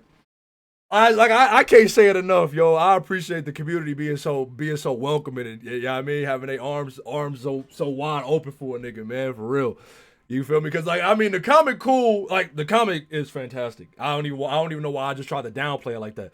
But on top of the comic, Donna, I appreciate the follow. But on top of the comic being so good, having the community with me and shit, like that shit make it even better. Like that shit hard, man. This shit hard. The comic hard. I love the community. I'm here. Like dead ass. I'm here for life. Oh God, y'all got me. I knew y'all had. Like I said, I knew y'all had me off the first stream. Off the title drop. I knew y'all had me, man. All right, man. They got something they want me to watch when we get up out of here, bro. But yeah, bro. Saturday stream about to be so. It's taking everything in my body, and I'll be like, fuck it, bro. Let's just keep reading tomorrow. I gotta be Ace Attorney though, gang. I gotta be Ace Attorney on God. I gotta be Ace Attorney. Ace Attorney gotta get finished. No bother. T-Sop with the 10 gifty, I appreciate it, gang. I appreciate it.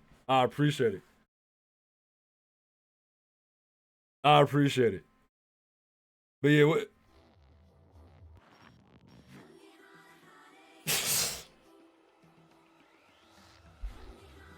Hold on.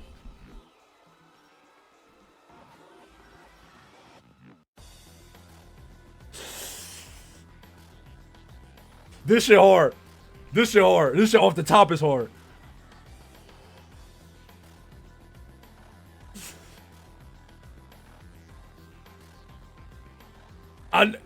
Y'all gotta know this about me. I love Higurashi. Oh God, I love Higurashi. That's one of my favorite, like top five for sure.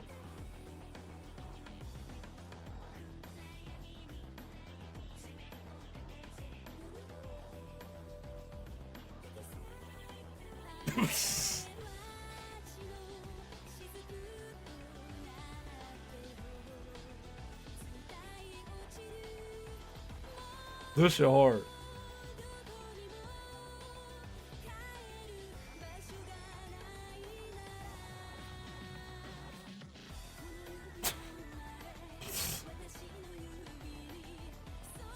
It's crazy.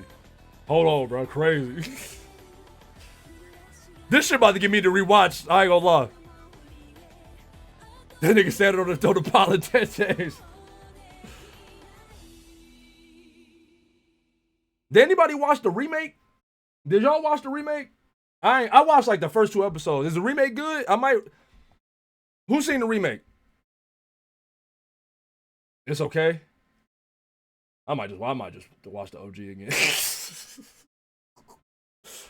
I might just watch the OG again. I'll say any other fan animations or whatever, I'll save them for next joint. Like I said, next Homestuck stream Saturday.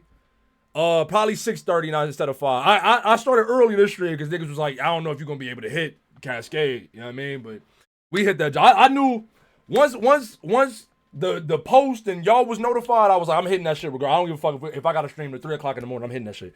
But next Homestuck stream Saturday. Tomorrow I'm gonna be regular scheduled program. I'm gonna be reacting to some shit. We watch 90s talk shows. We watch them a lot. We watch cooking shows.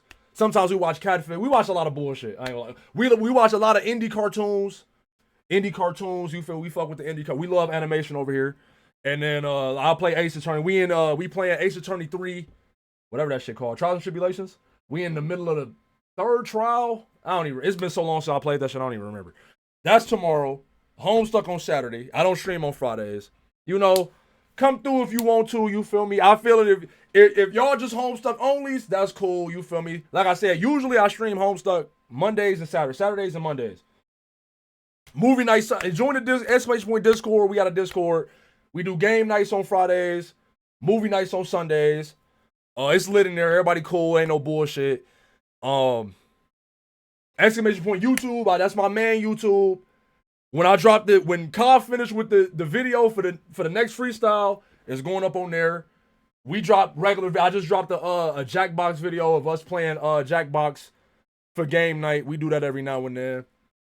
Exclamation point VODs for the whole Homestuck read playthrough, or the playlist rather. That's on exclamation point VODs. Yeah, bro, that's pretty much it. Like I said, man, I appreciate everybody coming through, bro. Like I said, I can't say it enough, y'all. I appreciate the Homestuck community so much. Oh God, y'all lit as fuck, bro.